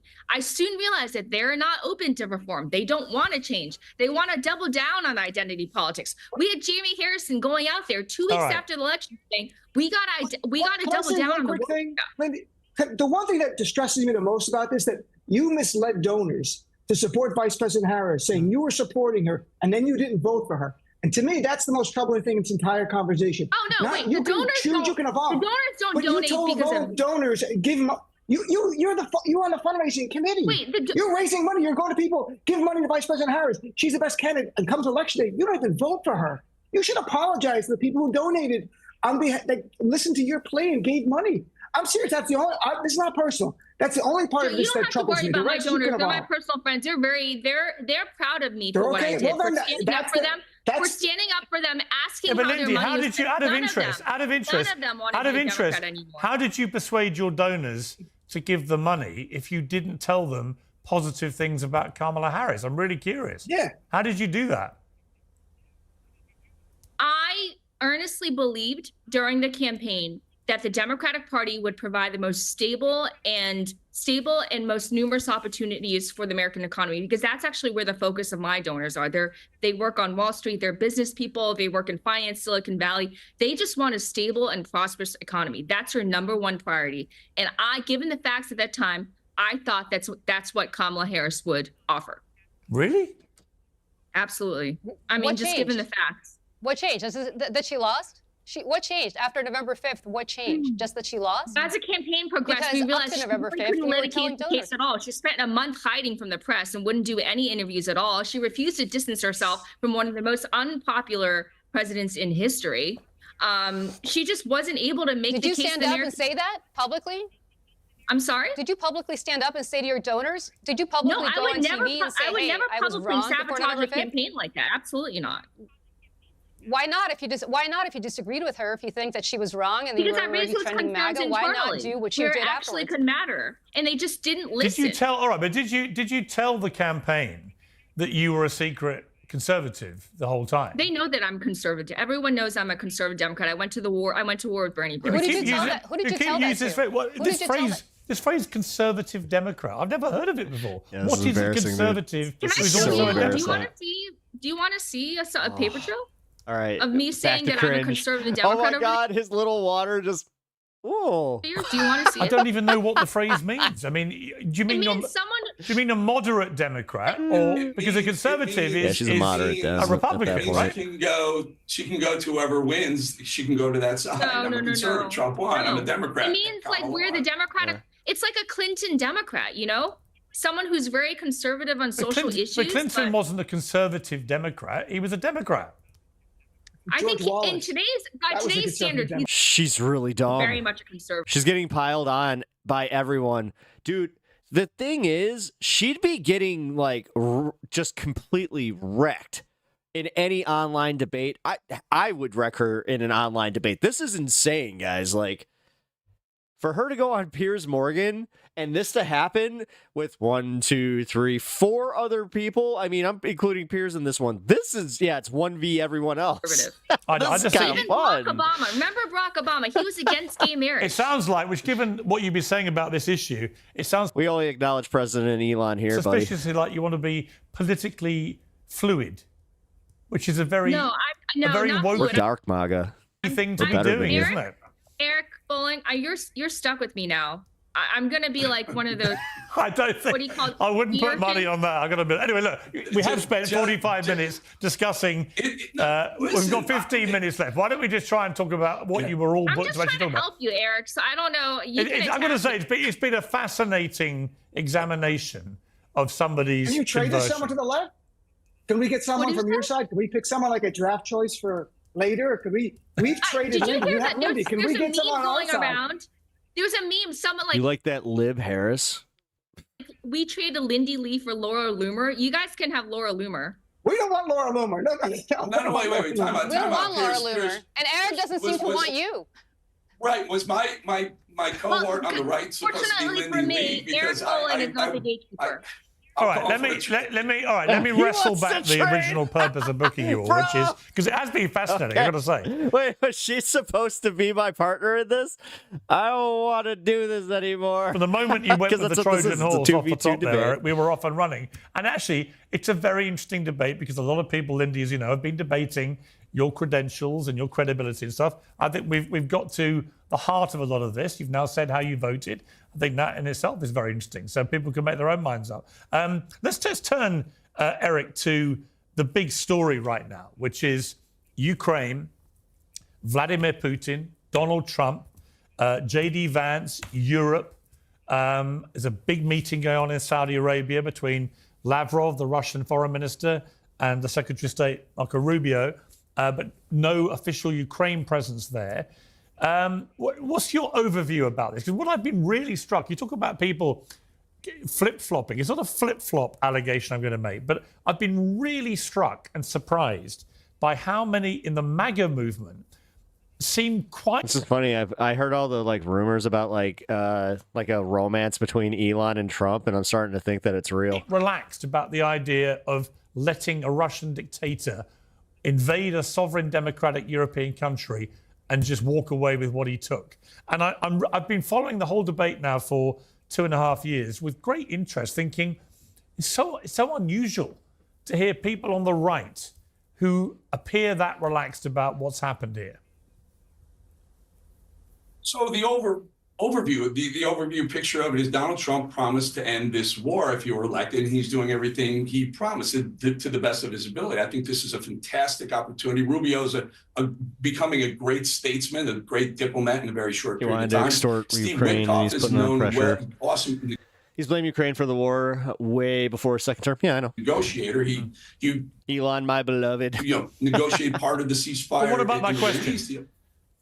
I think this is a great. I don't think there's any please, I hope you're not a bot. Consistency whatsoever in what's going on with Trump reaching out to Putin first, making sure the one that really is holding the cards in all this. And then, this is a precursor for a Trump-Putin meeting. I like how I made a joke about that, and then all of a sudden it just. This meeting is. But out of interest, do you think it's. No, I'm kidding, bro. Well, I mean, your name is a little, I don't know, keyboard slamish, if you know what I mean. Right, that Putin should be able to take what he's taken. Should he keep the land he's taken? I think the Ukrainian people should be allowed to vote on that. And I think the thanks for being Crimean people would and basically would. And I think if the Crimean deal comes people where were there's a allowed to portion- vote after they got invaded. Lou, how's it going, Lou? Hope you're doing well. Hope you're enjoying the show. I will cheers you while we enjoy the rest of this debate. Yeah, but I bet you It's a bit like the vote. It's a bit like the votes in Russia. Be. It's a bit like how Putin manages to win thumping wins in his own elections. It ain't. My theory is it wasn't flippant. It was intended to isolate and put pressure on Zelensky. Trump just needed a reason. It's no coincidence he happened to negotiate without Ukraine. Thank you for the follow, Lou Blanchett. It's no coincidence he happened to negotiate without Ukraine and Saudi Arabia, a country he has contacts in thanks to his sons. Come on, load. Give me a second. And Russia, a big natural gas player. Necessarily a free, fair election, Eric. Sorry, Right. And what's going on with this? Hold on. I'm gonna just give me 1 second. I'll continue the video. I just gotta reset my Streamlabs here. All right, cool. By the way, Pierce, you're a very astute, you're handsome, you're smart, you're successful, and you're wrong on this one. you. It's not America's job. Yeah, but why am I wrong? Why am I wrong? Because it's not our job to make sure that Ukraine stays independent from Russia. I'm a believer of Isolationism. do it. He's an It's Europe's isolationist. That's great. He has absolutely zero concept on actual responsibility, more so than our responsibility. geopolitics I find it and very interesting influence. that but he'll be the first one to complain when China has a base there. Is it America's job to help the Israel? British Prime Minister. Okay, but let me ask you a question I asked Tucker Carlson that he struggled with. Is it therefore, by the same ideology, the same thinking, is it America's job to help Israel take on Hamas, which is what they're doing to the tune of billions of dollars worth of support? Mm-hmm. A different situation because the Middle East is the likelihood of another world war would more likely happen emanating from the Middle East than from Russia, Ukraine. So of course we want a strong Israel. They're the eyes and ears amongst some very, very rabid Arab people who hate the West. They hate Israel, they hate the West. I think it's very, very smart to make sure that Israel is your friend and strong and no. So you support America, all right? messes So with- just to be clear, you support America backing Israel in that war. You do not support America supporting Ukraine anymore. Out of interest, did you support, for example, General Norman Schwarzkopf and the Allied forces kicking Saddam Hussein out of Kuwait? No. No? I'm generally against foreign wars that don't directly affect us. And when I say directly, I would say Israel being eliminated from the Middle East would directly affect us. If Russia takes Ukraine back, I don't see how that drastically affects And what if us. Putin then goes and attacks Your pockets. Oh, Israel. Yes, that little strip there. That's good. Okay, but Ukraine, being kind of the same thing. It's like a border where they're not quite NATO, but what? Poland or a NATO country. Right, and it gets into the NATO discussion, and I agree with Trump on NATO. NATO should be strong. We'll support NATO. Click Vosh with long hair. But we I will take shouldn't that. be your setup piece, or I believe said it. We're supporting NATO to the tune of almost 20%. Well, that's a different of their issue. Look, budget. let me bring in the others here. I mean, Julie, my position about NATO, Trump's been If he banging likes on about horses, I say nay. NATO from the start.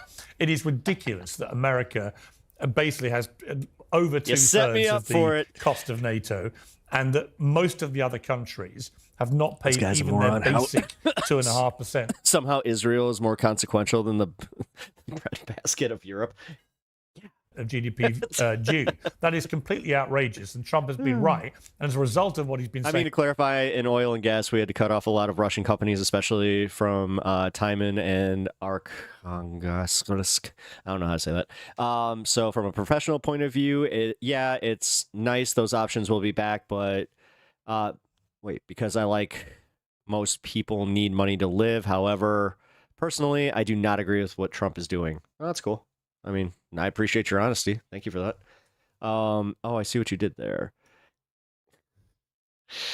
Paying for 8 years. They're now paying a lot more money, and they should be paying a lot more. I don't see why America should always have to be the cop that comes along helping everyone in Europe if they're not going to pay enough for their own defenses. So that to me is a different issue. But I just think, Julian, I don't know what you think, but it seems to me there is an inconsistency here between not wanting to let Israel fall, but happy to let Ukraine, which has been independent since the mid-90s, is a sovereign democratic European country, quite happy to let that go, or at least large chunks of it, to a marauding Russian dictator. I can tell you, 25 years ago, that would not have been the position of the right in America at all. Well, I actually agree with you for once, Piers, on everything. I think that the Europeans should contribute more to NATO. I think actually Trump was right about that. But I also think that what's happening right now is very akin to what happened in 1938 when we had a Munich peace agreement called Peace in Our Time, when your former prime minister came and declared that he was going to have peace in our time. The Czechs had nothing to do with it. Sudetenland was given to the Nazis. And effectively, what ended up happening? It never stopped there. Then they got together, the Soviets and the Germans, and invaded Poland. And that's how World War II began. And that is what's going to happen now. And take it from me, who was born in the former Soviet Union, who is a Russia expert. Take it from me that Vladimir Putin is not going to stop. No. If you think, Eric, that he's stopping at Ukraine, he's not. He's going to keep going to the Baltics because he believes that the greatest geopolitical tragedy of the 20th century was the dissolution of the Soviet Union. He's going to first want all the other 13 republics back. Jules, in addition to Ukraine. And then he's going to want to go, and then he's going to want that, and they're in he can't even get Ukraine without a negotiated deal with Trump. Because we've been giving them weapons, Eric. If we stop, because Eric, we've been giving them arms. The minute we stop, he's going to continue, and he's going to take the Baltics, and those are NATO countries, and then we're really screwed. So I'm telling you right now, the way we should have stopped Hitler in 1938 is that Russia could just have all of Europe. I mean, what's the difference? I'm just so isolationist. I just think that we should just not have anything to do with the fucking world, and we should just care about our own because, America. Way that we should do it. What is this dumbass? What? There is. Of course it is. We don't have a. The saddest part is this. He's got money. He's gone on vacations. I guarantee he's got a passport been to other countries. What? Treaty to protect Ukraine. What's that line? What's the old line about Eric, it? Was it the Churchill? He's going to keep going. There's that Churchill line about appeasement, isn't it? People who feed the crocodile because they hope the crocodile will eat them last. Let me bring in Dean here. I mean, it's almost like you remembered something from your English history that you might be a little worried about because you're seeing some frickin' parallels. Very sadly, I've been to Ukraine, interviewed President Zelensky there. I've 4 months after. Just wait, like if the far right party does win in Germany, I have a feeling that Piers Morgan's gonna be a little bit more critical about Elon Musk. The war started. I saw the resolve and heroism of the people as they incredibly heroically stood up to the much bigger a more powerful American force. America's wealth comes from the fact that they possess soft power and are one of the biggest economic partners in the Western world. So being an isolationist is self-defeating. Yes. And as I said, he's the first one to go on whatever stupid show he's on. I don't know where he's at anymore, but he's going to go on that show and he's going to be like, oh, how dare China try to exert their influence in the world? What?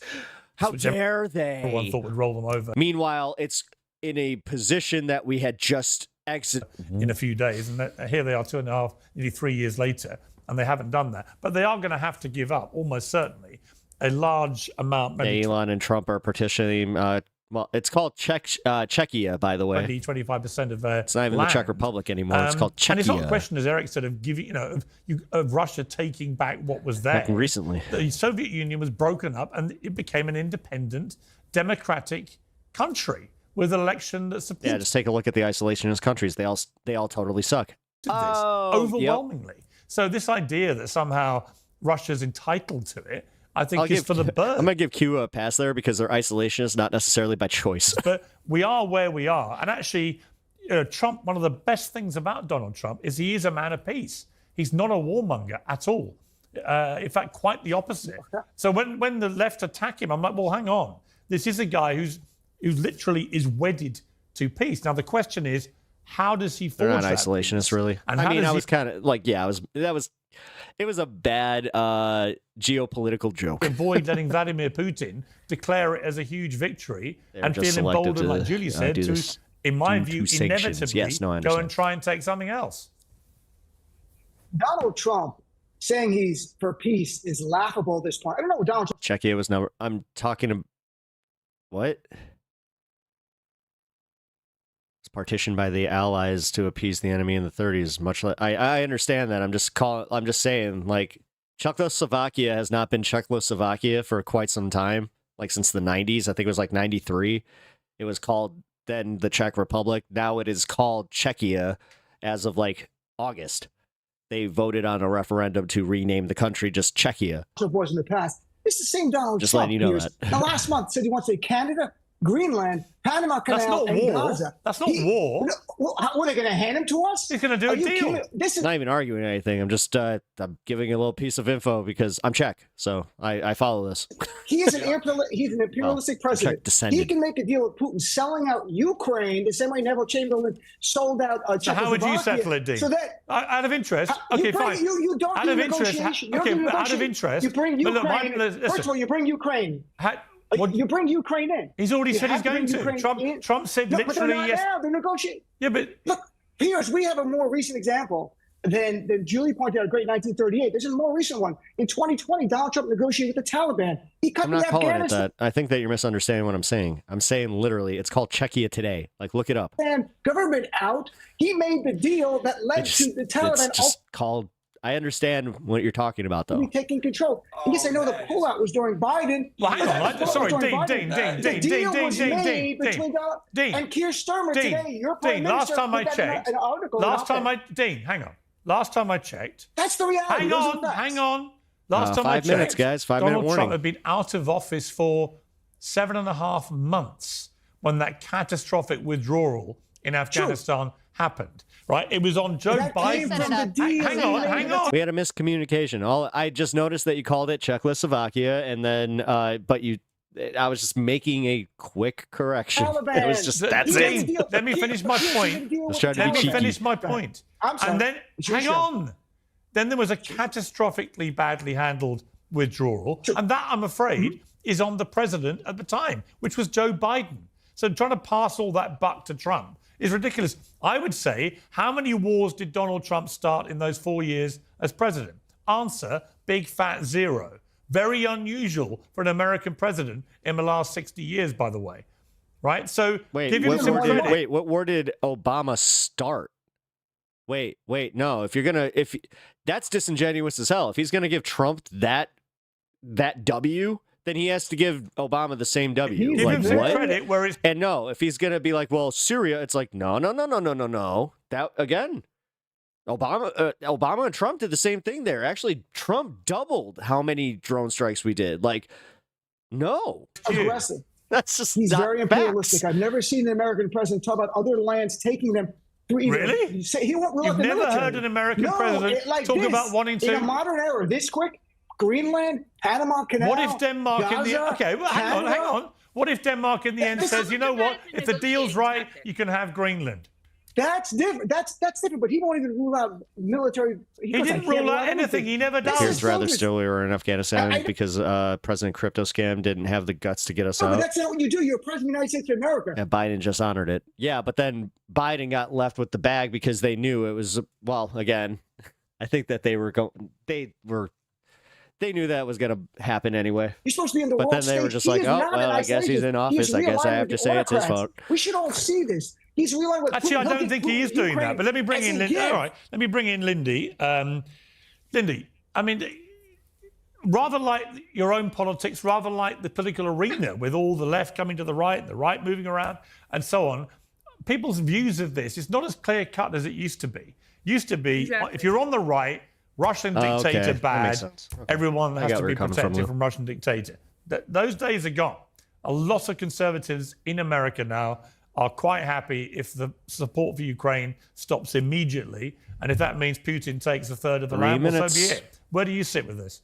Are you with your new this is really- conservative friends, or are you with your old liberal This is mates? really, really tough for me because I hate spending billions of dollars on Ukraine, especially given the deep graft and corruption. Did you see that Zelensky said a couple of days ago that he doesn't even know where the billions went? Yeah, but I asked mean, him come about on. that. He Don't didn't have mean he didn't mean it the way it then got reported. He clarified to me in a long interview exactly what he meant, which was Oopsie. Oh shit. How she was just gonna try and appease him and appease the right. Look at how embarrassed she is now again. there have been some Oh, God, she really, like, I have that little pit in my tummy where, like, my tum-tum hurts. I'm embarrassed for her. supposed reports of him getting 170 odd billion dollars, and in fact he'd only received 70 odd billion dollars. Not that it had gone missing, he just hadn't been given it by America in the way it had been reported. Darling Pierce, are you really going to tell me that billions haven't been wasted over there? Hey, look, if you're That going our to complain that taxpayer money Julie, was- hang on, if you're going to complain Julie calls you sweetheart, you can't call me darling. Sorry. I'm just Them's saying. the rules, I'm just saying. Them's the rules, Lindy, that you set I do not literally have full about an hour ago. that this comedian can, properly handle the billions that we He wants half of Ukraine's minerals with no protection guarantees and giving up the territory for nothing. Yep. It's the same as like what he said with Canada. It's the same.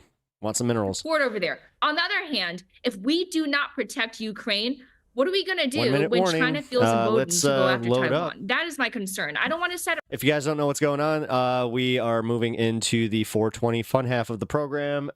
We do a little cheers, and then, we just kind of chill. precedent. Well, then it sounds because like this you're is being a gonna bit set fluid precedent. about this too. So what We'll is finish your this video, view? though.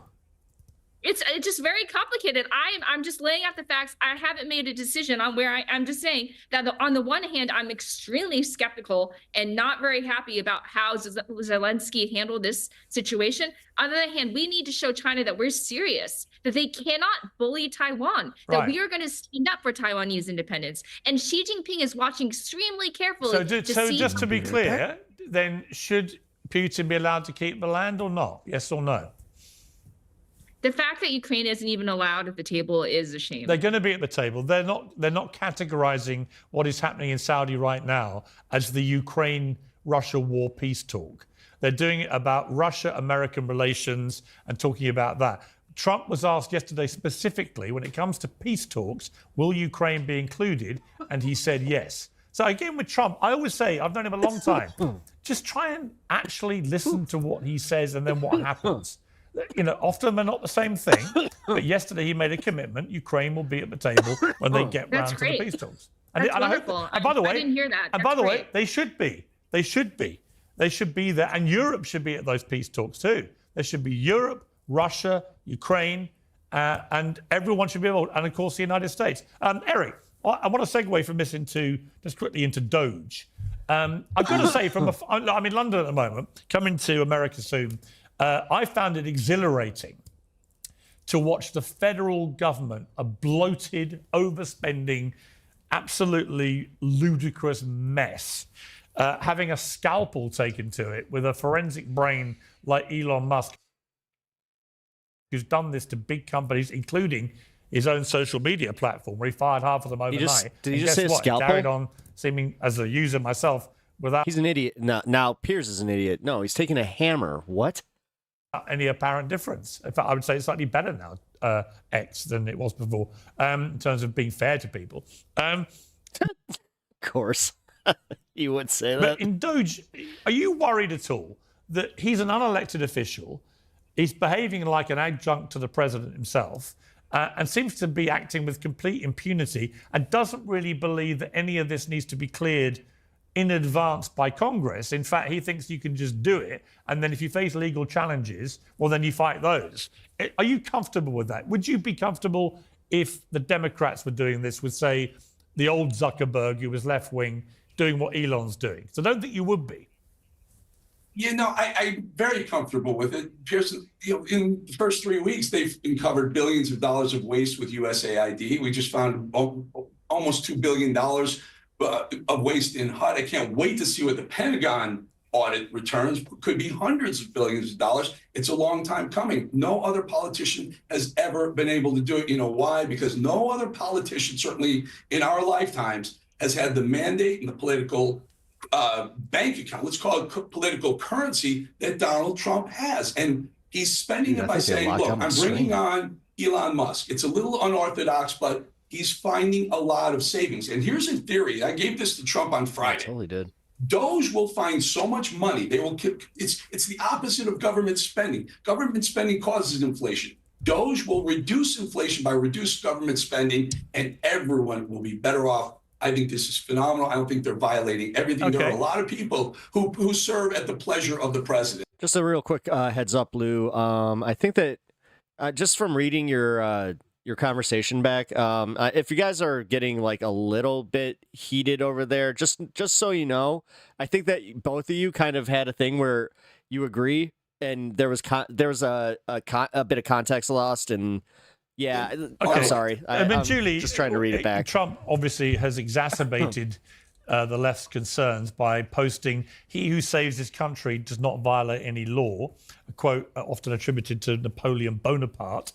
I mean, when he says that, this makes people think he doesn't care about the legality of what's going on here. But I don't think it is really what he's saying, because what he's saying is we can be challenged, and if we're challenged successfully in the court. I'm not raging at him. I'm just expressing my frustration with Trump's administration being cartoonishly effing evil and corrupt. Yeah. I will abide by, again, he said this the other day, fair. I will abide by what the judges say, which I thought was a significant clarification. But what do you feel about this whole thing with Elon and the Doge and the rampage? Oh, by the way, guys. Well, first I would say that Napoleon was also considered a savior of his country until he was actually a traitor, deemed by the same people that thought he was a savior, and died and ended his days, in penury and St. Helena. And so yeah, I love how they always bring up these people in history that like Napoleon Bonaparte, who, they never like to mention the ending. I guess that's the fate that might eventually befall Trump if he keeps acting like a dictator, like Napoleon. The bottom line is Congress has the power of the purse. And Elon Musk, who is unelected, unvetted, has no business whatsoever looking at my tax information, which the Washington Post today just announced that he actually has. He has all of our tax information. He has absolutely no right to look through people's social security numbers and other proprietary information. He is nobody in the government to be able to do that. And Eric, I can only imagine this is more like Louis if Joe Biden had done this with one of his biggest donors. Imagine if George Soros. Imagine if George Soros suddenly came in and said, "Eric Bolling, I have access to your tax information. Yeah. Eric I would have access to literally your Social lose Security, Eric's Medicare brain. information." You would go. Eric would lose. His brain would explode live on uncensored. We'd have an uncensored brain explosion. And then I would say, but Eric, George Soros has been so successful. He's made so much money. Therefore, he knows money better than all the rest of us. So of course he should be in charge of our government. We've got to wrap it up very, very quickly. It's because he's saving money sadly, for the U.S. people, taxpayers. Sadly, we have to wrap things up. I want to just go to Dean very, very quickly. Dean, are you as against this as Julie is or not? Yes, I am. I believe in the Constitution. Yeah, and the idea, you said Pierce is using a scalpel. They're laying off 200,000 workers who've not been for 1 year or 2 years at their job. Wait till people call up Social Security. Yeah, that's the one thing I'm going to say is Elon's doing everything that's like Republicans have always said that, like George Soros is doing this. George Soros, the shadow, he's part of the shadow cabal, the globalists. Him and okay, so this one I'm just going to call out because fuck it. They keep saying that Carl Schwab, I'm not sure, or Klaus Schwab, if you don't know who he is part, like he's the shadow leader of the globalists. He's a German economist. Right. But apparently he has ties to like everybody. including Elon Musk and Donald Trump, but that's conveniently overlooked because they're not part of the globalists. It's because we saw a picture of them with Joe Biden and Kamala Harris, and they're the globalists, and Justin Trudeau, they're the globalists because I don't like the left. Therefore, they must be the global, like they're the global elite. They're the globalists, right? And then they get into power, draining the swamp. What they drain the swamp and they put a bunch of regular people in, not billionaires. Oh, that's right. Like, dude, because they didn't get their check and there's no one there. Insane. Or Medicare to get approval for Medicare coverage and there's no one there. Or FEMA. I'll give them this. They have the best mental gymnastics team in the history of the world. Disaster relief, and no one picks up the phone. USAID, people talk about the foreign aid part. Wait till it affects people domestically and see the backlash you're going to see in America to that. So I'm looking forward, unfortunately, to that. And laying off 200,000 people, these are real people. These people want to be career public servants to serve our nation, to help us. And now they were just cut because Elon Musk whimsically goes, you're gone, like a king. There's no compassion or concern for the people who will be affected with the loss of jobs or those the loss of services. Okay. And those are the American people. So it's not going to be good in the long run. We've got to leave it there. Thank you, panel. It went in a very different direction to how I anticipated it, but I think we'll make a bit of news, and it was great having you all. Thank you very much. Piers Morgan Uncensored is proudly independent. Ish. Proudly independent, but sponsored. Hey, Kenzie, how you doing? I'm glad that you could join us. We are post 420, so we're gonna chill for just a minute here. I actually, here, I'm gonna order some food.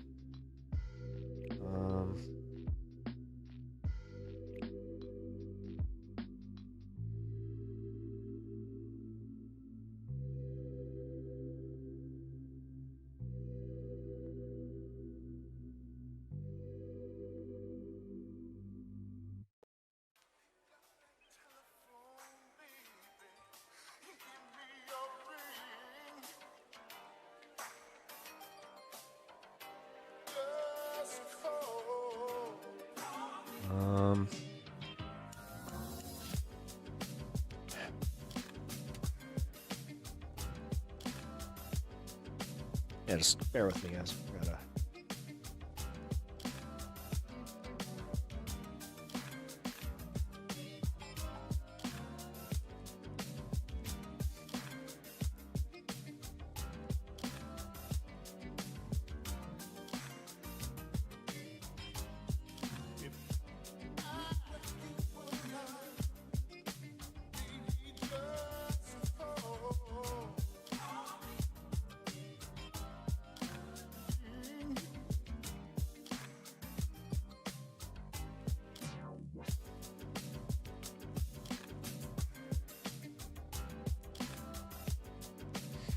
Okay. It's 3:23. I'm confused. Oh, geez. Or 3:29. Dyslexia moment there.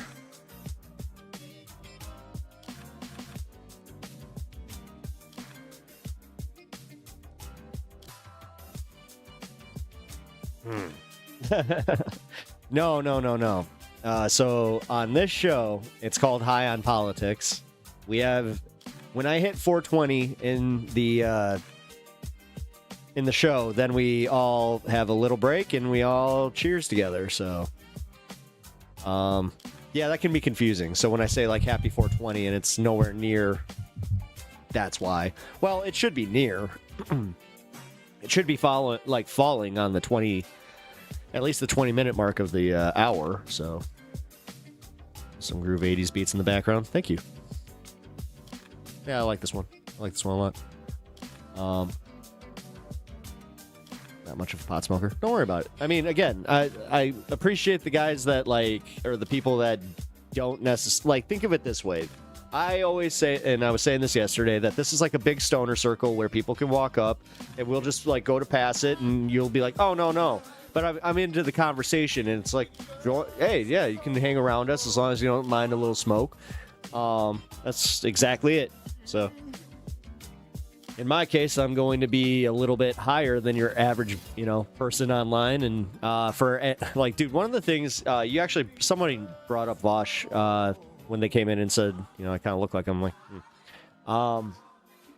But he had said something that really bugged me. God, this had to be like almost a year, maybe 2 ago, where he was talking about like people who smoke pot well into their 30s that they're like running from things and they're just trying to keep their, yeah, it's just a way to party, blah, blah, blah. And I don't like what it, like, if he doesn't like what it does to his brain, fine. But to sit there and criticize people for wanting to check the fuck out, especially in this political era now, like, no, sorry.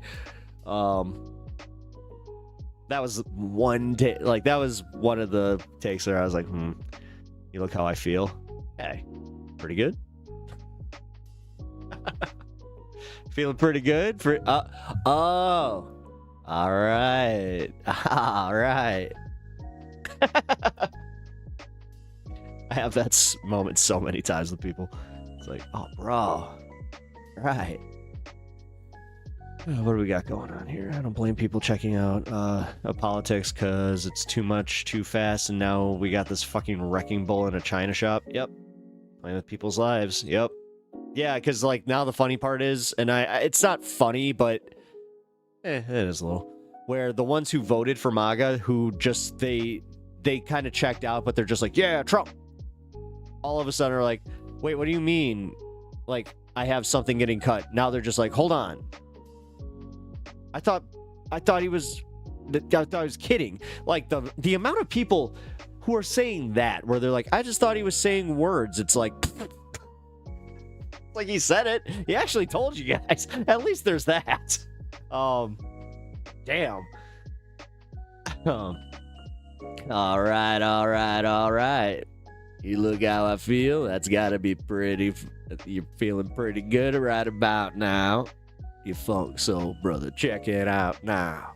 Funk soul brother, rut. Sorry, I wish I could just boom, get some Fat Boy Slim going. If you got that joke, then we are all of a certain age and we can all appreciate each other. But all right, coming up to the 440 mark. Here, you know what, guys? I'll be right back. I gotta take care of this real quick.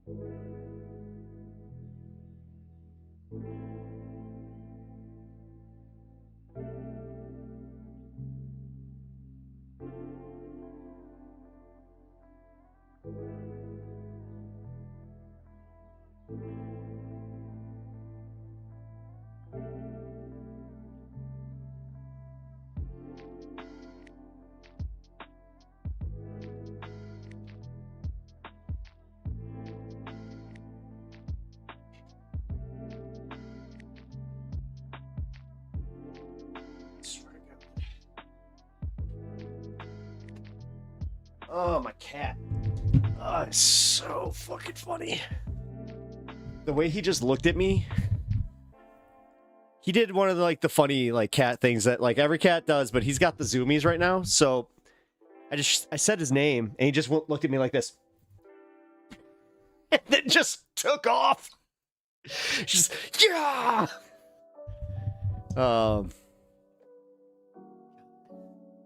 And I also, he's one of the smallest cats I've ever had. He actually has, kitty dwarfism. Like a form of it. His head's also, too big for his body. It's really cute.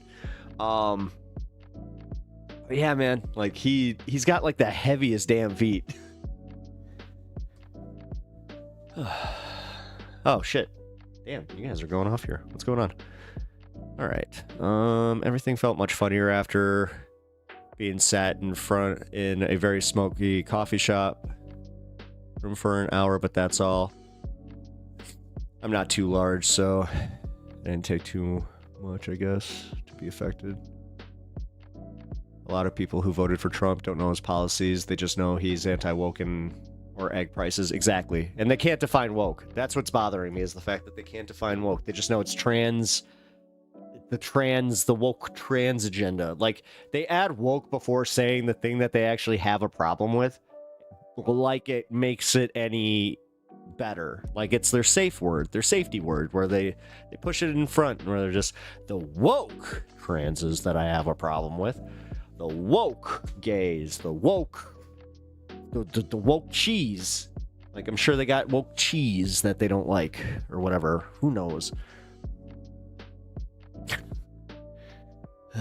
Everything's fucking anything. I love that, like, that shirt. Anything I don't like is woke, or whatever. I saw it at God. I hate to even say this because it makes me feel old, but I saw it at a mall. Like, we actually have like a mall near us that we went to not too long ago, a few months ago, and yeah, I remember seeing that. I was just like, it's got funny. The thing is, I actually couldn't tell his like politics because the guy looked like a guy that might be wearing that shirt non-ironically. Let's just.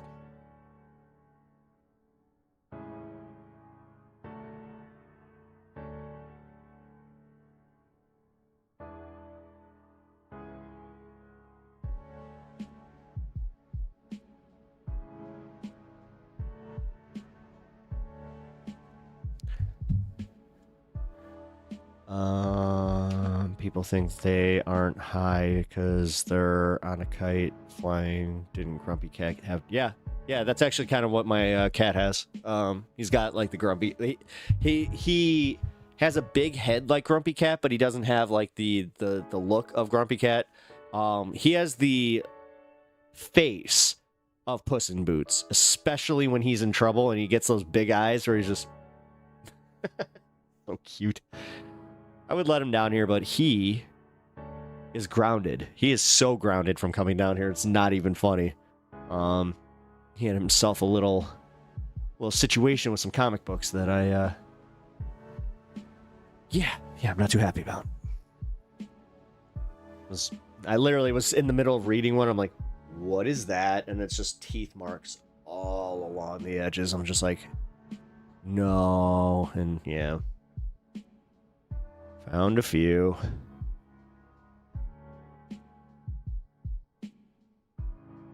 I will actually fight you on this. Wait. Woke is a safety word for whatever ism they want, or they do not want to say it out loud. Yeah, exactly. Yeah. Sorry. Why is my chat doing this? My chat's like, it's giving me half of like your comments, and then it's not scrolling to the bottom of the comment. So like that last one, Robin, it stopped at whatever, and then I had to go like, ism? 53K. Oh, wait a minute. Did I turn something off like by accident? That would make sense.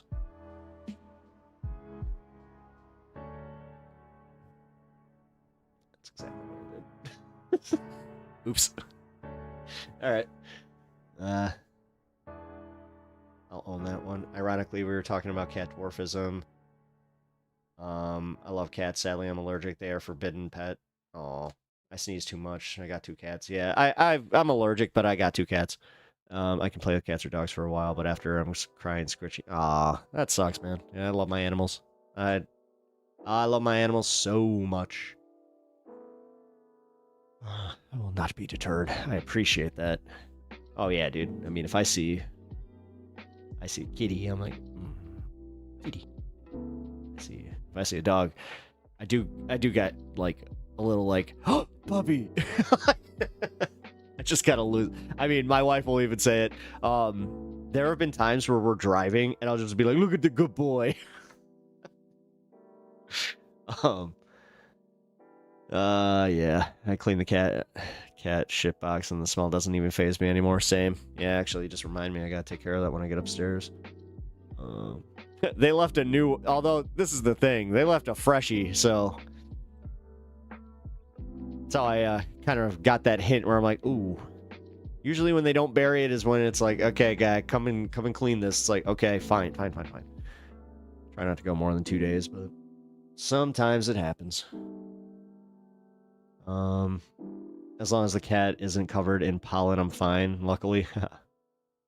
Same with liberal. Ask them to define it. Yeah, I've been having that problem too, where on the left, though, they can define it. Like, so like, for instance, when I had this situation with Duke of Bread early into my career here, where I was just like, yeah, but can you even like really tell me what you define these libs as? Because I remember the exact argument was over like Hassan's use of the term lib and liberals, and like how he's just like, I hate liberals.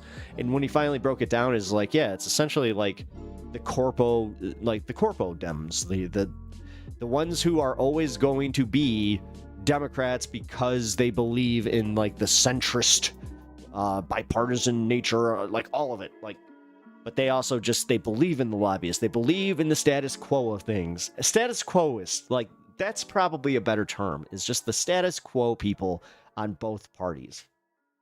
Liberal is just a slur for anyone who didn't pass the purity test. Honestly, that's kind of, I'm glad you said it, but I'm just gonna agree. That's, I kind of feel like that's how it was being used for a while, and I didn't like it, because it's just, as I said, guys, like, we do this thing where we constantly will shit on people that are, like, don't fully agree with us, but for the most part, they agree with us, and we're just like, nah, we don't need you. We don't need your support. Why would we? I don't like that. I know what liberal means, but for far leftists, it's just a watered down thing. Yeah. It's like the conservative woke thing. Yeah, no, it is. I mean, yeah. Well, that's where somebody in chat was saying it during the that conversation about the Nazi stuff. Like, yeah, you know, I get it. It's boy who cries wolfie, but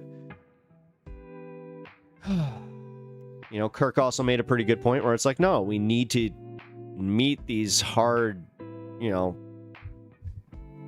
situations with that. Hold on, shit. Okay, cool. 9:30. Sweet. I got plenty of time then.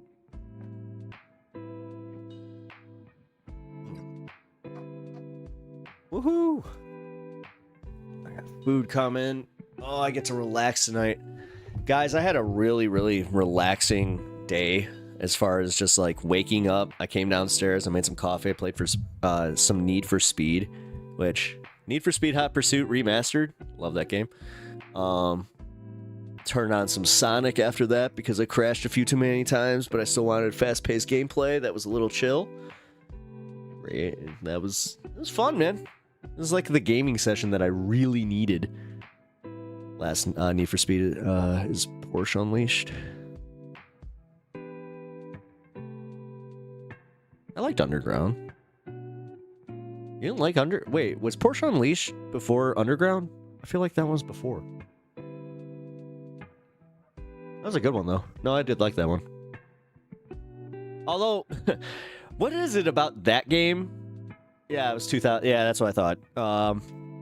Yeah, what's it with that game where the Porsche, it handled really like, it handled like a Porsche in the other Need for Speed games, especially like Hot Pursuit. But that game was too charitable to Porsches, I gotta say. And I know it's because it was like proprietary to them, and like they wanted to kind of give that vibe of, oh, okay, well, this is how it handles. Actually, the one I was playing, like I played the Impreza for like one of the cop levels, and dude, holy crap, that thing handles like ass. I was so mad at it. I was just like, let's go. Sonic is life. Sonic is life. Sonic Frontiers is like seriously one of the best fucking games ever made. And if it's not up there as one of the best Sonic games ever made, I don't know what people are, what they're doing, what they're thinking. The story is actually pretty good. It's basic for a Sonic game, but it's really good. Like, I like the cyber element, like where the cyberspace element. Like, if you don't know, Sonic Frontiers is kind of like where he gets like sucked into like cyberspace, but he's the only one who can break out, and Robotnik also gets caught in there. So like the entire game is essentially Robotnik trying to figure out why Sonic can travel from both points, and then also corrupting him, literally like corrupting him. And yeah, it's also like the your standard elements of exploration. You got the I don't know what they're called, but I called them like the Karoks, like from Legend of Zelda. Like you collect these little dudes. Pretty cool. But yeah, man, great game. Great game. Also, what up, Mr. Meatball? Good to see you.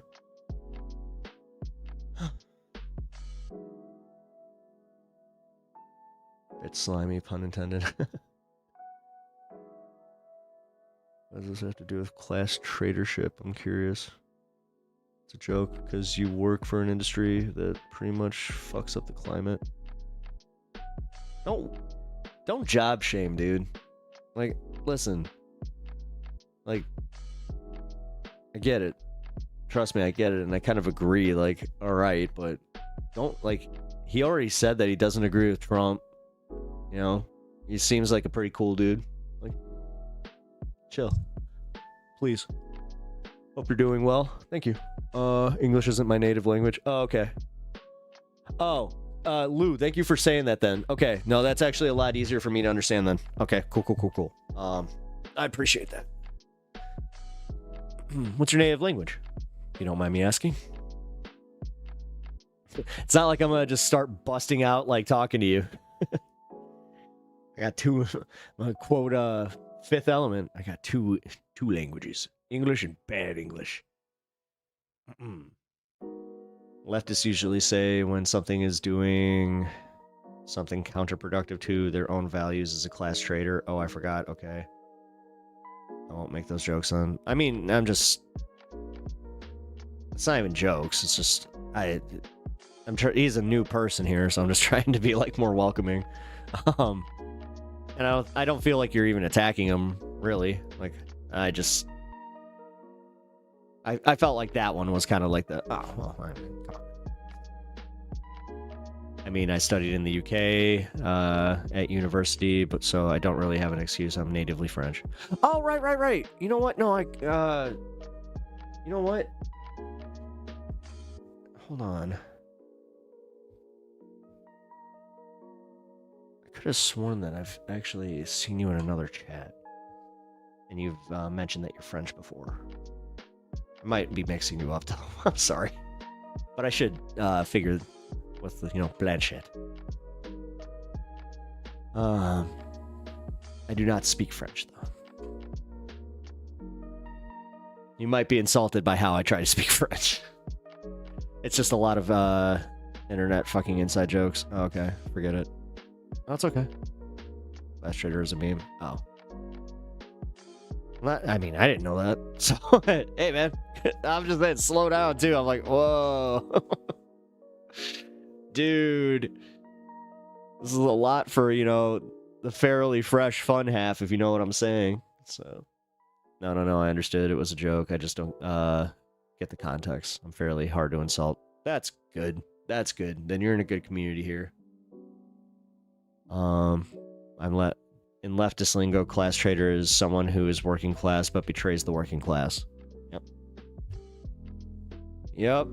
Yeah, they're the ones that say one day I'll be a billionaire, so I need to protect the billions for the billionaires now, just in case I'm going to be a billionaire later.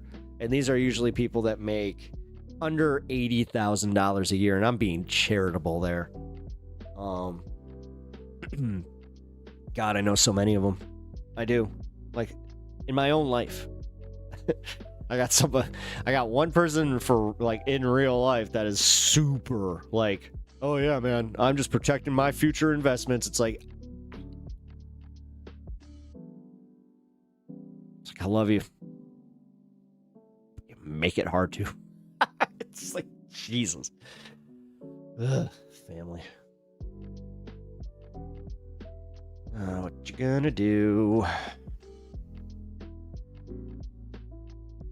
I could get a union rep working with the owner of a company. Yeah. Actually, there you go. No, that's a much better example. I hope you're doing well. Oh, thank you, man. I think I might have seen your comment before, but I've never met anyone who said that before, but that's hilarious. I mean, it's true, though. Oh, boy. Oh, boy. Okay, sorry.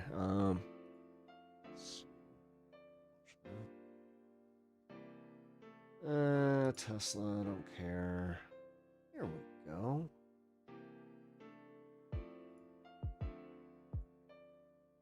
I believe anyone who thinks pineapple on pizza is good as a class traitor. I think that I've already gone there. This would be a very, very specific time, very specific type of pizza. Otherwise, yeti. For example, anyone who believes Belgium is a real country is a class traitor. Is Belgium real? Are you telling me that it's not just a land of waffles? Like, you do understand how I think about this as an American. Like, I think of a land kind of looks like Candyland, but just nothing but waffles, and it's just like lots of syrup, and then, oh, are they buttery? Sorry. I got really hungry right there. She's Dutch. They must pick her a lot, or I.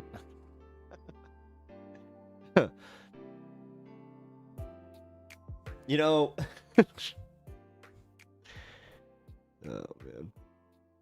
I just realized who has not shown up today, and that would be Mr. Kirk, and that would also be Mr.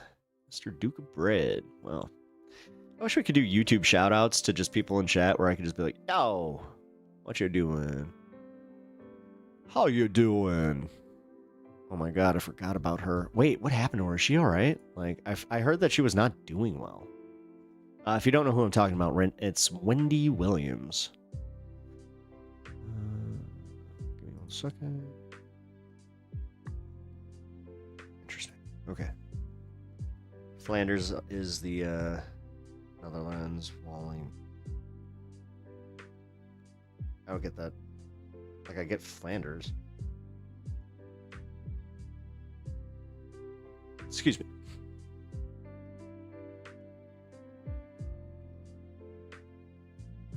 You guys figure it out? I'm Polish. I just got Russians to hate on. Oof. Yeah.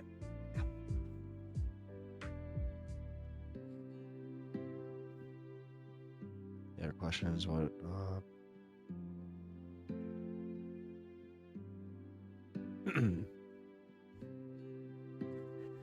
Lou, can I just ask, what's the situation with the far-right party over in France? Because I know that, like, Le Pen had lost her bid, which I thought was funny that he called that election. He was just like, oh, I don't think this was a very good idea.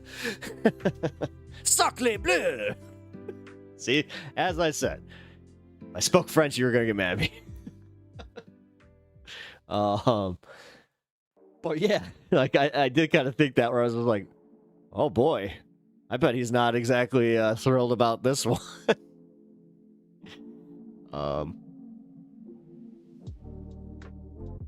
Great question. I'm not fully sure because it is Bardella who is in charge now, or in charge more now, and I'm not French. Oh, you just speak French. Got it. Okay. Well then, sorry. I didn't mean to. Feel bad for Wendy too. She's going through what Britney Spears went through in the conservatorship. She knows too much, so they silenced her. the hell does she know? What? Dude, she was a radio DJ that got a talk show. What the yeah, Wendy knows too much. How you doing? Sorry. I mean, I used to laugh at her having her, what was it, a seizure? Or like it was a stroke on set. I feel bad about that one. That's one of the ones where like I think back to that and I'm like, oh, I feel bad for laughing at that. Yeah. I'm reforming. French speaking country bordering France is close enough. Gotcha. I think she's just old and deteriorating. I think so too. Yeah, I think that she's just got like, genetic condition or whatever.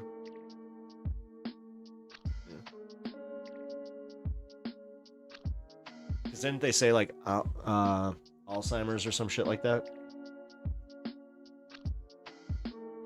I should.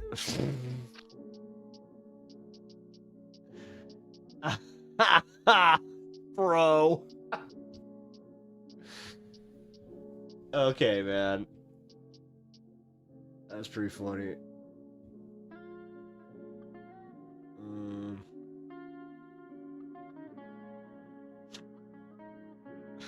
Alright. Oh, let's watch something else. Let's see. Pope Francis is in critical condition. What? Oh, shit.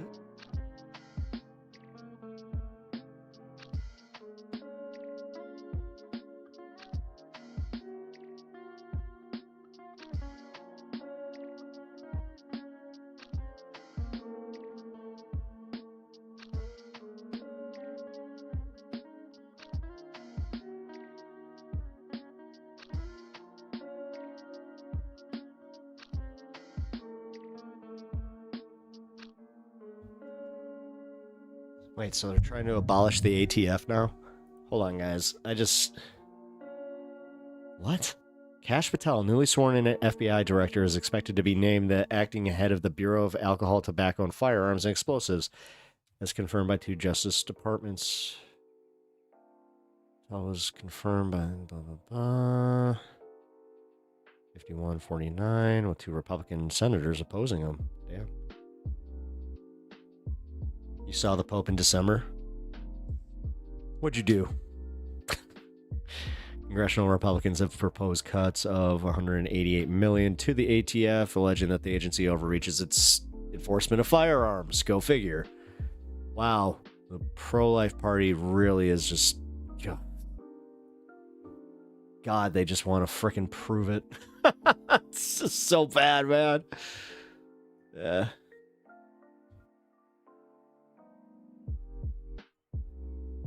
How long is this? 20 minutes?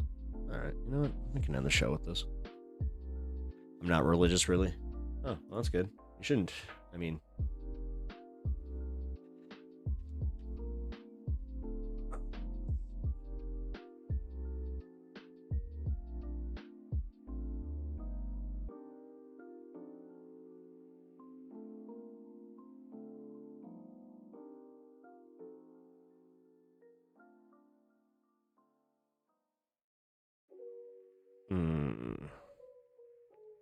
Okay.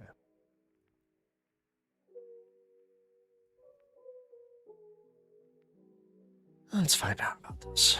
Why is this buffering? Argentina launched a meme coin through their president Javier Milei, or at least that's what people thought. Now there are currently accusations of scams, insider trading, and the president of Argentina may be charged with fraud and faces possible impeachment. I'm here to break down what happened because I got insider access to the real story. I even got offered control of the missing $100 million+ that was made in ill-gotten gains. Welcome back to the $10 Million Studio. Our story starts on February 14th, 2025. Javier Milei, the president of Argentina, tweeted about a meme coin called Libra.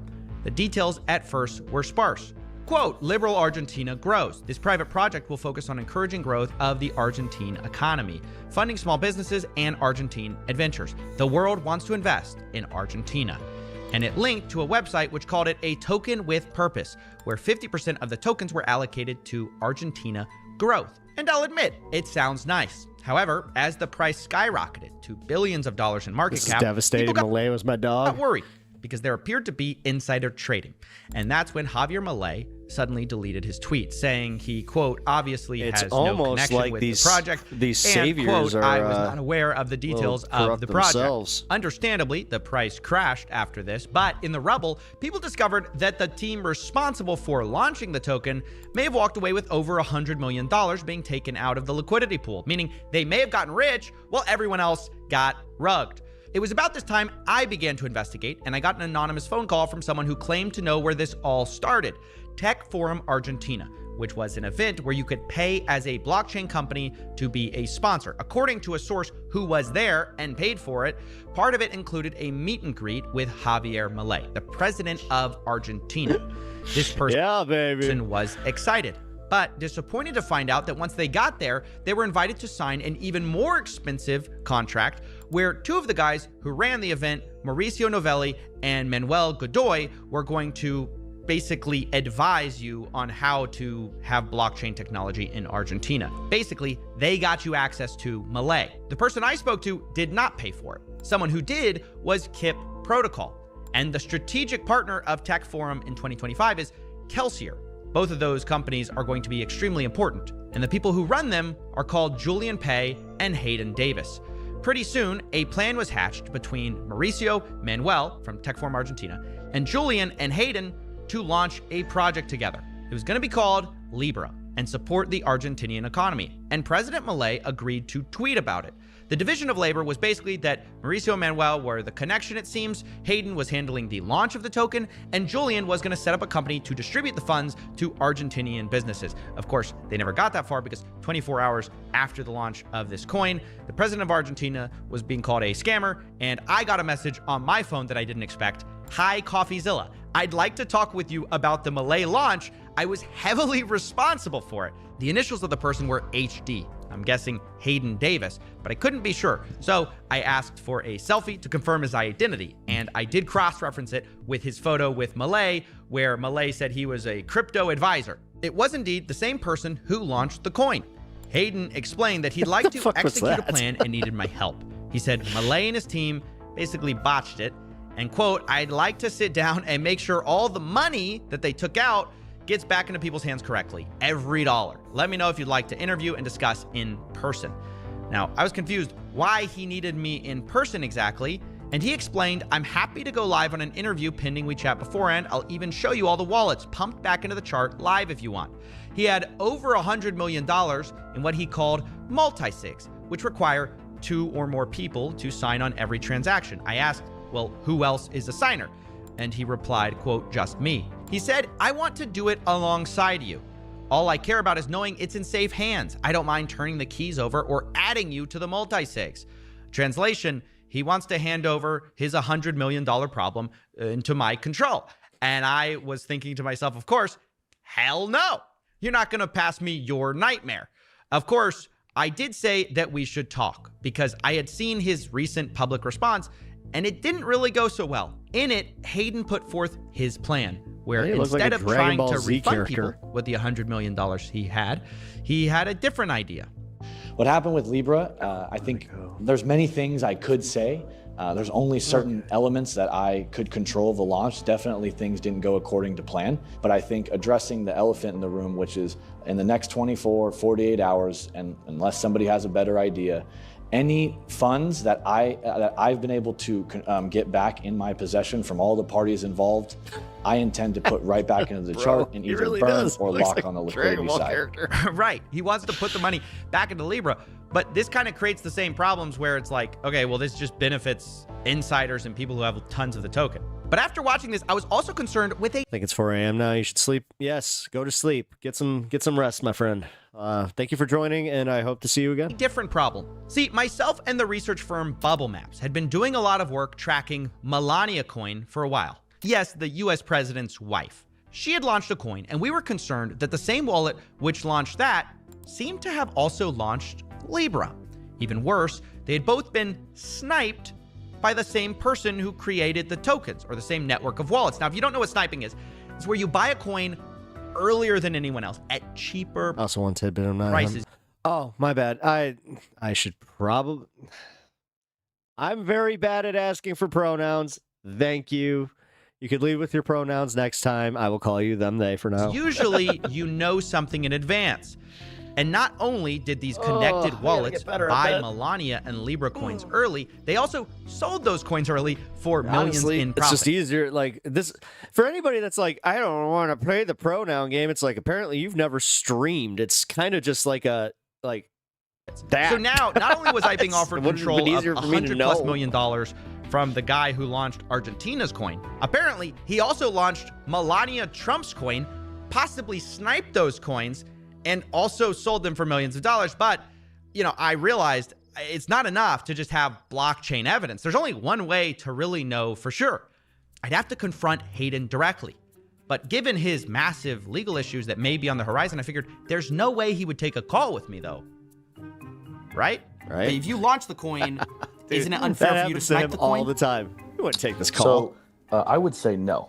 And I would say that for a couple different reasons. Yep, I was wrong. He did agree to get on a call for an hour where he admitted to sniping Libra token and Melania token, later saying, though, it wasn't him directly. It may have been someone else on his team. Dude, what's Most wrong of the with these time when people? we're sniping, we're attempting to avoid other snipers getting in. Right? So whether that's, and by the way, I don't conduct snipes. However, I then got an interview with another insider in these coins who says that Hayden does snipe tokens personally. How does he know? Well, he claims he's seen it before. He was in the room with Hayden when it happened on another project called Enron Token, which you might not be surprised to realize I've also covered in another video. Just introduce yourself real quick for everyone who doesn't know you. I'm the founder of DeFi Tuna. We're just providing leverage. Scumbag stuff. But if you're buying it, then you're dumb. Honestly, that's the thing. Like every time I watch a CoffeeZilla thing, as somebody who's not into crypto, this does kind of make me just go, oh, okay. I'm glad that I've never gotten into this. This is one of the dumbest things I've ever seen. And these rug pulls, like providers, it's not worth it. That's pretty much us. So I was part of the Enron project launch. You might as well be playing gambling games at this point. Hookah bar where everyone's smoking hookah. And I see on the far end, there's a bodyguard and their whole family sitting down, Gideon, Hayden, across is Dr. Tom, daughters, and then his sons. And they're all about to launch. And a whole Enron. argument with a different streamer who was pushing Trump coin, and they 10 banned me minutes eventually. Before the launch, they all have snipers ready with a contract address on the snipers. Sniper bots. They're like all waiting. They're all, smoke coming out of their ears. They're all smoking like crazy on caffeine. The token launches and everyone's pressing. And the wonderful thing was this, I'm looking at it and they're like, oh, somebody got just before us. And, and everyone's just arguing between each other, but they all still got earlier and they're still in a plus. And they're like, and I'm looking at it. I'm like, it's like a junkie house. This interview was crazy. And remember, the guy we're talking about, this junkie house, is also the person who launched the president's wife's meme coin and then the Argentina's president's meme coin. It's insane. In the case of the Melania coin specifically, side note, the co-founder of our whistleblower actually says he was ordered to sell these coins, but do it in such a way where it's not illegal because no one will know. And they were saying everything's legal, everything is good as long as nothing can be tracked. That was yes. Is one of the best liquidity That's one of the providers most that I brazen know. things I've ever heard. I've seen or heard of. He understands it very deep level. He's done an excellent job. But one thing that they kept against him is the fact that he didn't sell on the top, and he cost them millions of dollars. Up until even some recent discussions, like I have proof that they just keep bringing the subject up. This is sad because I feel like people losing money here are all without a lot and little knowledge of finance. Yeah. Well, yeah, most the one thing that I've noticed about crypto bros is they know dick about credit cards, about actually financial living. It's all speculative assets with them. Great, but he didn't sell. Melania cost us millions. They always know more about the stock market than me, though. I'll give them that. That's right. Supposedly, this guy got berated for, costing the millions of dollars by not selling at the tippity top. So, I did ask Hayden about profiting from Melania token, and here's where we had a bit of a confusion on what exactly we meant by, did you swap it? Did you sell it? I didn't swap it. I just sold it. There was no money made from the Melania team on any. We didn't take any liquidity out. Zero. You said y'all didn't sell any liquidity, but didn't swap liquidity. Didn't swap liquidity. Didn't swap into single-sided. I didn't say there was no money sold. There's a difference between swapping the liquidity and selling liquidations. Those are two different things. Okay, so y'all swapped. You didn't sell, or the other way around. No, other way around. Sold. You didn't swap. Yeah. Well, there you have it. Two independent pieces of evidence from people who were on the inside of the Melania token, saying that Hayden and his team sniped tokens and wanted to dump for high profits secretly, while Hayden himself does admit that they, sold. They just didn't swap.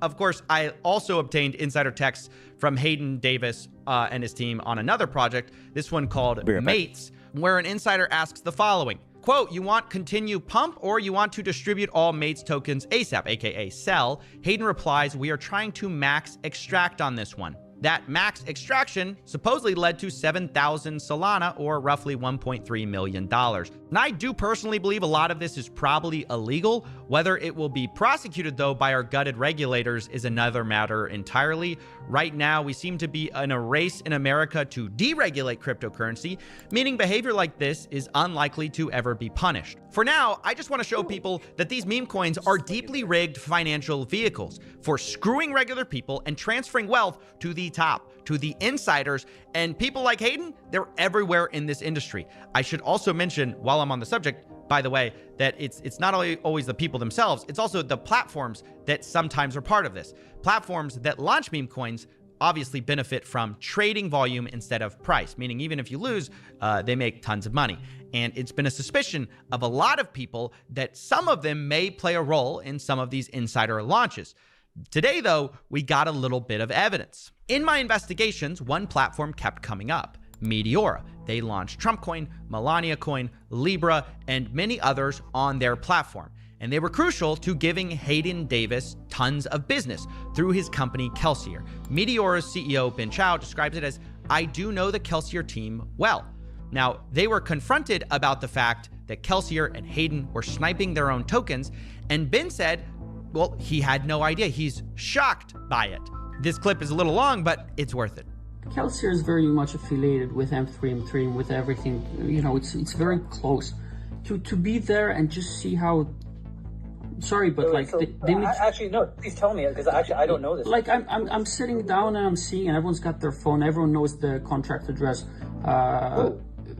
Like Gideon, Hayden, Dr. Tom, everyone's sitting at the table, and they're all with their phones. They all have snipe bots ready. They all have all the CA. They're all sniping it? It's them sniping. But Ben, it's not only that. There is even. I'm 100% sure that it's also Jake involved. Everyone's involved. I'm sure the influencers involved. Look. Me? Oh my God. And like, there are people that bypass them, like do it faster than them, and it's like. Look, the whole thing just looks rotten to the very core. Yeah, I really don't know if this guy is genuinely reacting or this is like some kind of Oscar award-winning performance. Like, what? No way. I had no idea. The people I've been handing business to have been sniping our own tokens. No idea. Meanwhile, I asked Hayden directly if Ben Chow would have known these snipes were happening. He responded, quote, I would say he wouldn't have been surprised, but he wouldn't have been involved. Now, that's interesting, and if it's true, it would mean that Ben's shocked reaction to this project sniping itself would be a little hard to believe. Meanwhile, by the way, Hayden Davis also doesn't really take credit for some of this. He implies that the Melania team itself was part of the reason they decided to snipe the coin. Were you part of the Melania launch, and was that sniped as well?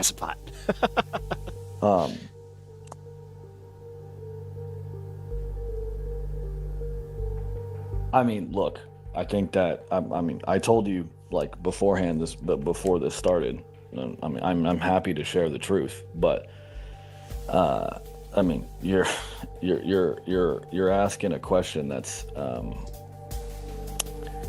It's just, I mean, I'll answer, but it's factually going to put me into a lot of danger, which is fine. I'll answer. I was part of it. I think the team did want to snipe it because of how big the snipe was on Trump's. So let me get this straight. Ben Chao has no idea. It wasn't Hayden's idea. With all the examples of meme coins gone wild and CoffeeZilla breakdowns, nobody should ever invest in this again. At this point, it's your own fault. Yeah. Yep. Can the real sniper please Well, stand? the thing is, it's the same way like Pokemon cards work, where now like that they've artificially increased the value of like Pokemon cards. Now you have scalpers who like they want to go and get all like these pallets and everything, and the only people that are the biggest idiots are the ones paying $300 for a $50 ETB. And all of these people just deny. Either way, though, Ben Chao agreed that the Libra situation in particular was so bad that he would have to step down from the company, regardless of whether he knew, because he called it SBF level, as in Sam Bankman-Fried and FTX. This is like 200. This is FTX type of. Fucking hell, man. I feel sick. I feel so sick, man. Holy shit. I feel really, really sick. Oh my god. This is like Doc One or what's his name type of money. I mean, This is SBF level, man. I feel so sick. Because I gave him Melania. I didn't know he was a rugger. I feel so sick. I feel like I'm super exposed too. I f***ed up because I enabled a guy who I should not have enabled.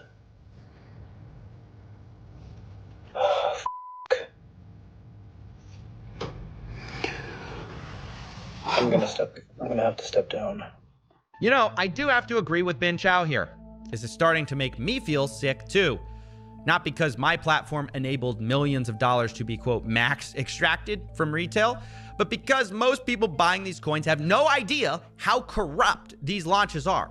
With manipulative market making, sniping insiders selling, the deck is just totally stacked against you as a regular person. But don't take my word for it.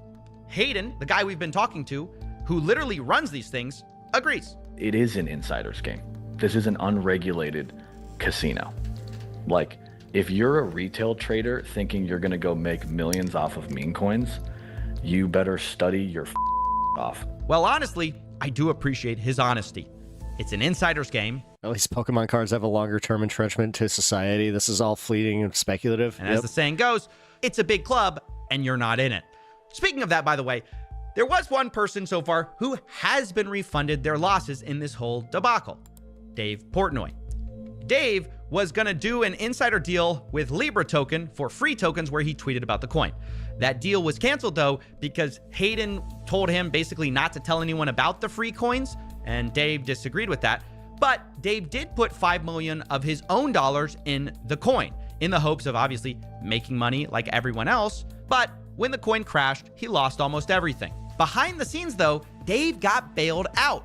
Hayden Davis gave him his money back, which Dave has admitted publicly.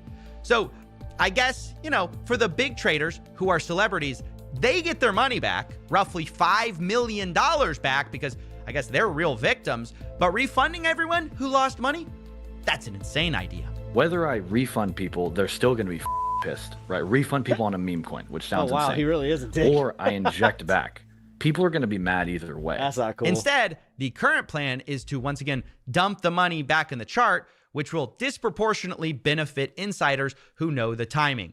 And what about Javier Milei? Can't forget about him. The president of Argentina is currently facing charges of fraud from the opposition party and threats of impeachment. Today, Milei finally addressed the Libra token and said the following. Falso, yo difundí. I broadcasted it, I didn't recommend it, I didn't promote it. The reality is if you go to the casino and lose money, what is the claim? It is about 5,000 people. And surely the chance that they are Argentinians is very remote. Argentinos es muy, muy remota. Well, there you go. Pretty much your standard denial. I didn't do it, and if I did, they deserved it. And if they didn't deserve it, well, they weren't Argentinian anyways. One thing I will be clear about, though, I mean, realistically, guys, like, if you guys are into crypto, like this, that's like the biggest exposure right there is that they think you're the biggest idiots ever. That all of they know you're the biggest idiots ever. Like, they know you're going to buy. Insiders I've spoken to so That's the far problem. claim that Milei himself made no money Don't from this buy. project. It was these other people who had access that were selling access to him. Whether you believe Not that is speaking to my another matter audience, I don't entirely. think. But what is abundantly clear is that this was a massive failure for Argentina as a whole.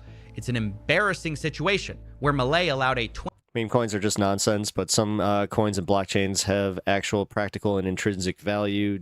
DeFi and the democratization of finance is a 26-year-old. positive. It was. The thing is, now it's just become another form of like unfettered capitalism. No, I'm sorry, man. Like, it was a good idea. I was behind it initially before I knew, like, I saw what was going to happen. The second that it got even a hint of legitimacy, everybody on the top then put all of their real money into it to collect that $100 million short term where they're off like, his "This name, is gonna purporting work," to and then be it for did. small businesses. And that And now same it's just person it's essentially a secondary stock market just in case the other one crashes, like for the rich. You do that's where I'm kind of upset about it, where I'm like, this doesn't benefit normal people. coin as well, Melania's coin, Enron, Not in the and way, many like, others. it Or was his supposed team to. did, or a team told him to. It's so far unclear. But the sniping itself is uncontested, as testified by Hayden Davis himself and an insider who was in the room. In the aftermath, there are possible impeachments, people possibly stepping down from their company, and millions of dollars in damages. And that is the story of the Argentinian meme coin disaster.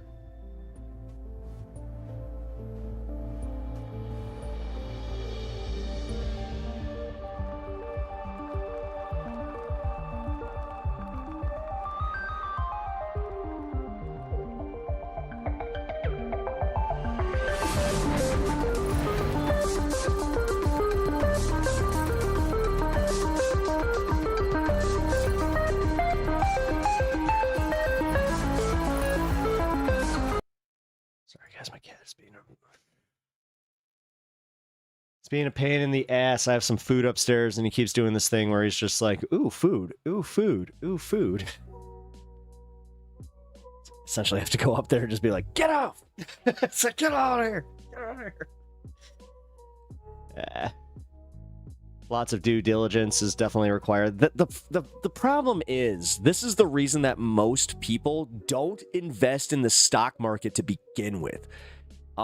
Is because, like, people don't have time to do due diligence. Like, for instance, like, I know what I would do. If I made enough money at this point, I would just get like a finance guy. Like, I would actually just get somebody that knows this a lot better, puts it into, like, I would give him a breakdown where it's like, okay, I want 10% of this in crypto and the rest of it I want it into, good investments, like whatever. I don't know. I'm not exactly a finance guy, if you know what I'm talking about. But yeah. I do know that this is just, it's rife with abuse, and it's just the people who are holding and all this stuff, even the guys on the small end. Like, I have a friend that actually made some real money with Bitcoin, and like, he bought a house with like what he sold, and I was shocked. I was like, okay, you know what?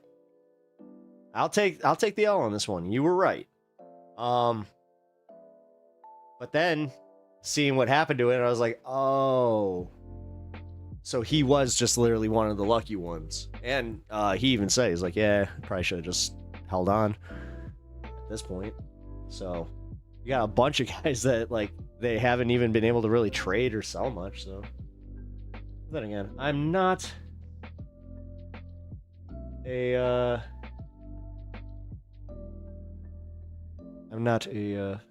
expert by any means.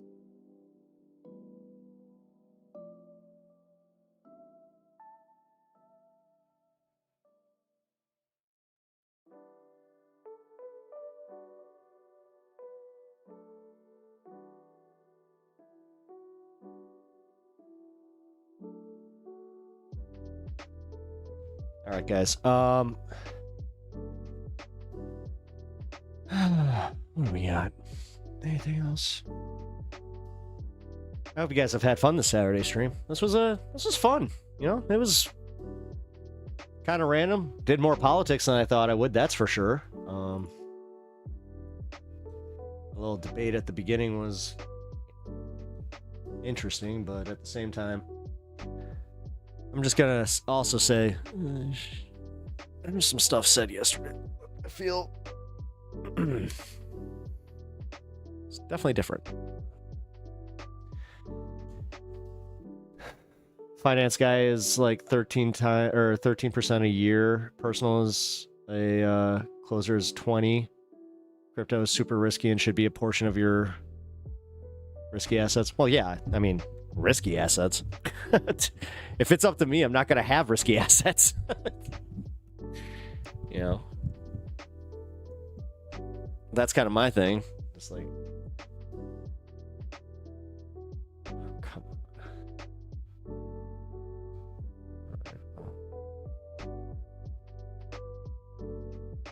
Trump steal the election. That's the one I'm doing tomorrow. Hope you guys are ready for a big question and a decent video. I'm gonna be just so you guys know. You know what? Here, a little bit of an announcement for any of the late viewers on the Saturday stream. Sorry I haven't been chatting. I've been making sourdough and smoking some sourdough. Oh, nice. Rule of thumb: the ratio to risky to stable is your age from 100. Yeah, I kind of know that. I know basic shit like that. I mean, I watch Caleb Hammer. Let's put it that way. Any advice that Caleb Hammer has given, which is pretty much that. Yeah. But no, I was just about to say, like, I got some exclusive members only content finally coming out. I know I kind of said it earlier, but for anybody in here that is really looking forward to that kind of stuff, I'm looking forward to producing it, because it's going to be stories that I did not like. It's not part of my VODs at all. I'm going to be doing like special stories specifically for the members, released for 1 week and then it goes public. Figured that was pretty fair.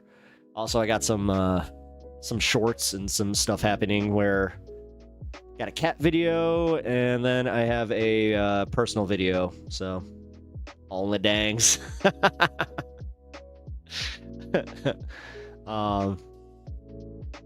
Yeah, speaking of Caleb Hammer, I need to figure out if I can actually watch his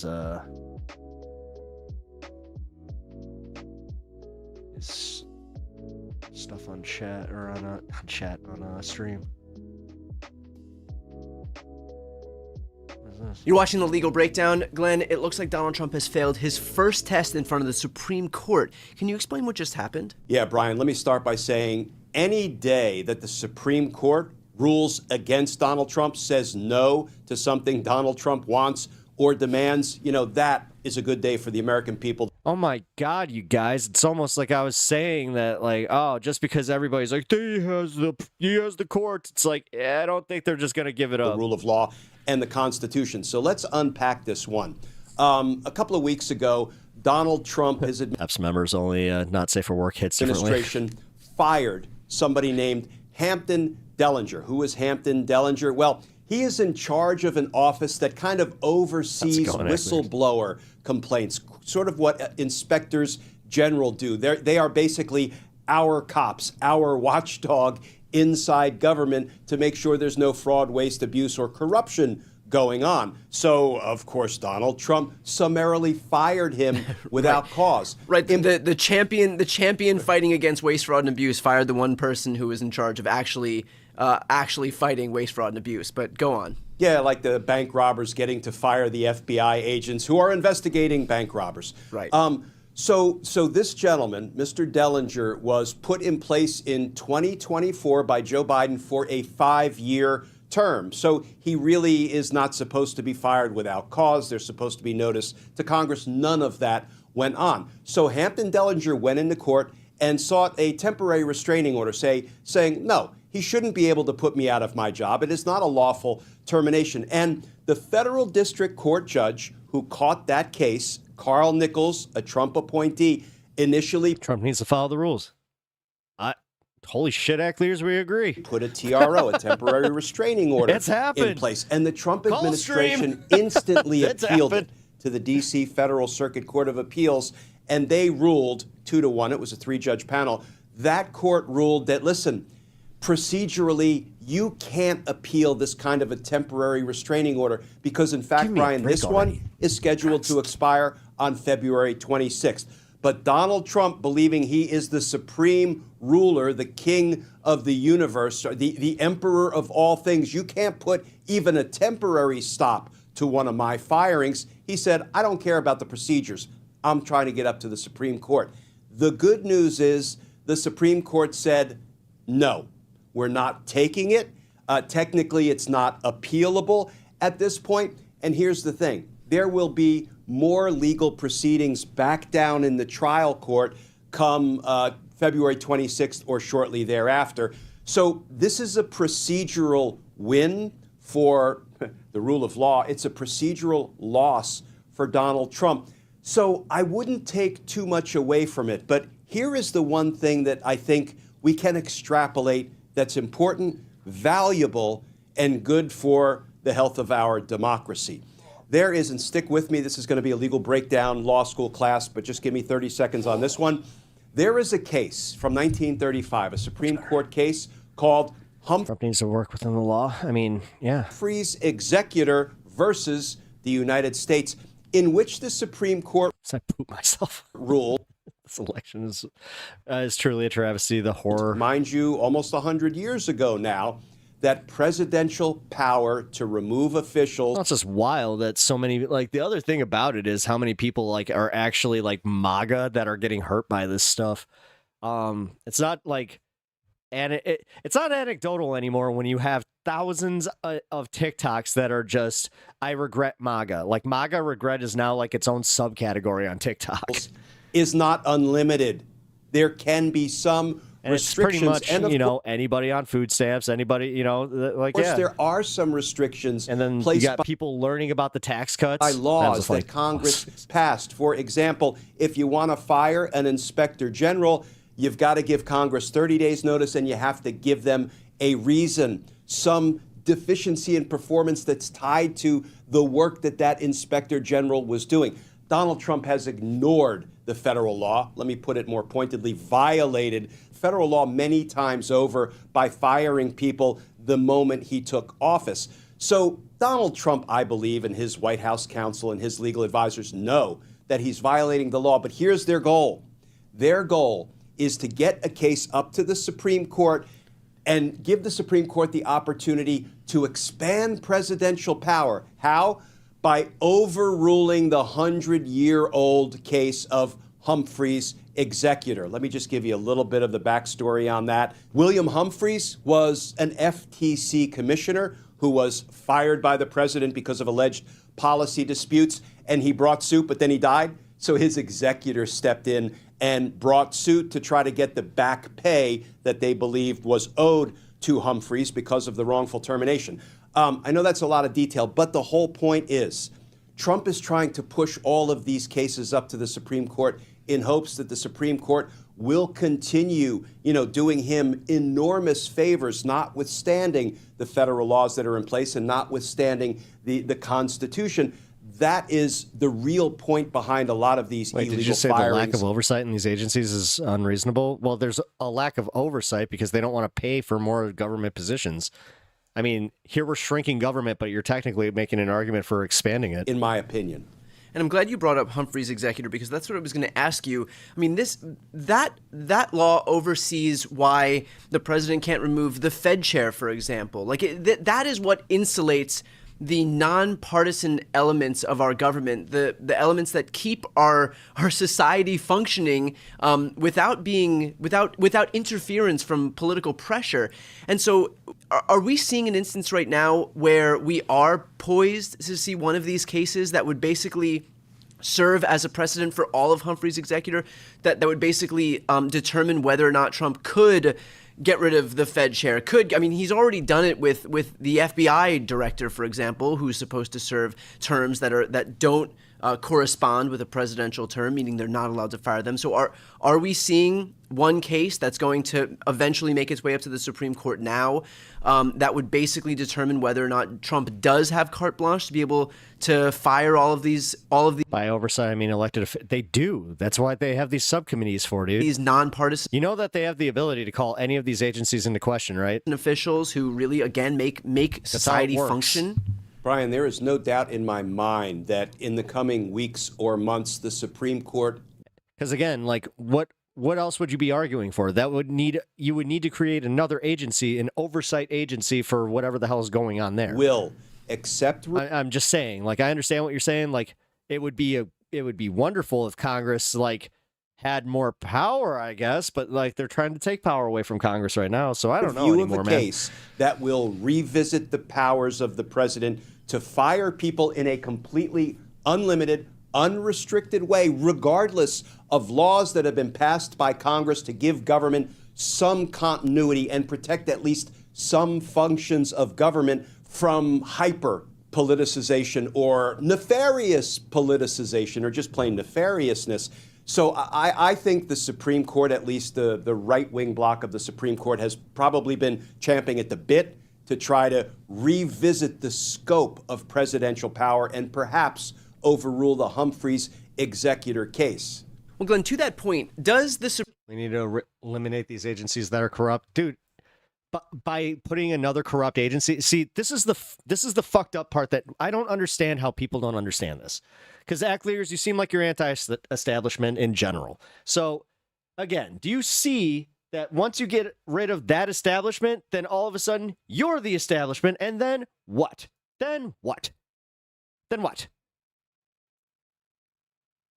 You were just stupid? Okay. Are you serious? Like, you're not answering any of the questions. And honestly, man, if you can't understand the basics, what are the basics here that I'm misunderstanding, Ackleers? Like, what basic am I missing here? Because I'm rereading your comment right now. Look at the corruption discovered by Doge. You mean the same Doge that found $8 billion and then they went, oopsie, that we meant million. You mean that Doge? You're putting I love how you won't put your faith into these institutions that have literally been working within our government infrastructure for, decades. But you're perfectly fine with some fucking dipshits from just fresh out of college going through this shit and making all these blatant errors, and you're just like, yeah, don't spread misinformation. It was $8 million, you dipshit. You know what? Fuck you. Get out of here. I'm done with you.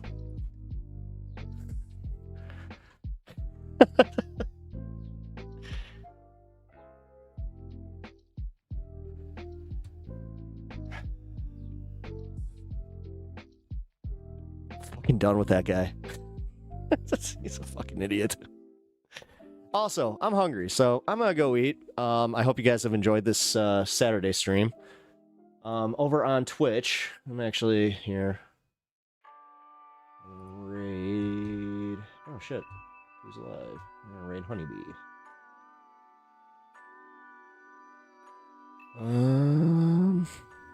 Pep is pretty generous and willing to engage, man. Give a good faith argument. Nah, he can fuck off. I'm hungry.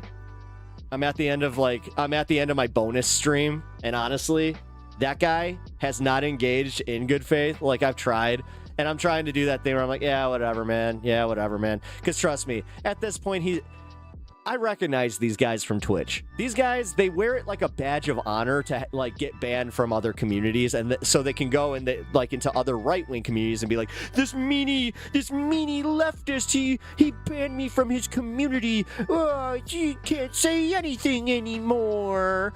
But they don't recognize that they don't have I'm gonna just call it. I'm gonna call it like I fucking see it. They're fucking retarded. They are. I'm using the hard R word on this one. They're retarded. They don't know how to actually engage with people. Like, serious. You just gave me some good faith, response right there. You have a good one, man. You're all right. Came in too hot. No, he did. Screw that guy. Like, sorry, man. Like seriously, screw that guy. Here, just hold on 1 second. All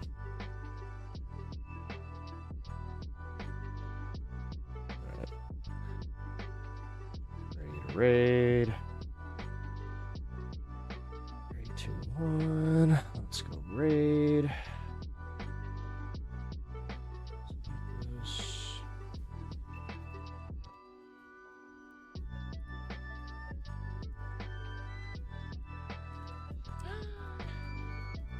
Oh, Pep Talks. How's it going? Thank you for the raid. How was the rest of your stream?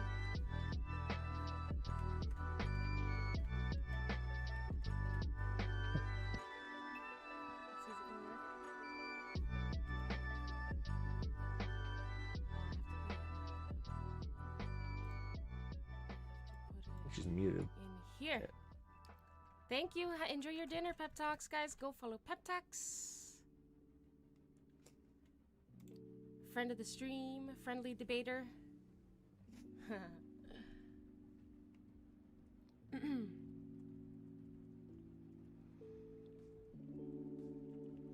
Debate guy? Am I becoming a debate guy? Oh no. Seriously? I Oh wish no. working, and then I always forget to like just. Oh. Oh no. No. I don't want to be debate guy.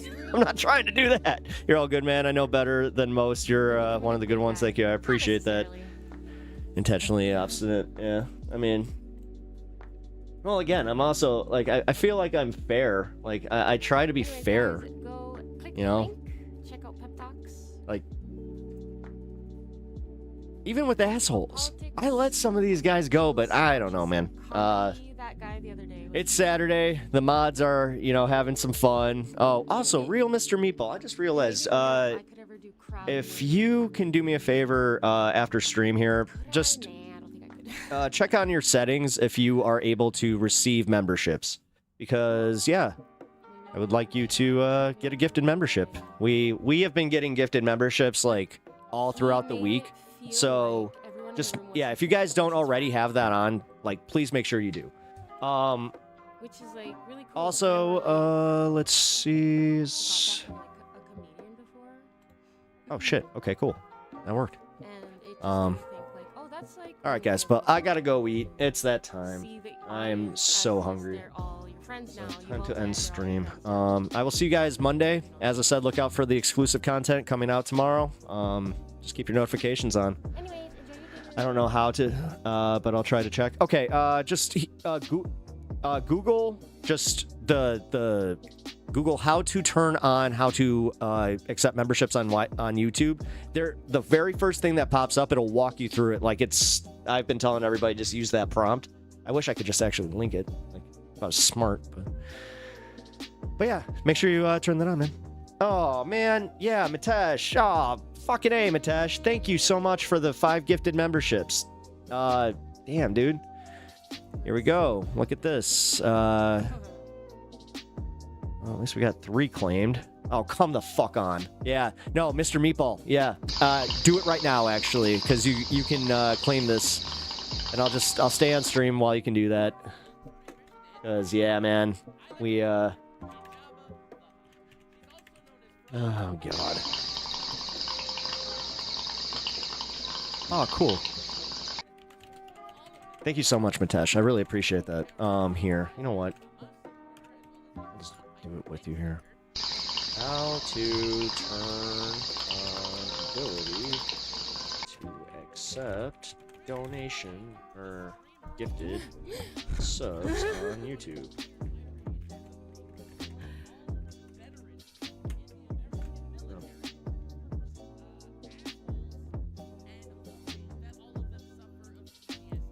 This is old news, bro.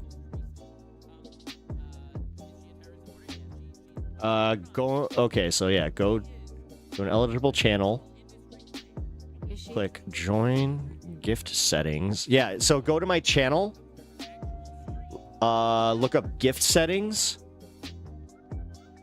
And then confirm you'd like to opt in to allow gifts. Yo, what up, my brother? How you doing, dude? You're catching me right at the end of stream. Fist bump. Yeah, I gotta go eat some wings and chill out. It's been a fun Saturday stream. Oh, thank you for the follow, man. I appreciate that. Oh yeah, man. Also, if you're over on Twitch, I rated Honeybee. If you want to check her out, she's a cool channel. Pretty chill. So definitely go check them out. All right, Joe. Oh wait. Did you get it? DBZ time? Yeah, that's kind of what I'm thinking. Like I'm gonna turn on. Oh, Sakahiro Days. There's a new day. There's a new Sakamoto. I keep doing that. Sakamoto Days. You got hurt, but I'm so happy Here. that it wasn't like anything worse. Do this. All right. So, thank you. I appreciate that. Struggling, LOL. Unexplainable. It is something unexplainable to you. Wow. I really want you to get that gifted sub, because like after if I end stream, then they just don't. They will get kicked back. So,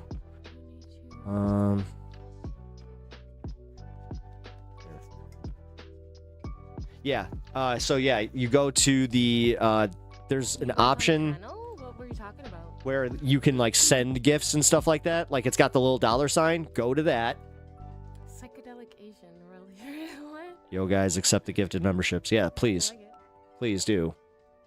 Yeah, and then all you have to do is just confirm that you want them. So it's literally as simple as click the little $sign that says thanks. Boom, got it.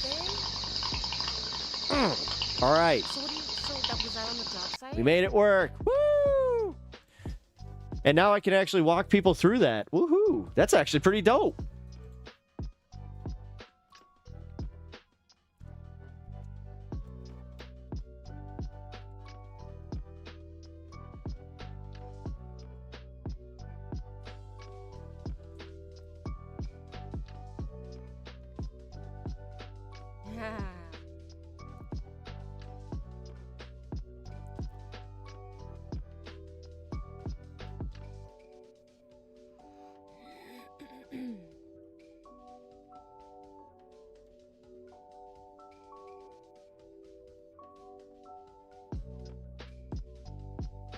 All right, guys. Oh, yeah, the touch. Oh, damn it. Yeah, my dog's upstairs, man. I'm sorry. He actually, he didn't really want to hang today. He was kind of having a rough, I think he sensed it was Saturday, and he was just like, we're not usually down there. Run in Need for Speed Hot Pursuit in a moment. Ooh. That's fun. All right. Well, we got it. Was a Let me freestyle panel, so readjust my there's screen. random stuff from politics to All right, guys. I have put this off long enough. I'm gonna end at 5:50 here, pretty much on the dot. So, Matash, thank you again for the now 4 gifted subs. I really appreciate You that. included Canada. Oh, wait a minute. And where did Canada Hey. rank? I wonder. Gee, I wonder where Canada ranked. Here, hold on. I actually have the ability to do this right now.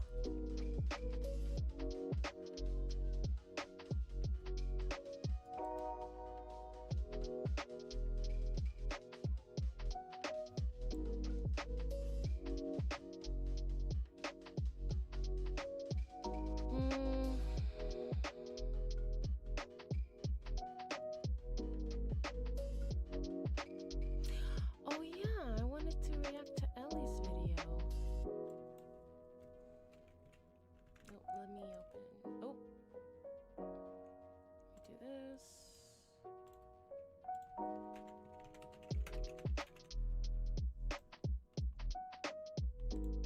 All right.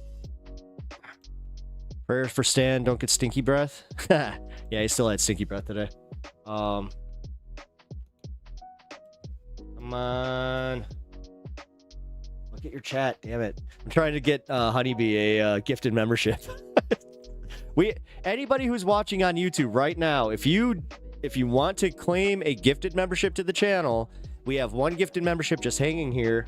So what you can do is you hit the little button that says super thanks. It's got the little dollar sign on it. You hit that. If you're not already opted in, opt in to accept gifts, and you get gifted to the channel. And then you get all the awesome content. Because honestly, man, like I'm excited. I got inspired, so I'm putting out some more content. So all right, literally 5, 4, 3. Nothing. All right, come on, do it. Do it. Do it. Just do it. I hate to say it's one of my favorite. Like the fact that Shia LaBeouf was kind of like on his way out for that. That's pretty funny.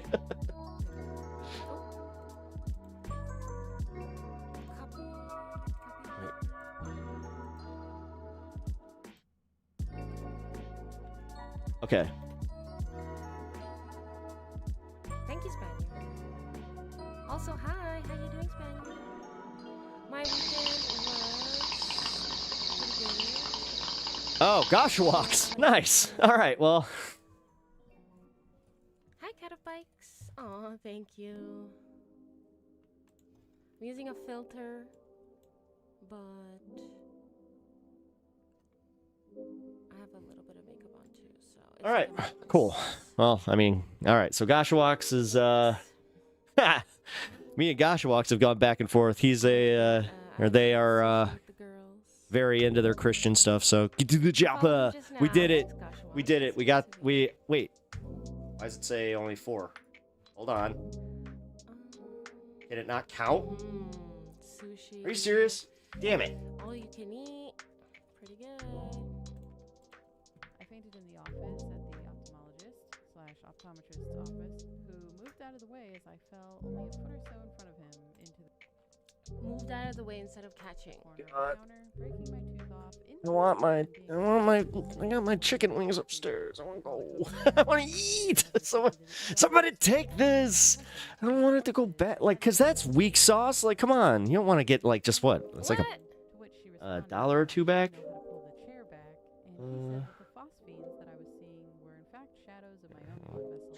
I didn't post that. Oh, it worked. For over a week is actually nothing compared to not being able to make new content, and therefore put a halt on my ability to subsist. The dental and medical bills from the accidents, of course. Come on. $1,000. The hospital refused All right. to show me the internal incident This sucks. from that day, and any legal advice. I don't want to end the stream right now. This is one of those rare moments where I'm like, oh god, like I've nothing to offer outside of just let's get a gifted membership. Anybody? Alright, well. Beer goggles. Including a certain individual who Sorry, Peps. Do you want to whisper me the link? Target of their collective 120,000 subscribers on YouTube. She's never gonna be successful at what she currently does, and she should honestly just get a normal job. Well, she's probably gonna give up on her models once again and just open up an off account in a year or two anyway when she's desperate, because there's nothing else left for her.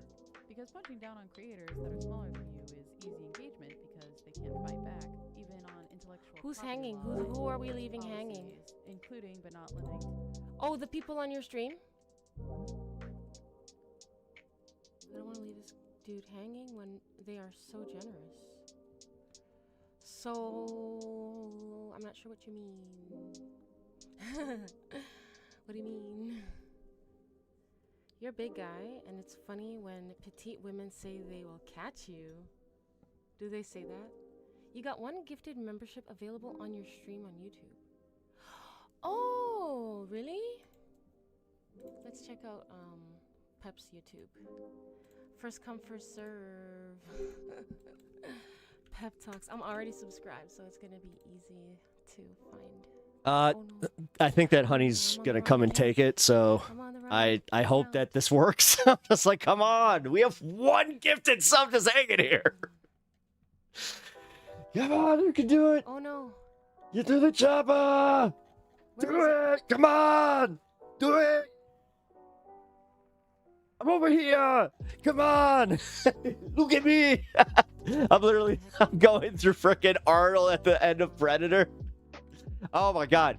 You know what? No, I do have something to say. At the end of Predator, when he steps on he's about to step on that trap and he feels the thing and it's just like, oh, he's just like, no, you son of a bitch. There it is. All right, she's doing it, and oh my god, I fucking ads on. Of course. All right. I'm Right. in the chat. I'm in the chat. Hi. This is weird. This is very meta. There's Pat. Uh. I hear myself. All right, she's doing it, and oh my god, I fucking ads on. Of course. Hello. Hi, kinky girl. How's it going? If you haven't already. This is very meta. Yeah, opt in if you haven't already. Sorry, I don't know why I'm typing very that. Meta. Yeah. So, I'm sure you've got to have it. Like, although you're a creator account, you might not. I don't know how to accept a gift sub. Here.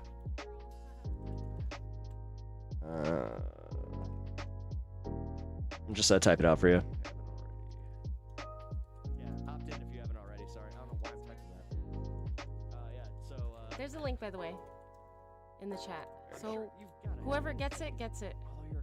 Yeah, I'm literally just like, anybody who wants this, please. It's one free gifted sub. Come on, guys. Good. It's awesome content. I've got so much membership content coming out, so I'm like, yeah, I don't want this to go to waste. Because I got a few videos coming out tomorrow that are members exclusive, and yeah. So come on. Either that or, I mean, yeah. Anybody, I don't care. I'm trying, but I don't know. Do I have to be maybe on my phone? It's easier on the phone. I just heard you. I'm trying to go eat my chicken wings, dude. I'm so hungry. And Mitesh is like, seriously, so generous for doing this, so I really, really appreciate it.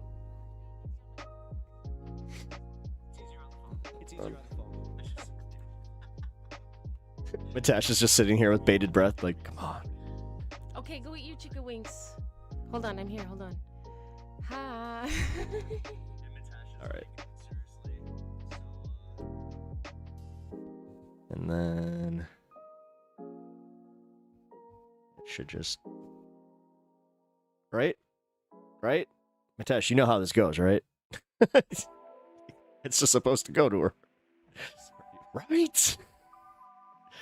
I don't know how this works. Oh, wait. Yeah, I don't know. Like, nothing's popping up for me, so I don't know how to instigate, like.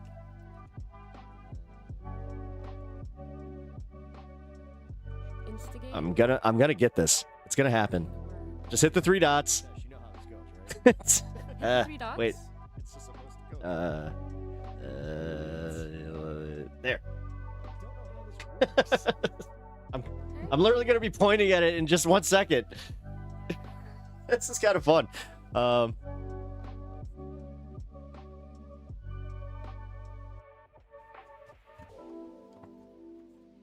gonna get this. Just hit the 3 dots. I don't have 3 dots. I have a settings. Hold on. Maybe on the computer. Oh, okay. 3 dots. It worked! She literally looked up right as it. I was just like, it's right there. Oh. 3 dots here. Oh, fuck. That was funny. Oh, she can't send super thanks. YouTube is kind of useless in this regard. Is it just Oh, me? weird. You know what? It actually might be because she's a creator account.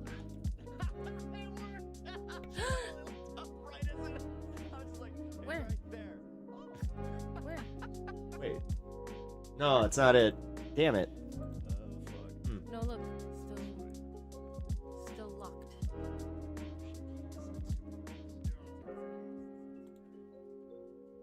Weird. It actually might be because she's a creator account.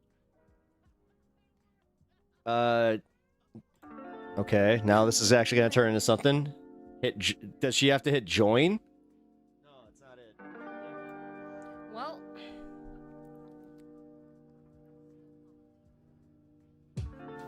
gifted 5. Oh, no. Look, gifted 5. But then when I click it, report or block. Like, what kind of options is report or block for 5?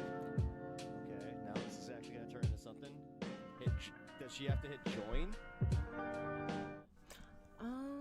Let's try join.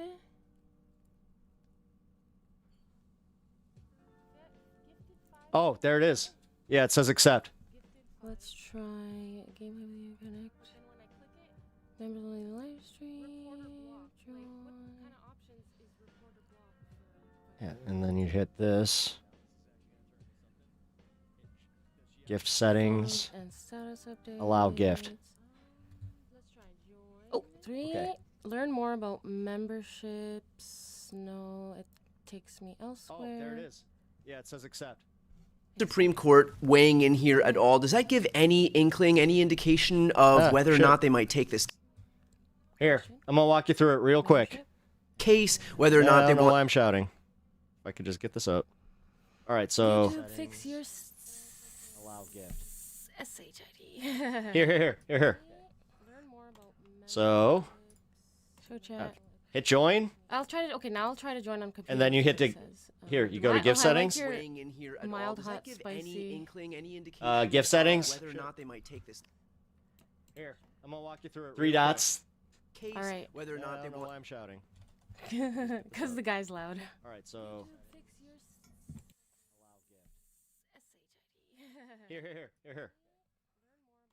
So here, I'm literally. This is the weirdest thing because I'm 6 seconds behind. But okay, this is gonna happen. I don't have that look.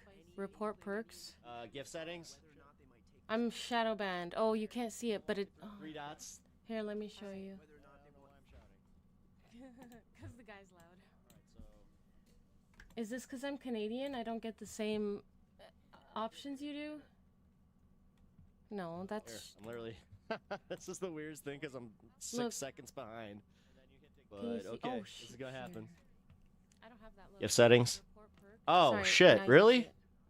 I'm Oh, that's wild. Okay. Oh damn. I don't know if I'm actually shadow banned. I'm just saying that. I think. You know what? Is this because I'm Canadian? I don't get the same options you do? No, that's. This is the weirdest thing because I'm 6 seconds behind. Okay, this is gonna happen. Gift settings. Oh shit! Really? Oh, that's wild. Okay. Okay. Yeah, you might be It's registered. literally like everything I try. It's just. No, I think you're registered as a Report or block, brand. Learn more, and then it's like an external link. All right, that sucks. Okay. Kind of annoying, but it's weird because I feel like I've been gifted memberships before. No, I think. It did ask me one time. I was on my phone and it asked me, "Do you want to accept gift memberships?" And I turned it on. I said, "Yes, I want to accept gift memberships." So like it should just be automatic at this point. Yeah, it's what. Yeah, then it should be automatic. Okay. Well, here, just. Are you sure it didn't give it away to someone who's who's just not in the chat? No. The same way Twitch does. But it's weird because No, it only gave it to 4 people. It's all right. No worries. No worries. All right. We tried. Do you want to accept gift memberships? And I turned it on. I said yes. I want to accept gift memberships. So like it should just be automatic. All right, guys. Yeah, then it should be automatic. Okay. Well, I have got to go eat. I'm starving, and I'm sure my food is cold by now.